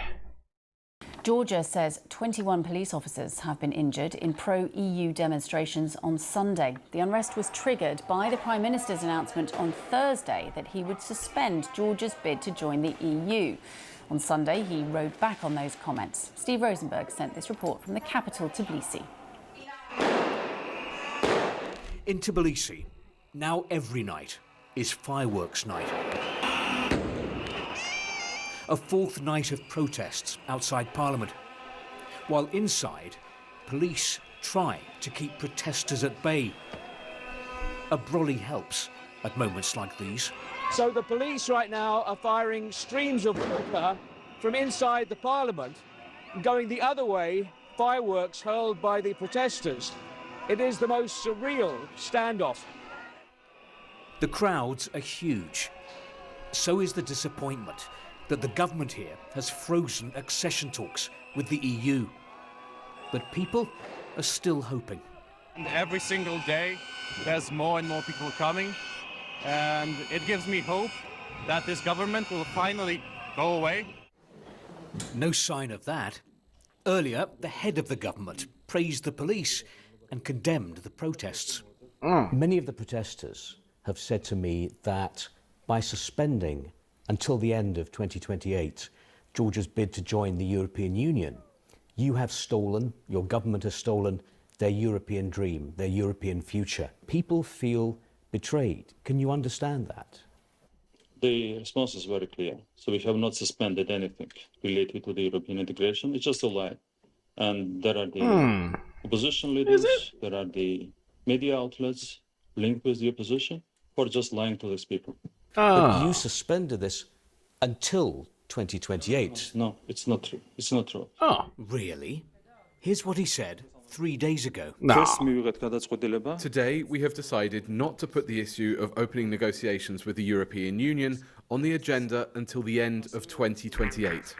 We also refuse any budgetary grants from the European Union until the end of 2028.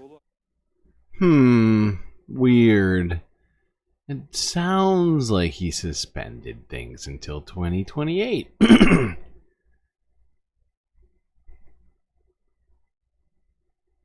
Oh, wait.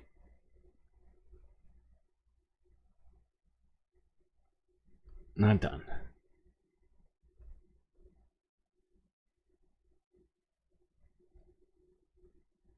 Small towns across the country against the government's U-turn on Europe.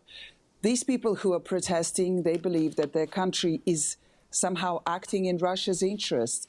And when I attended the protests, and yesterday, every night, people are chanting Russians or they're chanting traitors, and that is addressed to the government, which those protesters in the streets do not recognize. They're saying this is an illegitimate government because they believe that the ruling Georgian Dream Party stole last month's parliamentary election. And the announcement by the Prime Minister several days ago that now the decision has been made by the ruling party to stop Georgia's EU accession process, that really crossed the line for a lot of protesters and reinforced their belief that their country wants to take away their European dream and wants to move this country closer to Europe. Okay, I think this is the last of these I've got. Yeah, this is the most recent of... Oh, wait. Is it?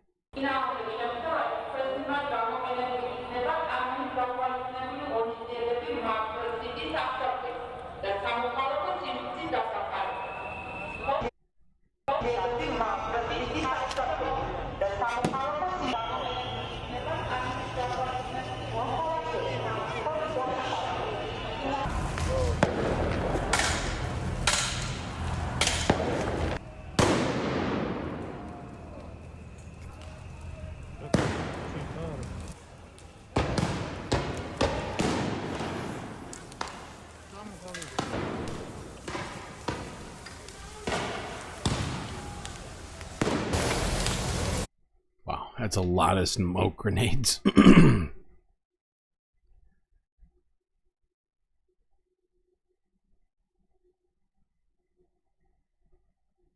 This is a huge, I would say, national movement. The president of Georgia appealed to Western countries on Monday to back what she called a national movement in support of Georgia's integration with the European Union.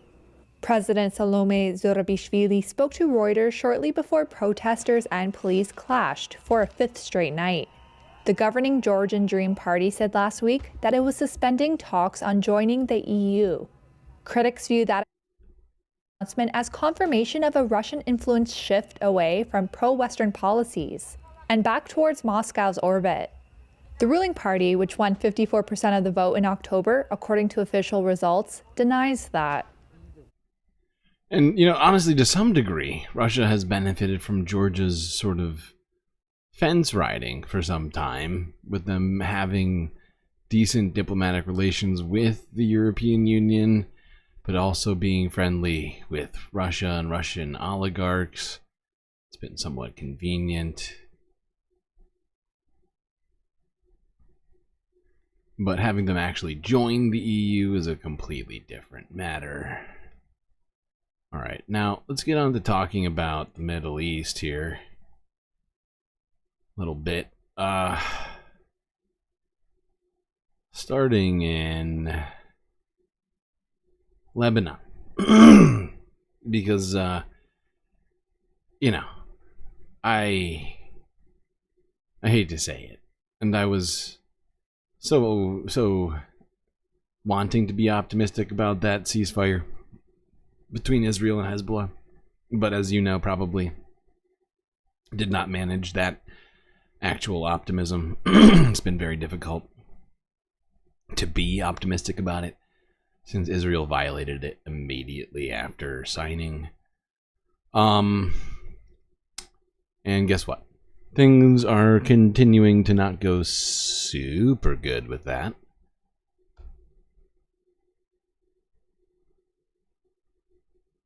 Despite the ceasefire agreement between Israel and Hezbollah, the back-and-forth violence doesn't appear to be going away.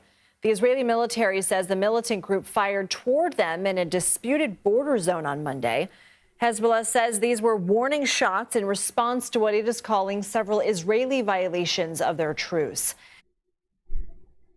Yeah, And what's hilarious is CBS is here to essentially get right back to doing the old Israel said this and Israel said that. Somebody shot at us. Justified. Right to self-defense and blah blah blah. The Israeli military says it launched attacks over the weekend on sites that had been used to smuggle weapons from Syria into Lebanon after the ceasefire agreement. Justified. Raising questions about whether the reprieve is really an opportunity for Hezbollah and its allies to regroup.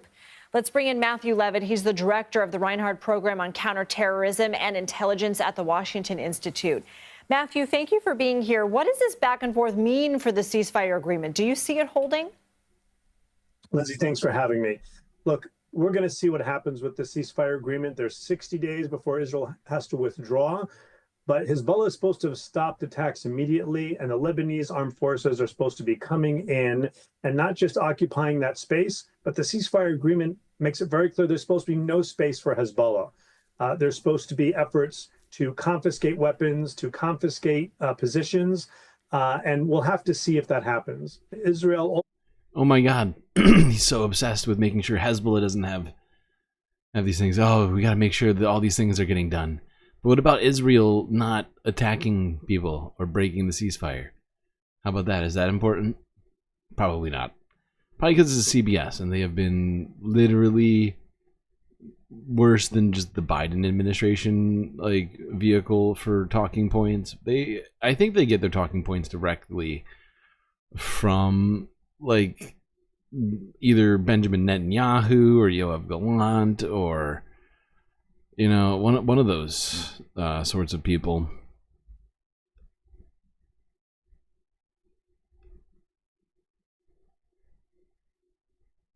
All right, let's see what the State Department had to say about all of this. I'm sure this went good. Matt Miller. Matt. Yeah.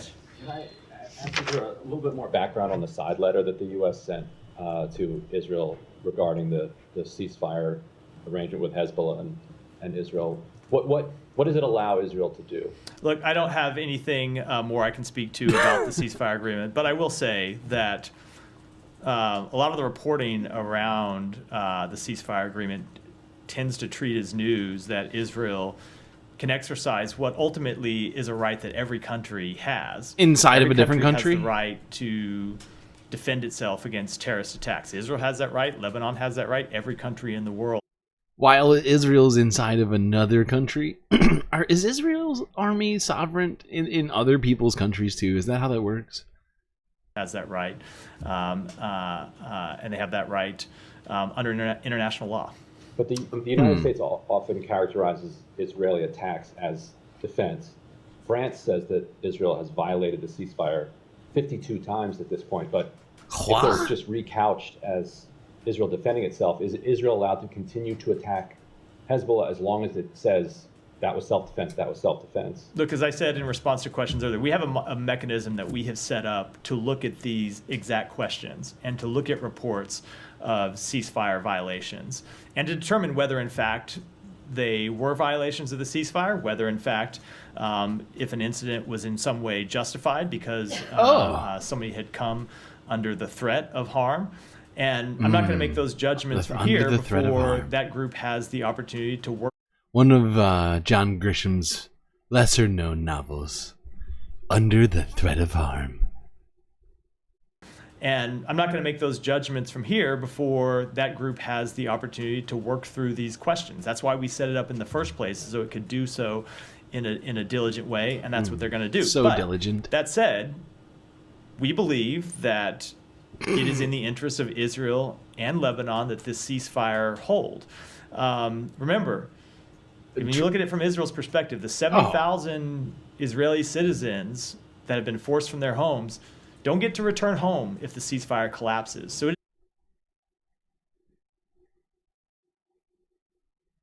Is he really doing this right now?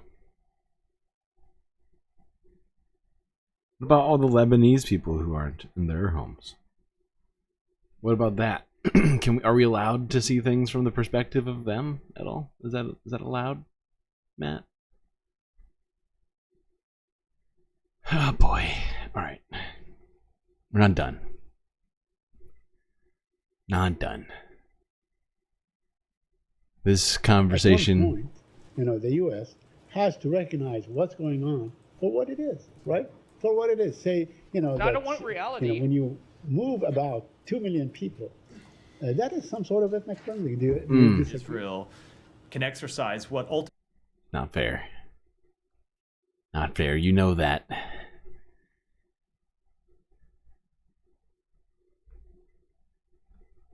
Violations, and then engage with the parties to ensure that they aren't repeated. Have you determined whether there are violations, that there have been violations over the past This days? is work that's ongoing through the mechanism. I think The mechanism. it's appropriate for me to let that mechanism. By the way, do I its listened to work this whole privately thing. And speak. I listened to this whole thing. I at no point heard Matt Miller actually clarify what the fuck this mechanism is. He's referring to some supposed mechanism that exists. We just have to imagine it. I guess it's just literal gears that are turning somewhere in the White House or maybe in the Middle East. I don't know where this mechanism is located, but it is part of this whole process of the ceasefire, and it's what's going to get it done. What it is, we are left to speculate on. To the parties before I talk about the results of that work from the podium here. And I should add, it's not just that's also the case because this is not just it's not just the U.S. that is a participant in this mechanism. The government of France is as well. So we need to engage with our partners about these reports that of violations. almost raised violations with the Israeli government. Can you say whether those were adjudicated or just concerns of potential violations? I'm not going to speak to those reports other than what I've already said, which is we take all of them very seriously and we work through the mechanism that we set up to.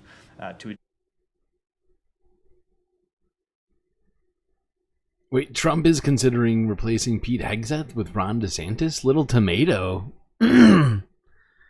Wait, Little Tomato? Mr. High Heels Ron DeSantis? Would he even accept that? From Donald Trump, who has said such mean things about him. Adjudicate them, and ultimately, Meatball if we Ron. do see violations Put in of the fingers. ceasefire, we'll go to the parties and tell them to knock it off. We want to see the ceasefire hold. We want to see it be successful. We want to see people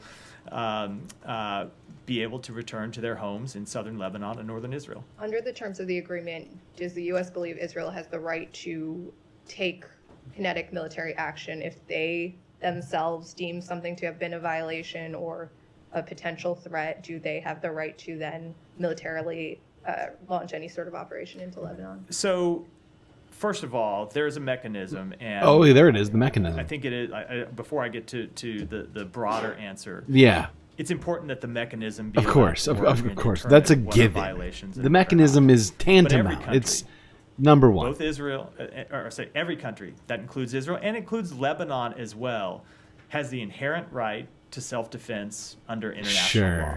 Sure. That was a fact before the Hezbollah implementation too? of this ceasefire agreement. It remains a fact that all countries have the right to self-defense under international law.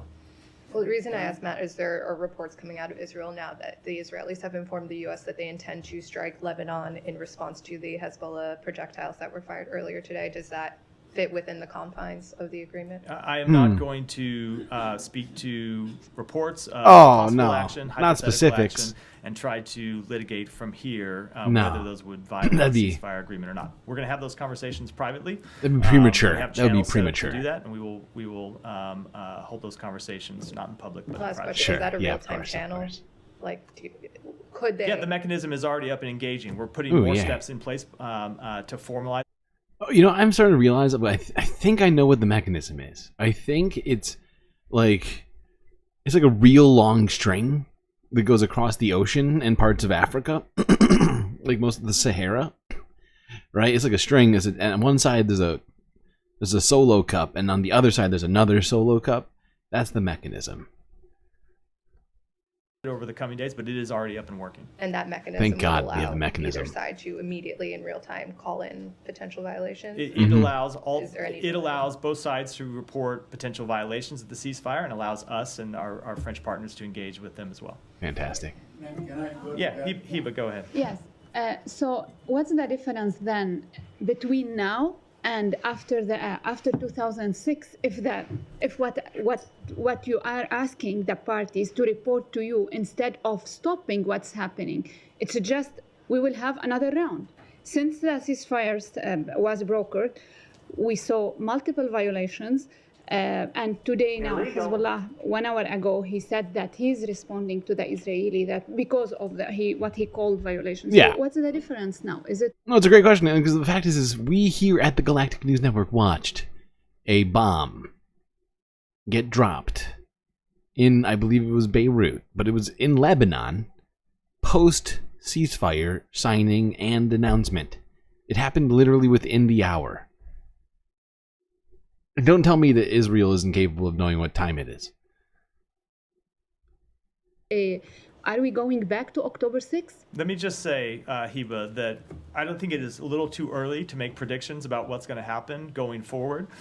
We are less than a week into the implementation of this ceasefire.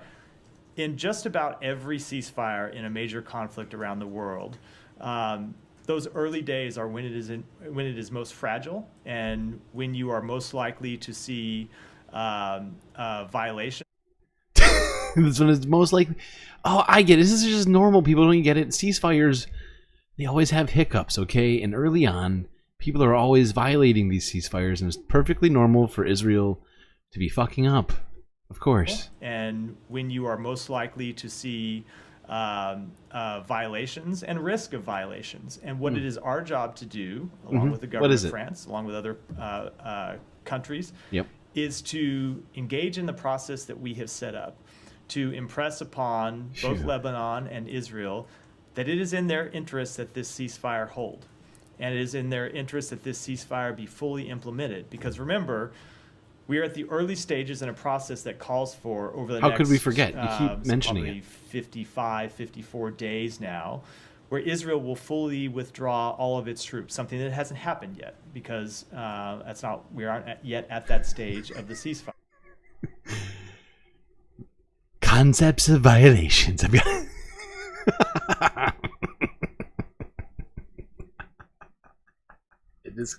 is kind of Trumpian. It does have those vibes. We've got concepts of a plan of violations, and until we can verify, there's no way for us to even talk about it. It's impossible.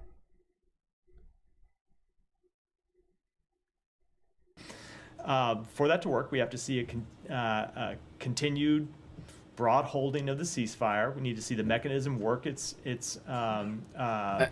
its procedures to make sure violations are reported and dealt with as they should be, and that is an important difference from... It's almost as if violations are part of the process. The way he's talking about it, he's like, you know what? It's to be expected. Israel's going to bomb and attack some people, and what we need is a strong and robust mechanism to be able to be aware of those things as the U.S. government. And, you know, like, how ridiculous does it sound? I mean, Israel and the United States government are the most, like, technologically advanced, militarily capable nations on the planet. And they're pretending, like, they're still pretending a year and a half in, like, they don't know what the fuck is happening on the ground, and that it's impossible to confirm any of Israel's wrongdoings, and we just need another Israeli investigation of Israeli crimes, and everything will be solved. The ceasefire in 2006. And then we need to see Lebanese forces deploy to south of the Litani River. Oh, it's Lebanon's fault. Also a difference between the ceasefire that was brokered in 2006. So those are the meaningful differences to answer your question. But we are less than a week into this. I think it's a little too early to make judgments about what the future is going to look like. Yeah, but people stop judging the bombs already. Just to ask again about Syria. Just be patient. I swear. I come to you every day. You know I'm going to come to you. Hold your horses a second. Just about Syria and the sanctions. I know you've been asked this question and you gave your answers, but since on December 20, either you will renew the Caesar sanctions or not, are you open to lift the sanctions on Assad in condition to cut his we're going to Syria now. With the Iranian? This is the question. We have seen no change in behavior by the Assad regime. We have no indication of change in behavior by the Assad regime. Let me just answer the question broadly about all of our sanctions.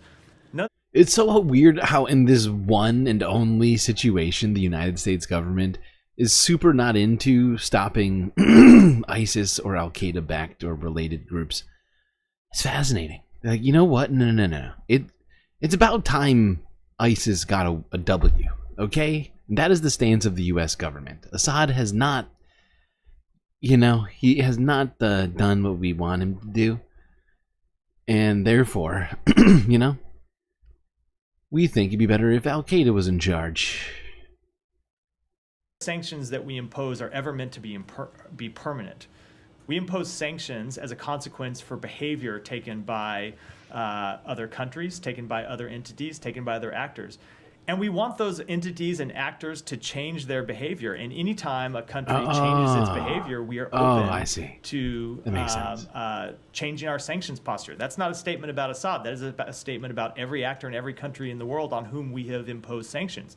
But that said, we have seen no indication that the Assad regime is prepared to change its behavior, and that is why all of our sanctions remain in place. What if you have guarantees, some of your regional partners telling you that we can guarantee that he will cut relations with us? Are you open? I mean, this statement signals that you are open. No. First of all, I've made very clear the statement did not signal anything. The statement was a broad statement about why we impose sanctions and why we change our sanctions. But we only change our sanctions when countries change their behavior, and we have seen a long history of the Assad regime refusing to engage in the processes outlined for it by the United Nations, and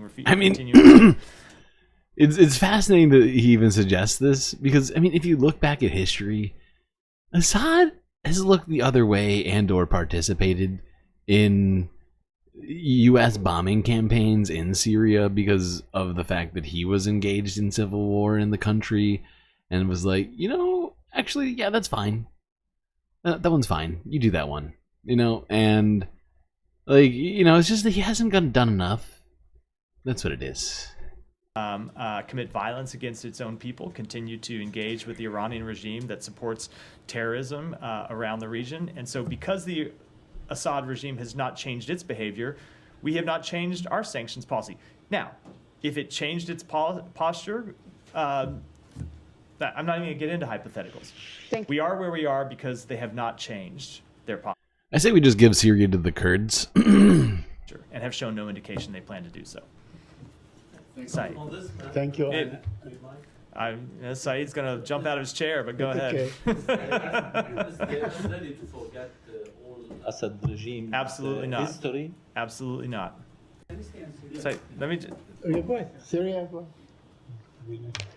I wanted to go to Gaza. You wanted to, okay. It's two quick questions. I'll let the room work it out. I'm here to take your questions. Oh, Matt, so magnanimous. Go on, Syria? Okay. All right.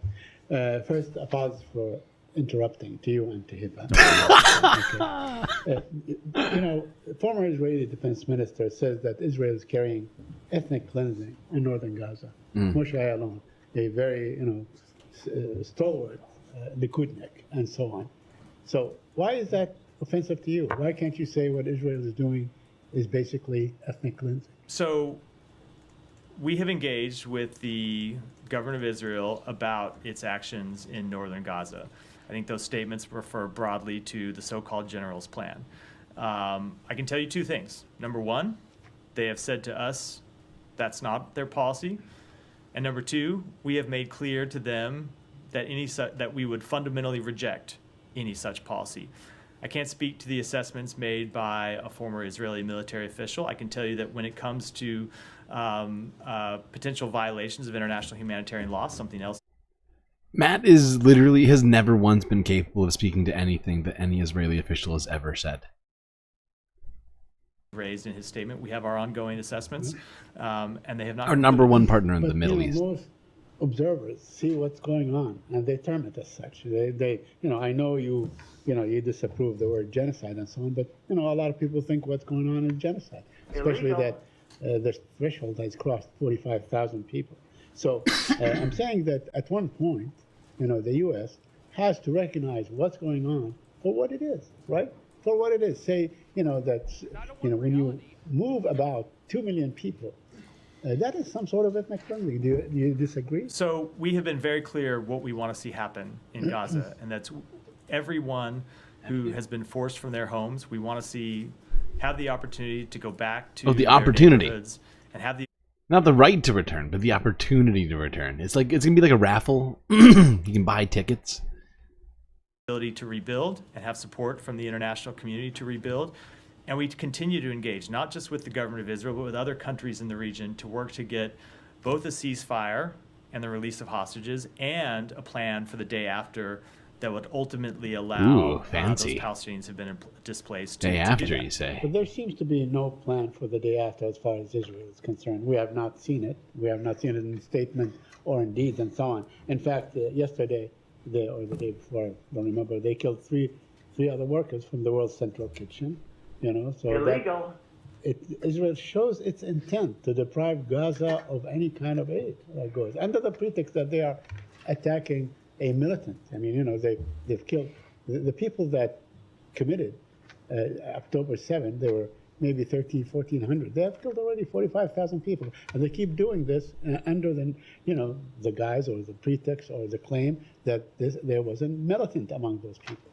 So with respect to that strike, I can't speak to it. I know that they have made the public claim that one of the people killed in that strike was affiliated with the attacks on October 7th, or had been involved in the attacks of October 7th. If that's true, it would, of course, be extremely troubling. But that said, there were other civilians who died in that strikes, which is why we continue to push for a ceasefire. I can tell you that the Secretary is meeting with Israel's Minister for Strategic Affairs, Ron Dermer, later today here at the State Department, where he is going to continue to express the position of the United States that we're doing a super great job.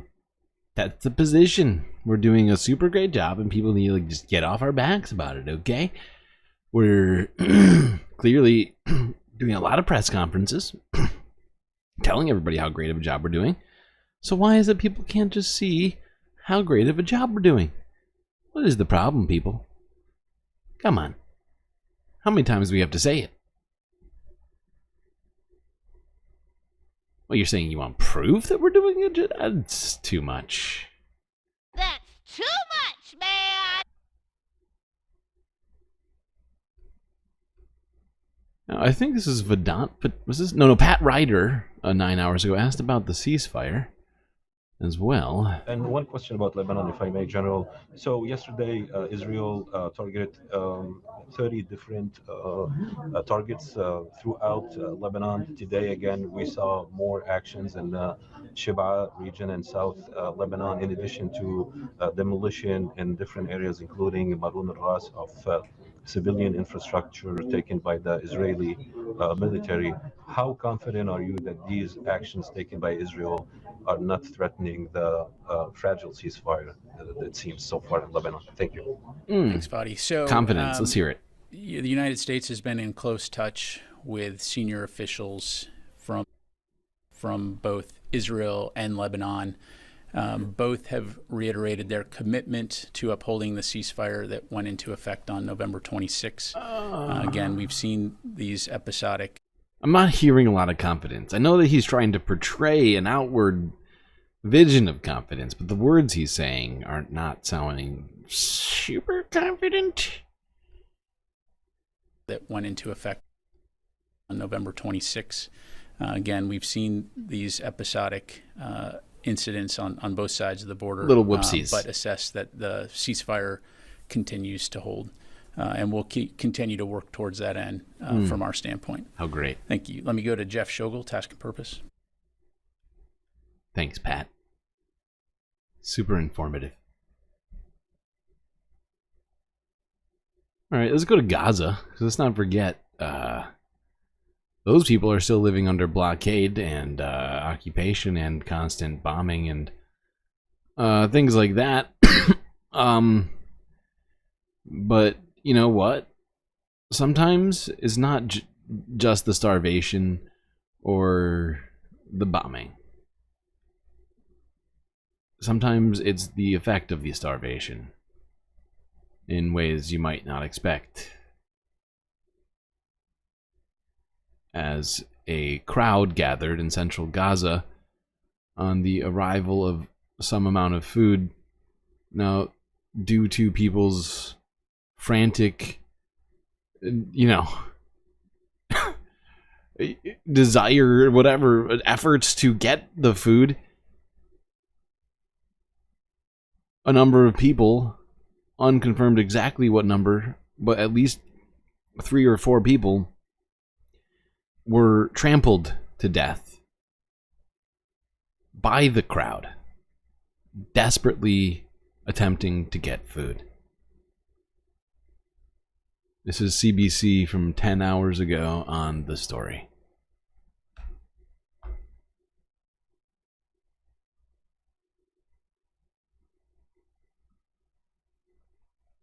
Yeah, this is rough. I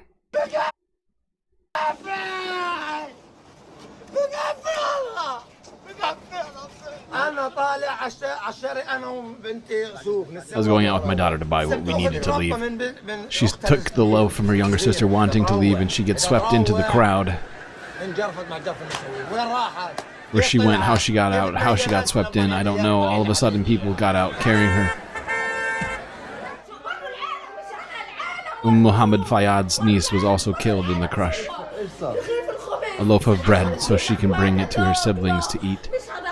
Isn't this wrong? Isn't this injustice? 3 of them, not 1. 1, 2, 3.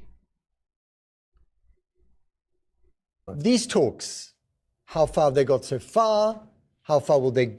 Did someone just mention Fatah in chat just now? Hilarious fascism watch. You are right on point with your comments right now, at least with that comment. Asking Nightbot about Fatah. Let's talk about that. As Palestine's ambassador went on to Channel 4 to say that Fatah and Hamas have essentially come to some sort of agreement that on the future of Gaza. Let's go here from Channel 4 earlier today, 10 hours ago. Talks. How far have they got so far? How far will they go? Are they at all realistic? Because you're foes, right? You and Fatah and Hamas are foes. No, these talks are not about Fatah and Hamas. These talks are about the Palestinian people. These talks about ending the genocide in Gaza. These talks about giving a way forward. So it is indeed a positive development, and the idea is that the Palestinian state, represented by the PLO, despite the Netanyahu veto over this, would entrust a technocratic committee made of professionals that will provide for our people, and you know the catastrophic situation, the unprecedented human suffering. So at least we pass this hurdle of who takes over in Gaza. Only Palestinians will take over in Gaza, and Palestinians have addresses and national legitimacy. So no more bad blood between Hamas and Fatah? This is not about. This is about. As you said, it's not about the two of you. No. But you've got to get on with each other, right? There is blood here, which is our people's blood, being spilled on a minutely basis. This has got to be striking fear into a number of Israeli representatives' heart right now. Our children, our women, our families, and this is what we need to stop. So this is not about political rivalries or political. Like, let's be real. PLO and Hamas working together. This is big news.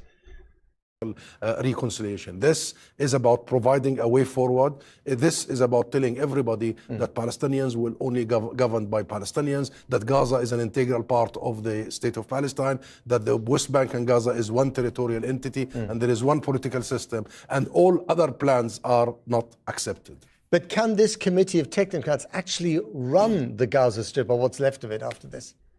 Well, with the help of everybody, yes. Yeah, including the Israelis. Right. Yeah, it's a great question. Help of the Israelis. It should be interesting to see how that what's the word? Bubbles to the surface is not the word I'm thinking of, but it's the only way I can describe what I'm thinking. With removing Israeli vetoes over Netanyahu has made it very clear he doesn't want the Palestinian government to return to Gaza because simply he doesn't want a Palestinian state to emerge. Again, he does not want to unify Palestinian occupied territory and Thank you. Emerges. That was actually the word I was looking for. It should be great to see how that all emerges. Because what form that takes. I'm just fascinated to see what that will be. people nor give legitimacy to the political system. Nonetheless, the legitimacy of the Palestinian national institutions come only from the Palestinian people, not Exactly. Actually, we are not going to break away from this. We're going to watch this whole thing. Because this is really important. As it relates to this whole fucking thing we've been talking about for over a year. Not on this channel. We've been talking for... Is it 10? Are you over 10 months now? I think we're over 10 months now into this. Netanyahu, and it's the only legitimate entity that will have to be in charge of our people everywhere, and the only thing that can happen in the day after of stopping this Israel's genocide is Palestinian national institutions taking care of our people. And this is also what the Saudis have been saying very openly, what we just heard from the Qatari Foreign Ministry. This is what the rest of the Arab world wants. This is what much of Europe wants. But what about the United States under Donald Trump? You have in Mike Huckabee, a new ambassador to Israel from the United States, who doesn't even believe Palestinians exist, who doesn't call it the West Bank, he calls it Judea and Samaria. Well, we will have to tell him that, hello, we exist, and not only we exist now, we have existed I can't believe he can, for millennia. I can't believe we are the cradle. I can't believe that he can say all of this with a smile on his face. It is insane. Tell him we will make him listen, and we are the cradle of civilizations. We are the birthplace of Christianity, a vivid, rooted nation. But this is not just about one nominee.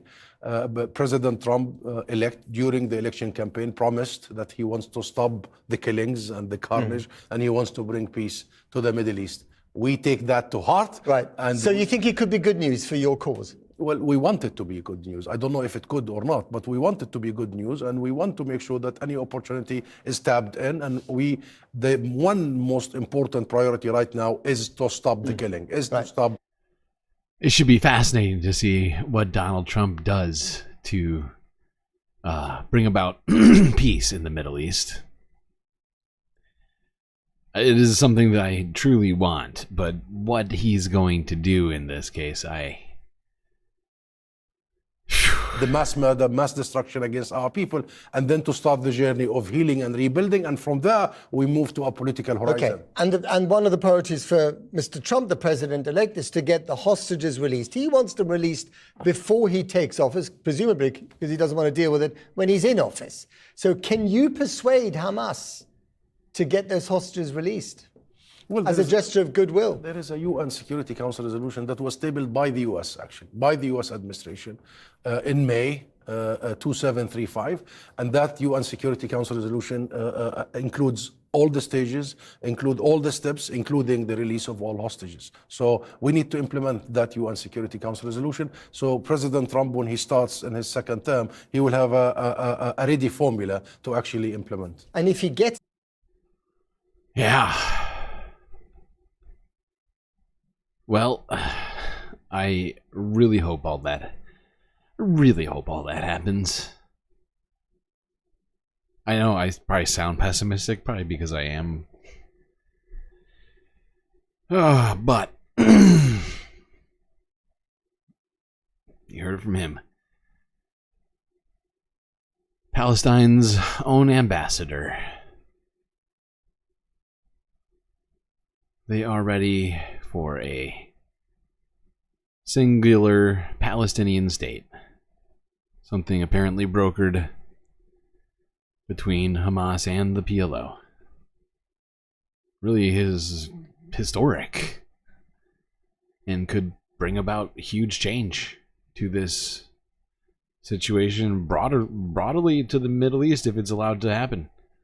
How it will happen, what it will entail, what the territory will be, all questions to be asked and answered in the future here.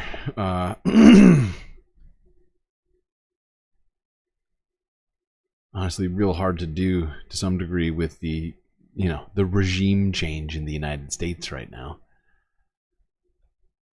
Speaking of the regime change, let's go to a guy we're probably gonna miss. I'm not gonna lie. I know it sounds insane. It sounds insane, but don't forget who we're gonna have in the future to listen to. Let's go to Vendetta Patel. Let's see what he's got on a new, very, very disturbing report. If you haven't heard, this report suggests, with, I believe, both satellite imagery as well as on-the-ground reporting, that Israel is building military bases in Gaza. Wonder how that's going to help the old one-state solution. All right, Vedant, you got this, buddy. Bring it home. Go ahead, Said. I'm changing topics. Sure. Talk about Gaza. Yeah. Well, according to the New York Times, Israel is building a base or bases in central Gaza, which is an indication that they are there to stay. Do you have any comment on that? Is the administration able to do anything to undo this or to make sure that this does not happen? Said, I've seen those reports, and I will leave it to the Israeli government to speak to their veracity or not. Certainly would not be for us to speak to, but on that site, if they are true, certainly they... Literally, a robot could do this job, okay? Let's be real. A robot could replace Vedanta Patel, Matt Miller, John Kirby, to some degree. I mean, most of these people, all these talking heads for the administration, they have like pre-recorded answers for everything, and most of them include, "We're gonna let Israel respond to that one." It's like the number one response used. Inconsistent with a number of their veracity or not certainly would not be for us to speak to. No, but of course not. On that site, if they are true, certainly they would be inconsistent with a number of the principles that Secretary Blinken laid out in Tokyo about a year ago. What our viewpoint is when it comes to the region and the future of the region. So, firstly, that would most certainly be the case, and I think the key among them is that there cannot be any reduction in territory of Gaza. Beyond that, there can also be no forced displacement of Palestinians from their home, and they must be... Wait, there can be no reduced territory in Gaza and zero forced displacement of Gazans from their homes? How much more evidence does the United States government need to see that that's actually happening right now? And is the only form of evidence that we're willing to accept communications directly from Israeli representatives? Because if that's the case, we're never going to actually, it's, oh my god, what the fuck? To return safely to their homes in the north as soon as the conditions allow. So first and foremost, should this be true, it would be inconsistent with the principles that the Secretary laid out in Tokyo. I will leave it to the Israeli government to speak to that reporting. It's really not for us to speak to. But certainly you have the means to, to determine the veracity of these claims or these reports. You have to wait for the Israelis. I don't. It's a fair point. It's a perfectly fair point. The United States government, of all people, has the means to figure this one out. Claims or these reports. I don't have You have to wait for the Israelis to tell I don't have it. that we are building bases. I don't have an assessment to offer from up here side on the United States is. It's not. It's involved in this process. All throughout. As you so know, we don't have any boots on the ground in Gaza. Beyond that, I don't have. It's certainly not for us to speak to on the veracity of these. If they are, it would most certainly be inconsistent with what we want to see for the region, and certainly would be inconsistent with the principles that the Secretary laid out in Tokyo. And should they be true, it's certainly something that we will raise quite seriously with our partners in Israel. But I don't have an assessment to offer. This must be one of the most surveilled pieces of real estate anywhere in the world, especially by the United States and by its allies. You can't tell me. Well, it's a great point. How many satellites does the United States government have access to right now? I wonder if they could pinpoint a fly on, like a child's nose in Gaza or not at this one moment. I'll bet they could. But they could identify what kind of fly it is. We, of course, know what's going on in Gaza. We, of course, are paying very close attention to what's happening in Gaza as it relates to this particular piece of reporting, which I'll just note comes from a media outlet. It's not any kind of government-to-government announcement or government-to engagement. I don't have anything else to offer beyond what I just said. Well, I tell you that Volker Turk, the chief UN human rights person, or chief human rights chief, Ow. I'm being repressed. A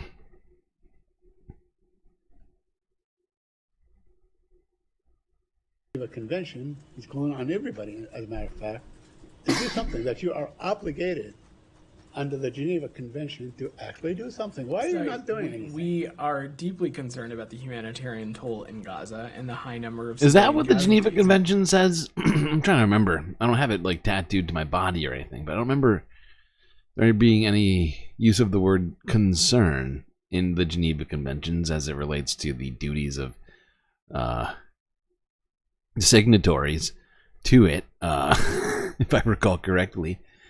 Thoughts and prayers was not one of the responsibilities of nations under the purview of this document. Continuing to press Israel to maximize and streamline the existing crossings and open more crossings to help further address the humanitarian crisis in Gaza.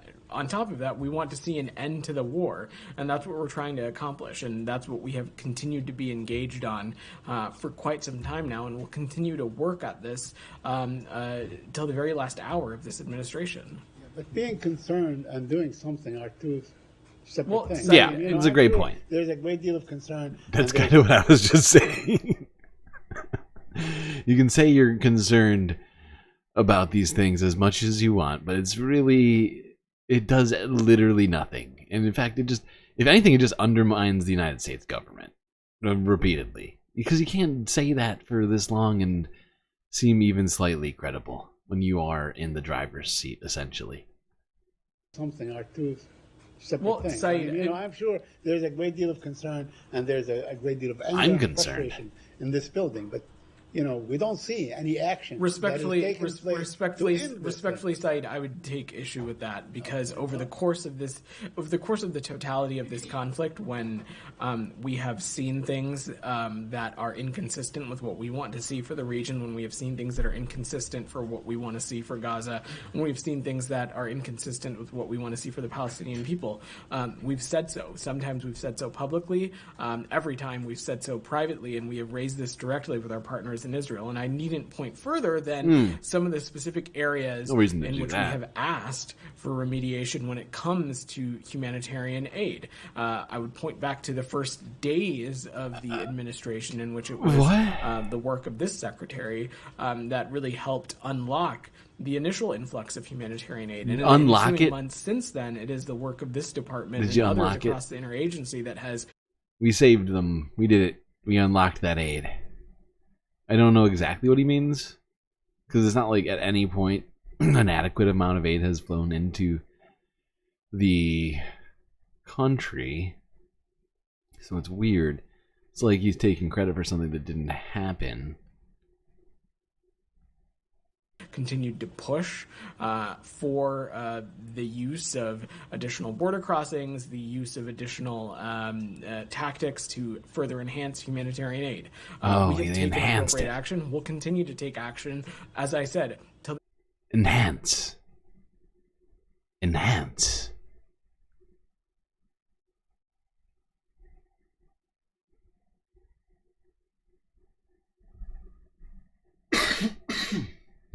All right, now, there's been a couple of comments about what's been going on so far in Syria. Let's get into it now in full here at Democracy Now! From yesterday.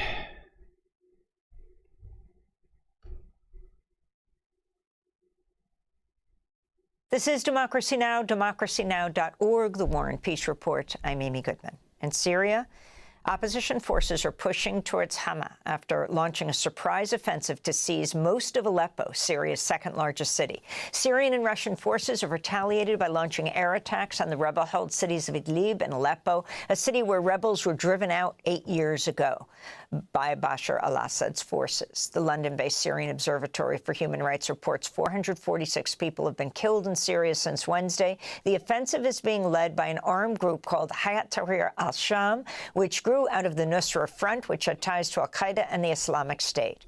The rebel advance into Aleppo was the most significant turn in the Syrian civil war since 2020, when rebel forces were forced to retreat from Idlib. The offensive was launched at a time when the key backers of Assad's government, Russia, Iran, and Hezbollah, are also focused on other conflicts. For more, we go to Beirut, where we're joined by Associated Press reporter Karim Shahayeb. Thank you so much for being with us. Can you explain what you understand took place this weekend, Karim?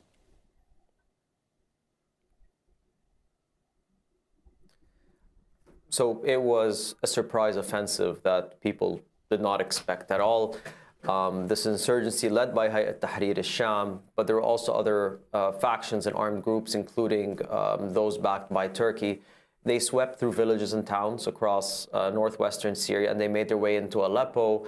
It really appeared early on that they faced virtually no resistance in their, in their insurgency, and they collected, vehicles and munitions left behind by the Syrian army in parts of Idlib province that were under the government's control. Over the past 2 days, we've seen a counterinsurgency from the Syrian government backed by Russia. They've launched airstrikes in the areas where the insurgents are present, whether it's in Aleppo or in Hama, northern Hama province, but also in Idlib, and including the city. And this is the northwest of Syria, is basically the last opposition-held bastion there. It appears also the Syrian government and the army have created like a very strong defensive line in northern Hama. It seems soldiers are trying to sweep into the area to clear forces out. Numbers are still pretty murky as well. The Syrian army said today that their airstrikes alongside Russia killed some 400 insurgents. We're not really sure about numbers of displacement, but there are concerns that it could be thousands, if not tens of thousands of people displaced. We're trying to get clarity from that as soon as we can. And there's a lot of questions surrounding the political implications in Syria. The Iranian foreign minister was in Syria yesterday, met with President Bashar al-Assad, reiterated Iran's full commitment to supporting Syria as it has through the entirety of this conflict over the past well over a decade now. And today, upon the Iranian foreign minister's visit to Turkey with his counterpart, it appears they're trying to kick off, diplomatic talks, which has been sponsored by Russia, which has over the years tried to bring Turkey and Syria back together in terms of, Jesus Christ. The interconnected nature of this whole thing. I keep saying it, but it's just getting out of control. I like to think that it will somehow bring peace, but that feels very naive. Oh boy.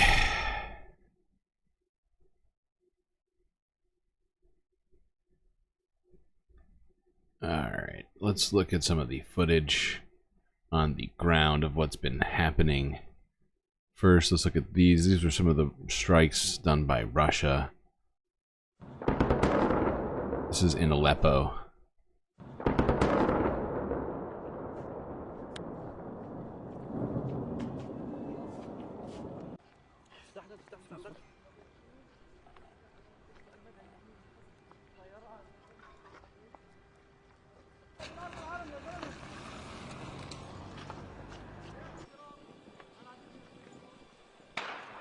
So yeah, as you can see, these are some pretty serious strikes.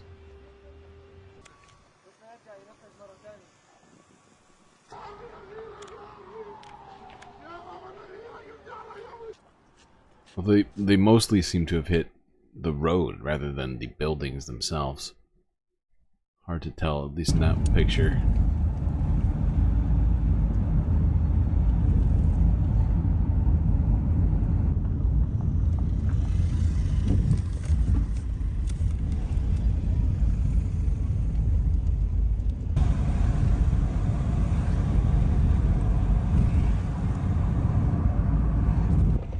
Now this is apparently in Rafat, which is, I believe, north of Aleppo.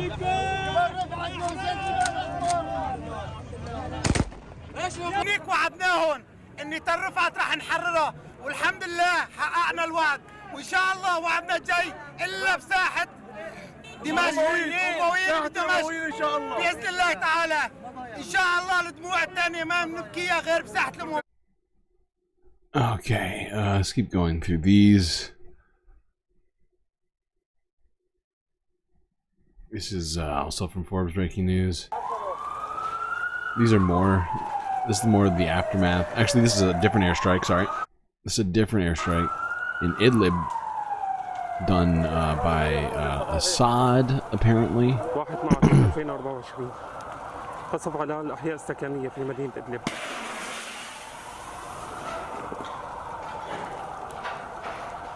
Not Assad himself, but, you know, the Lebanese army. Not the Lebanese army, the Syrian army. Good God. It's too many. We were talking about way too many fucking conflicts right now. It's out of control.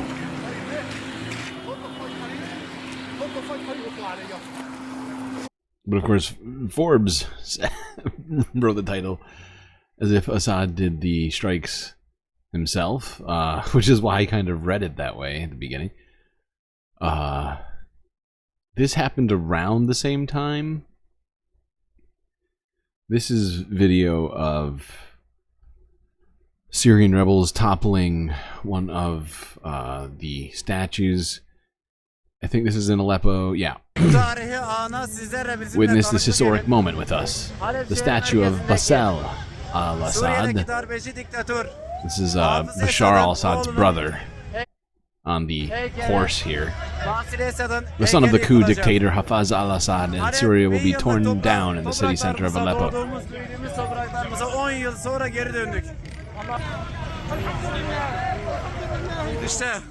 We return to our 1,000-year-old lands, our land where we were born and raised after 10 years. This is the end of the oppressors. This is the end of the dictators. Allah Akbar, Allahu Akbar, Allahu Akbar. This is the end of the dictators. This is the end of the dictators. This is the end of all dictators. Aleppo is free.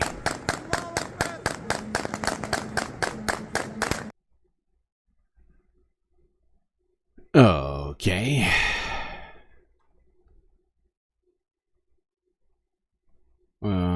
Let's actually go back to talking about that strike we were just looking at.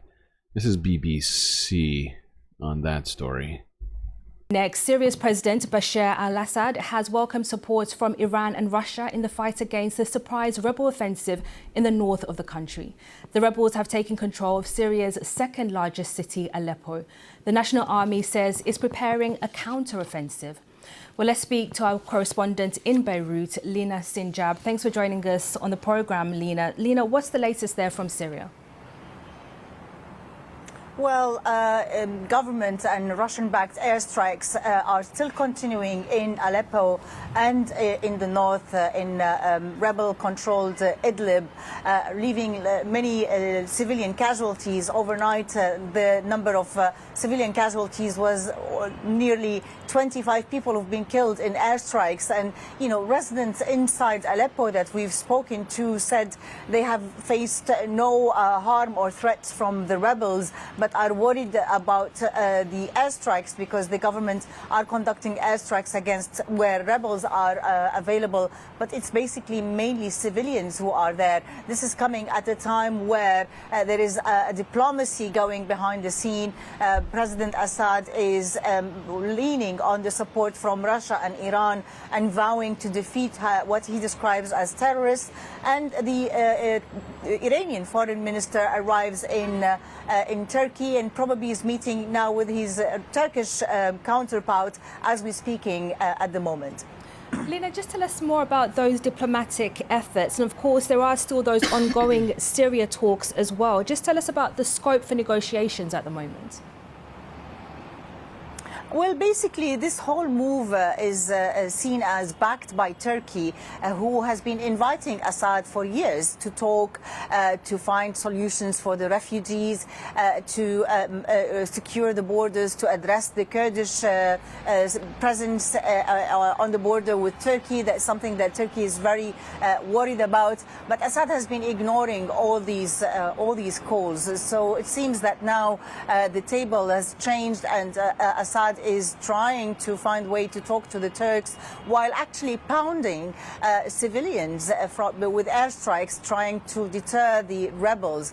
But apparently also this kind of operation is to force Assad into talks, to bring Assad back to peace. I love how BBC is concerned about the death of civilians in this one particular case.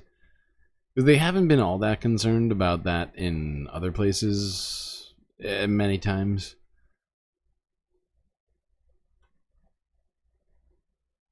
But hey.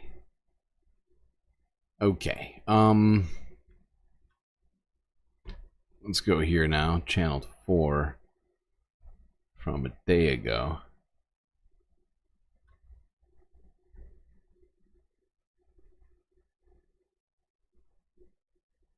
War in Syria. Hospital bombed. Let's take a look at who controls what in Syria. Okay.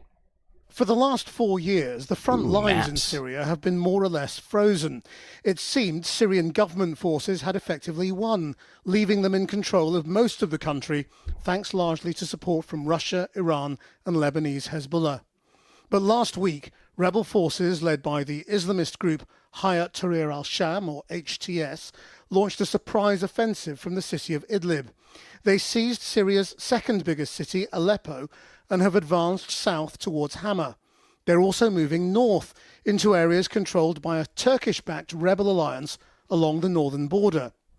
Turkey is also fighting the Kurdish-led Syrian Democratic Forces, a rival group that controls this large swathe of the north. Backed by the US, the SDF played a crucial role in defeating Islamic State, which once ruled a third of Syrian territory and has held on to some pockets of the country. Well, Harry Fawcett reports now with the latest on the situation. Mid-afternoon inside Idlib's University Hospital, shortly after a 5-minute warning was issued.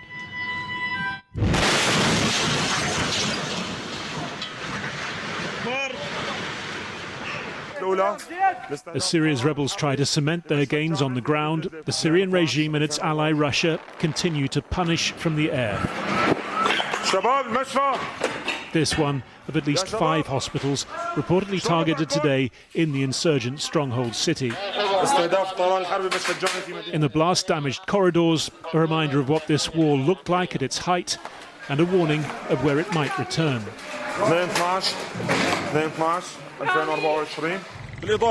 We're still providing first aid to the injured and evacuating patients from inside the hospital. This crime adds to the extensive record of the Syrian regime and its ally Russia, amid the absence of international action and the world's silence on these atrocities. In Aleppo too, the airstrikes have continued.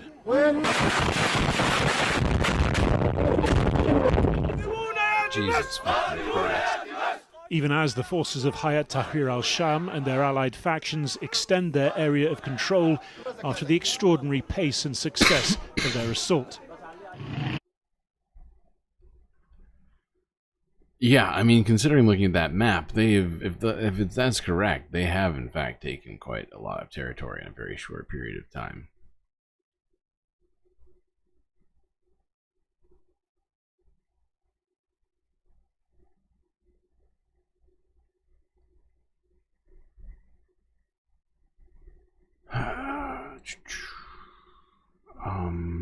We should probably keep moving, honestly.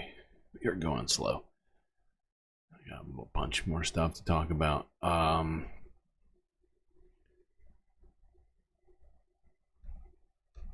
Let's go here. This is Associated Press. This is from yesterday, showing the aftermath of even more strikes in Syria done by Russia and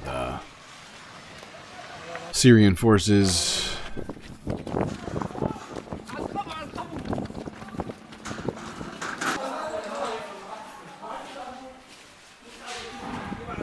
استيقظنا صباحا على قصف الطيران المجرم We woke up in the morning to the criminal Russian airstrikes at residents of Wadi Arab camp, and we are ركضنا في حادث too fast. We were displaced from southern Aleppo. مهجرين من ريف حلب الجنوبي. ضرب الطيران عنا. The airstrike hit us. We ran to help people. We found our neighbors منطقة ريف إدلب الجنوبي من شعشبو. who are from the southern countryside of Idlib. My neighbor Muhammad Al-Ayad made God welcome him as a martyr. He is dead. Oh God! All right, let's go with Al Jazeera now.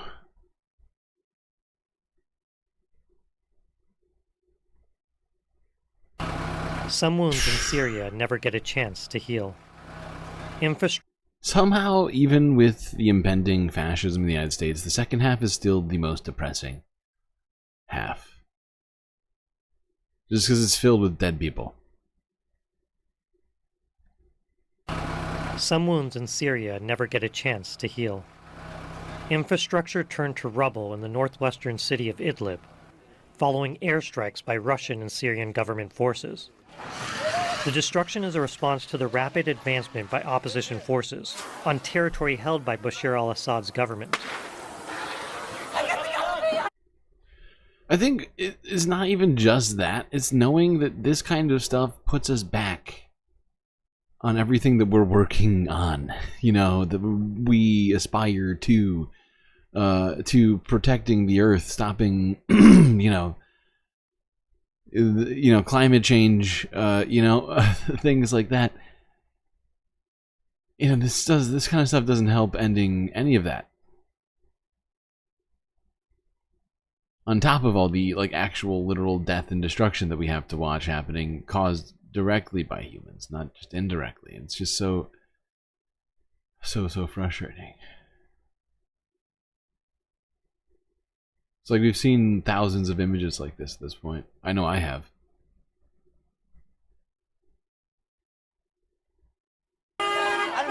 And it's ordinary people who are caught in the crossfire again of this conflict, which first broke out more than a decade ago. We were forcibly displaced and were in search of safety. We lived under the warplanes, under the bombing and under the gunfire, and we came to this area thinking it would be safer, but we were shocked to find that the airstrikes follow us everywhere. In Aleppo, the country's second largest city, opposition fighters have taken the city and its international airport. The fighters don't shy away to show off the rewards of war, including military planes and helicopters, nor their anger at the Syrian regime. Video has also emerged of what appears to show them entering a presidential palace in Aleppo. Some of those displaced by the conflict have welcomed the change in the front lines as a chance to return home, and in some cases, rebuild. I was displaced to Turkey, and after we heard the village was liberated, we came back. The army drove them out. May God reward them. We came to inspect our homes, but it's as if everything has turned to ruins. Is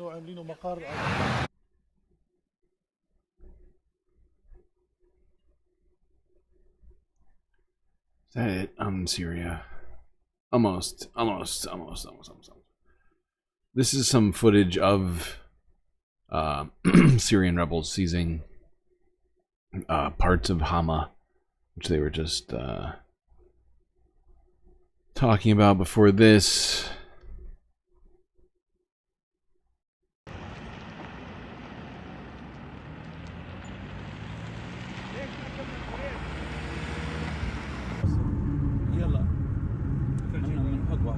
They don't seem to be all that well equipped.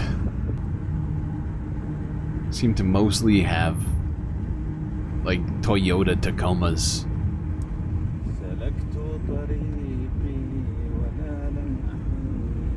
And yet they just abandoned these massive tanks in the face of Toyota Tacomas, I guess. I guess I can see that.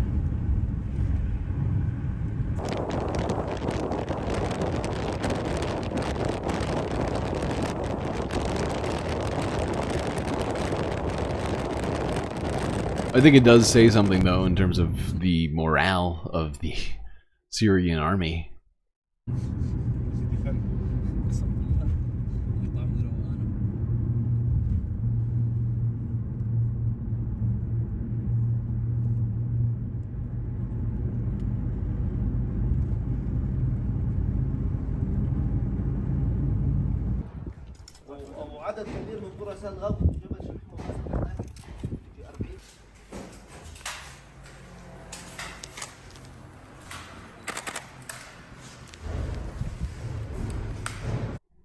Okay, last video on Syria. Here is Matt Miller once again to tell us about the US's stance on all of this. All right, Matt.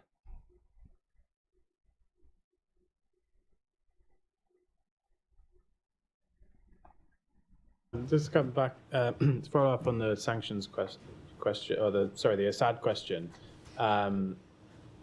In recent months, you said he's a dictator with blood on his hands, but has there been talks in recent months to potentially ease the sanctions on him as a, in a slight?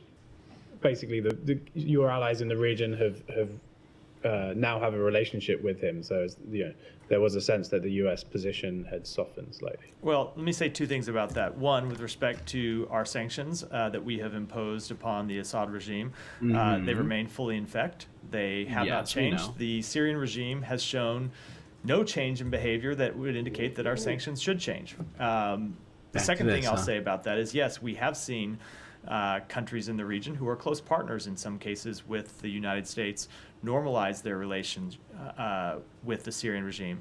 And if you recall, we were quite clear when those governments normalized relations with Syria that we did not think that was a productive step forward, and that countries should not normalize relations with Syria in exchange for no change in behavior by the Syrian regime. And we have seen no change in behavior by the Syrian regime. I wish she'd be a little more specific on what behavior we'd like to see. You're saying they shouldn't have normalized relations, but now they have. Do you hope that they will denormalize them?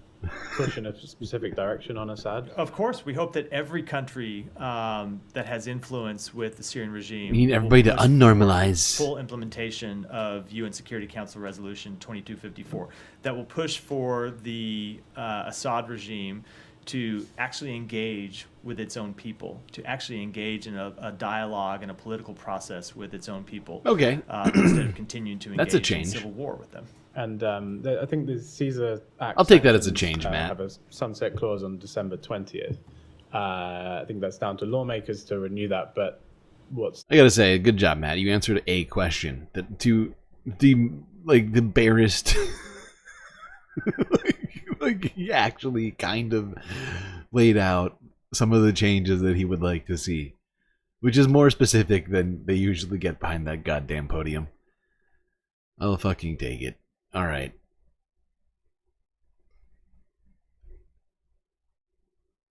But we're not done. That's right, because we are doing things differently with the World War in full effect, with Russia engaged in the Middle East, doing strikes in Syria, Turkey doing strikes in Syria, U.S. funding Israel in 17 wars and genocides and whatever else, and Ukraine, Russia, with all these things going on, we have changed the format slightly. We're not ending with the Middle East anymore. We're going to talk about Asia. Let's go to North Korea a little bit. Stay with U.S. officials. Go to the State Department. Talk a little bit about reports of North Korean casualties in Ukraine.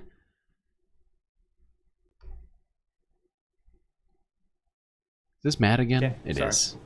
Thank Matt's you. not done. Thank you, Matt. I have a question on the Russia, North Korea, and Ukraine. Belarus of Russian defense minister visited North Korea and met with Kim Jong-un. Kim Jong-un said that he fully supports Russia's territorial integrity, and the defense minister Belarus requested additional support for artillery shells and additional North Korean troops. How do you think this will change the war between Ukraine and Russia? Well, we have already seen North Korea and Russia escalate the war against Ukraine by introducing North Korean forces into Kursk, where they have engaged in direct combat operations against Ukrainian forces. That was a major escalation by the government of Russia that North Korea participated in. We have seen North Korea supply Russia with... Anybody notice that it's frustrating to me very much that in this particular situation, on stuff that is seemingly real, you would think is kind of hard to determine, that the United States is able to make these sorts of determinations and make these kinds of statements, but then when they're asked very simple questions about whether or not Israel is violating or making the ceasefire worse in Lebanon, it's impossible to be certain whether they have. I mean, it's just insane. Why is it somehow easier to figure it out in Ukraine, but not in Lebanon? What's the difference? Equipment, materiel, in addition to troops on the ground to support that conflict, and we remain extremely concerned about those actions. That's why you have seen us take steps in recent weeks to bolster. All right, enough of this. I've heard enough from Matthew Miller. Okay, let's go on now to this from 11 hours ago.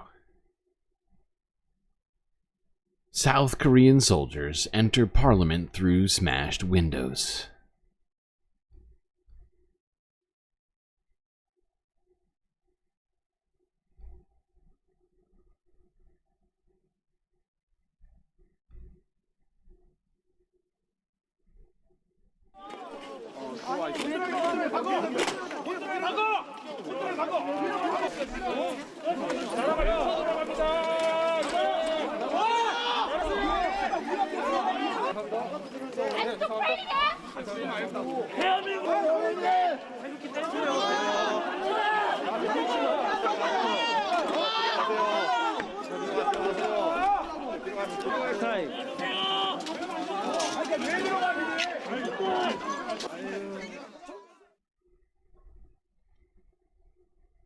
All right. Let's go now here from about 11 hours ago as well. South Korea plunged into crisis after president declares martial law. Protesters and police faced off outside the South Korean parliament on Tuesday after the country's president declared martial law in a surprise late-night address. The move thrust Seoul into political crisis, with opposition lawmakers calling the declaration unconstitutional and protesters descending on the legislature. Lawmakers rushed to the National Assembly, where the Speaker of Parliament declared the martial law announcement invalid. Legislators early on Wednesday voted to reject it. Images showed political aides barricading the doors inside the assembly, while footage showed soldiers in tactical gear mustering outside the building. President Yoon Suk-yeol said martial law was necessary to eradicate what he called, quote, pro-North Korean anti-state forces. But the leader of the opposition Democratic Party, what does that even mean? Which has a majority in what does that mean? It's so vague. Pro-North Korean separatist forces? Like literal, like the way that he puts it makes it sound like there's literal troops on the ground. Called on his fellow citizens to reject the declaration, which has a majority in parliament, called on his... Sorry, hold on. Necessary to eradicate what he called, quote, pro-North Korean anti-state forces. But the leader of the opposition Democratic Party, which has a majority in parliament, called on his fellow citizens to reject the declaration. In a live stream, Democratic Party leader Lee Jae-myung said tanks, armored personnel carriers, and soldiers with guns and knives will rule the country. The military said activities by parliament and political parties would be banned, and that media and publishers would be under the control of the martial law command. A White House spokesperson said the United States is in contact with the South Korean government and is monitoring the situation closely. It is the first time since 1980 that martial law was declared in South Korea. President Yoon cited a motion by the opposition Democratic Party this week to impeach some of the country's top prosecutors and its rejection of a government budget proposal. He said opposition parties had taken the parliamentary process.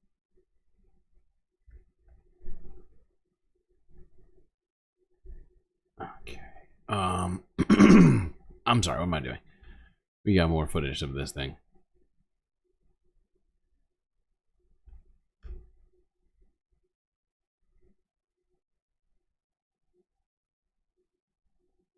South Korea is legitimately the incel world capital. 4B movements probably got to have something to do with that.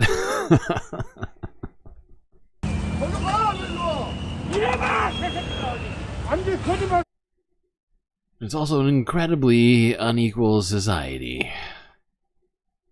We've talked about the chaebols in the past. We're not going to get deep into it right this moment, but I mean, they're basically a legalized system of not only corruption, but like, you know, just like inequality, like literally by the nature of which they exist. As they're essentially just, you know, like things like Samsung, LG, people don't think about it, but they have immense capital and political power in South Korea to a point that it is scary. You think Google has power? Oh boy. At least if you were, maybe not. You know what I'm saying? Like if you were in South Korea, like you would worry more about them than you would about Google. Honestly, to some degree. I know that sounds insane. Exactly, super hyper capitalistic society. Jerry McLean up in here now. I was wondering where you were.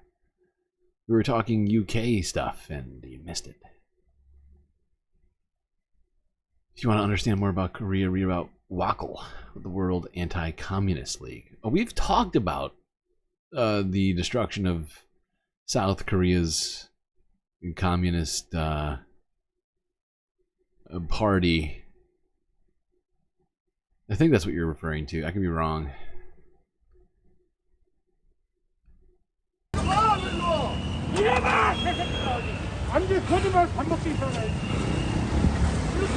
복귀한다 그랬잖아. 완전히 보호하고 있는데 장관차를.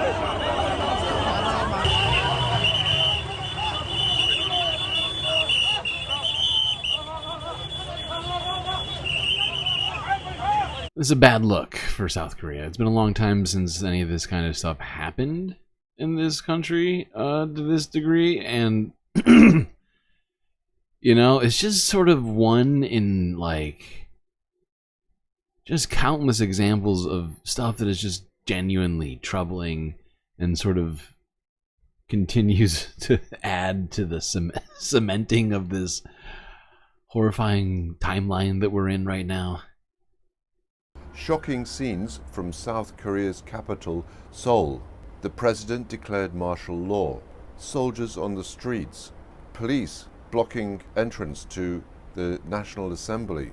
We don't know where it's going to go yet, but this really harks back to South Korea's previous history of dictatorship, which ended in the 1980s. It's unbelievable for many people in the region to see this happening in South Korea again, because the country over the past decades has become such an economic and cultural powerhouse. It's a friendly place which people don't associate with martial law, dictatorship, or soldiers on the streets.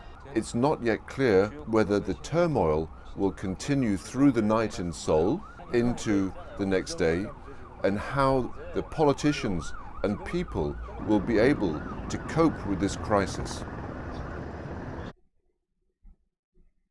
Okay, now let's see what the Biden administration had to say about some of this while it was going on. He may be picking up on some of my foreshadowing here, but let's go to Forbes breaking news here from 10 hours or so ago. Biden State Department asked, has the administration spoken directly with the South Korean president? Let's find out. I don't want reality. that may or may not take place over the coming days. Just a couple more things. I mean, has there been any conversations directly with President Yoon, not necessarily from the secretary, but with President Yoon? I have no conversations to read out with President Yoon. We are continuing to seek to engage our ROK counterparts, but I don't have any calls to read out. But Don, just sticking to his job of never having anything to add to anything. Have any calls to read out. And maybe taking a step back, I mean, President Yoon was invited to a state dinner last year. In March, he hosted the Democracy Summit, which of course is a signature issue for the outgoing president, for President Biden. Yeah. Were there concerns voiced in the past, or does this take the U.S. completely by surprise, or were there concerns voiced in the past about? Sean, I'm not gonna. I'm certainly gonna keep private diplomatic conversations. Yeah, you wouldn't want to. As that, I'll keep them private. I Sure. think what I can say is that we were not notified of President Biden's announcement in advance. Okay, there is at least one modicum of news right there. U.S. government was not notified ahead of time on this martial law thing. Vedant, taken by surprise. Is that we were not notified of President Yoon's announcement in advance. But beyond that, I think the important thing to remember, Sean, is that ultimately at the crux of this is not, President Biden, President Yoon, these two specific governments. What this is about is the broader strategic relationship and the broader strategic partnership that we have. I'm sorry, the martial law being declared in South Korea has to do with the partnership between us and their government. I'm losing you here, Vedant. I'm sorry, buddy. I tried to stay on the same page you're on, but I think you switched books unexpectedly. With the Republic of Korea, and that alliance, as I said, is ironclad. There continues to be, in our point of view, a lot of important work that we want to continue to do. What is he even saying right now? Let's move on. Let's move on. At least we got that one bit of information. Now let's see here if he has a follow-up on this.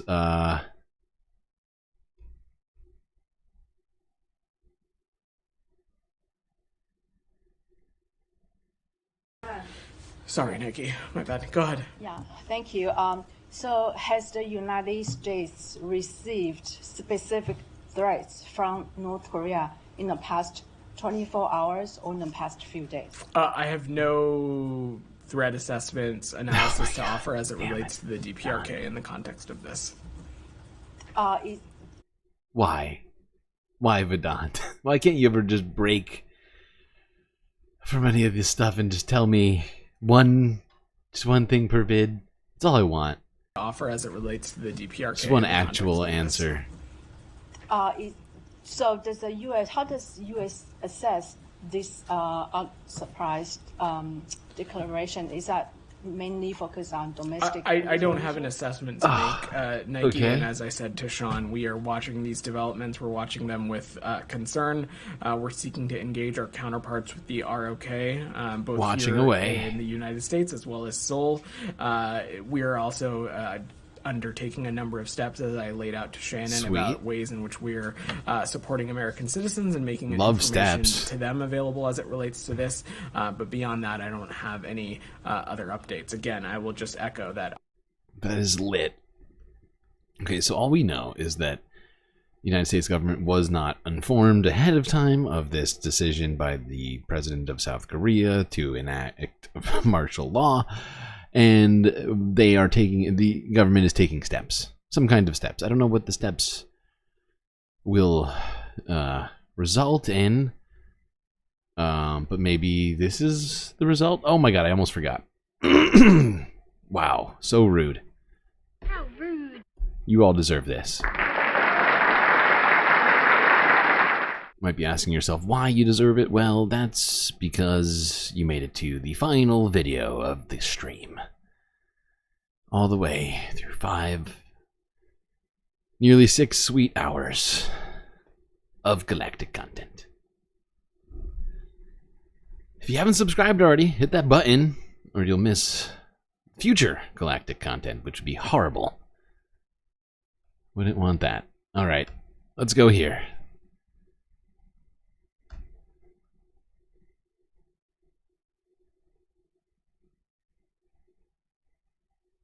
Go Web go.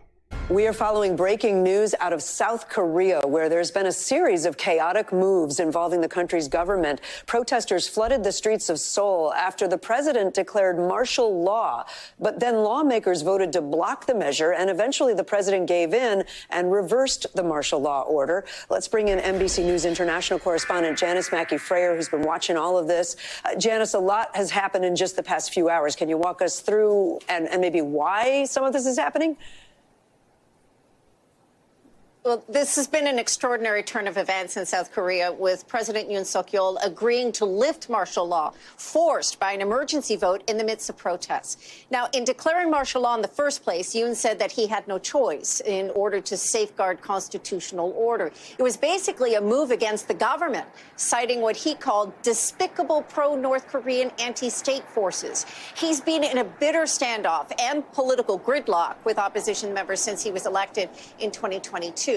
So the main opposition party condemned the move as unconstitutional and immediately defied the president with this vote to revoke martial law. Large crowds have gathered outside the National Assembly building.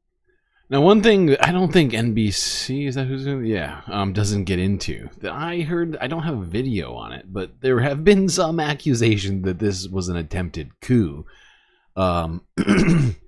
It's not clear whether or not that is what was in fact going on here, but I do think we will probably be talking about this in the coming days.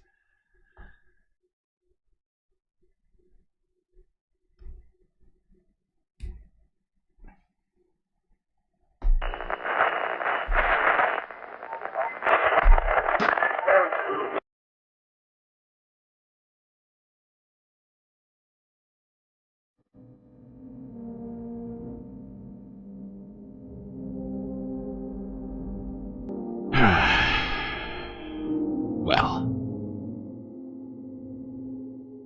we got through another one, chat.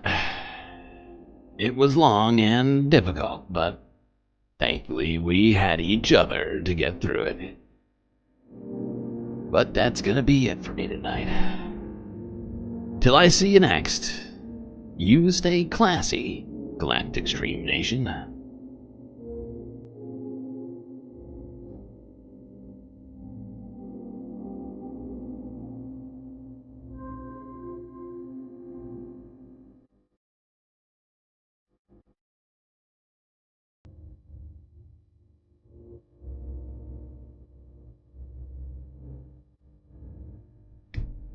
Can't forget this.